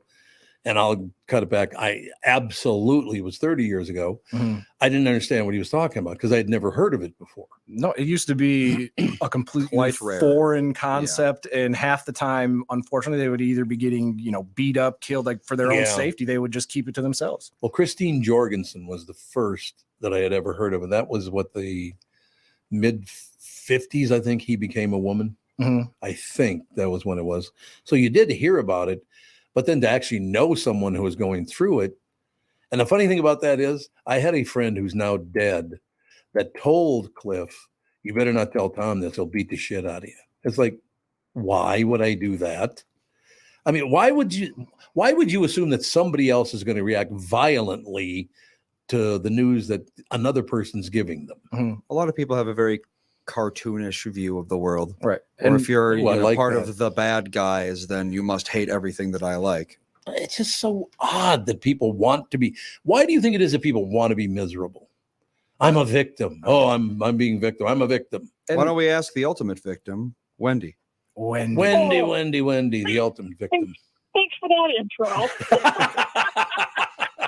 Yeah, there you go. Well, listening to you, I think it's something that I know that we've talked about before. If people in the media and just people in general, if they would be more concerned with getting along and bringing people together. Absolutely. Instead of finding ways to tear it apart. And Joe said that it's because there's no money in it, and he's absolutely right. I mean, if we could find a way to monetize cooperation, bringing people together, all that, this would be be tough. amazing. Well, okay, I'm gonna date myself here, but there was a book and a kind of a TV special back when I was in grade school years ago. And it was a book written by Marlo Thomas. It was called Free to Be You and Me. I remember that. And and it was basically about people, getting along, and that even though we're different, we should still get along.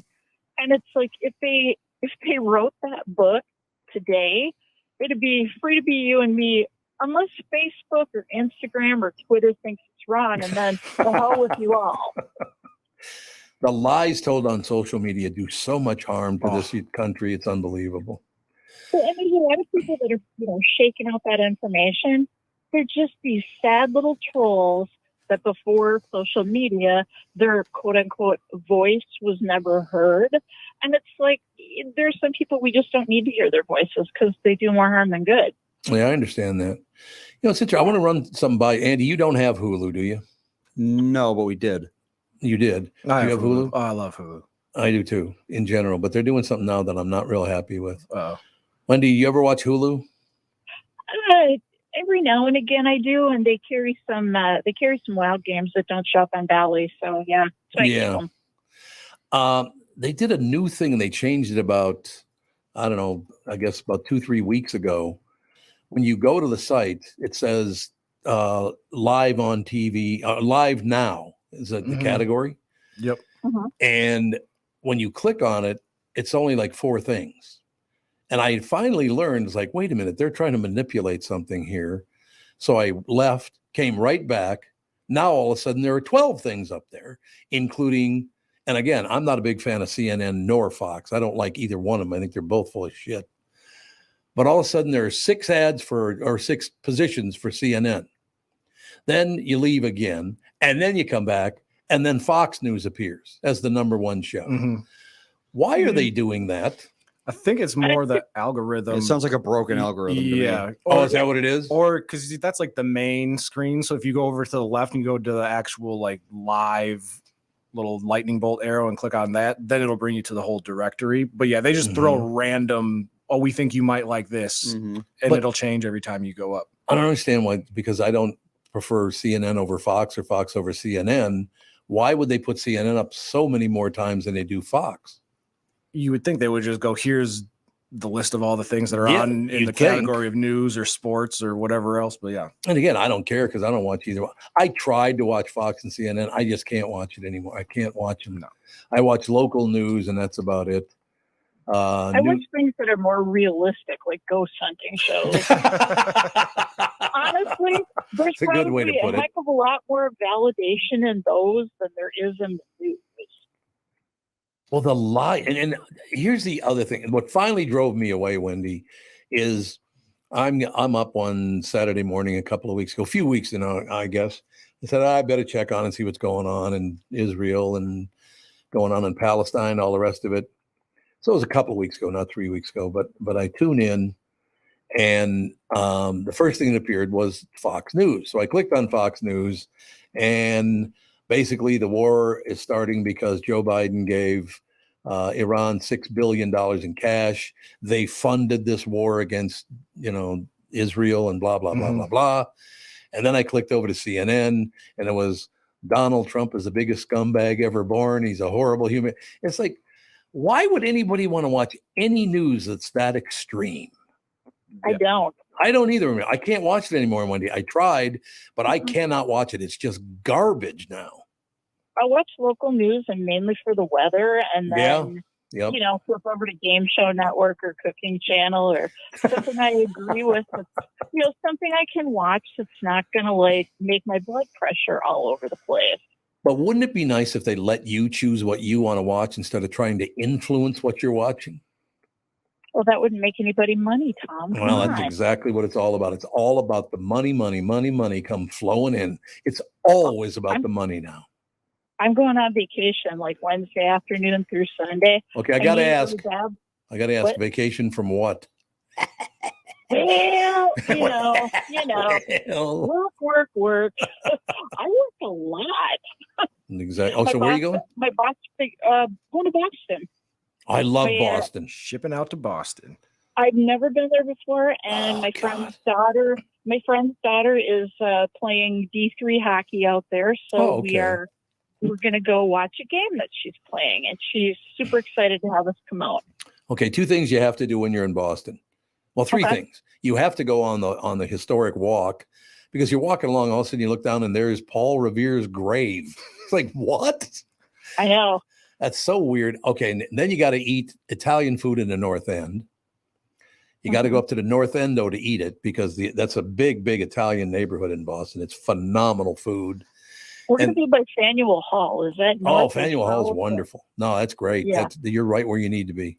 And then the other thing you absolutely have to do, there's a Fairmont Hotel right on the, that's a couple blocks from you. No, I think it is less than a block from the ocean. Are you a lobster eater? You like lobster? Yeah, Okay, love it. The lobster in Boston is the best lobster I've ever had in my life because it's like they walked out, grabbed it out of the ocean, and brought it in. It's like, my God. Well, that was like when we were in Key West. There's a place that somebody found on Diners, Drive-Ins, and Dives. It's called the Hogfish Bar and Grill. Mm-hmm. Oh my God, so good. It's the first time that I've had grouper. Yeah, I need to go back there sometime soon because that was amazing. Yeah, you need to definitely go to Boston. I'm very happy for you going to Boston because I will tell you, it's a very big Catholic town, first of all, which might be, I suppose, maybe one reason why I like it. Mm-hmm. But even though I'm not all that religious or Catholic anymore, but it's the way I grew up, I guess. But what I love about them is it's no BS. If happy to see you, they go, hey, good to see you. If they don't like you being around, they go, why don't you leave? They're just they're very straight ahead, and I love that. I'm a huge fan of that. Well, and I had to tell my friend, I'm like, we can't wear any of our wild stuff out there. No, I would not. Yeah, probably leave that. Maybe when we're out there, we could buy like a Bruin shirt just so we don't get hassled by anybody, or we could just get like shirts for her college team that we wouldn't get hassled. But yeah, wearing wild jerseys out there probably would not be the optimum. I would ask you to avoid that. Yes, that would not be a good idea necessarily. Well, enjoy that game the other night. They really pulled it out. I thought, okay, I'm going to go to sleep. They're like losing big time, and I'm like, I'll watch it for a little while. And Mike comes in. He's like, "What are you yelling about?" I'm like, "I think they're going to win." Well, that's a good thing.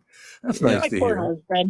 I remember yesterday at the end of the Vikings game, they got that touchdown while Ethan was opening his presents, and he drops everything and he starts clapping. Yeah, he started clapping. Everyone's cheering and clapping, and he doesn't know why, so he's just like, "Yay!" Yay. Get him started young. Yes, he likes it when people clap. Yeah, he does. Happy birthday early to you, late to Andy, and thank you. Right on time to Ethan.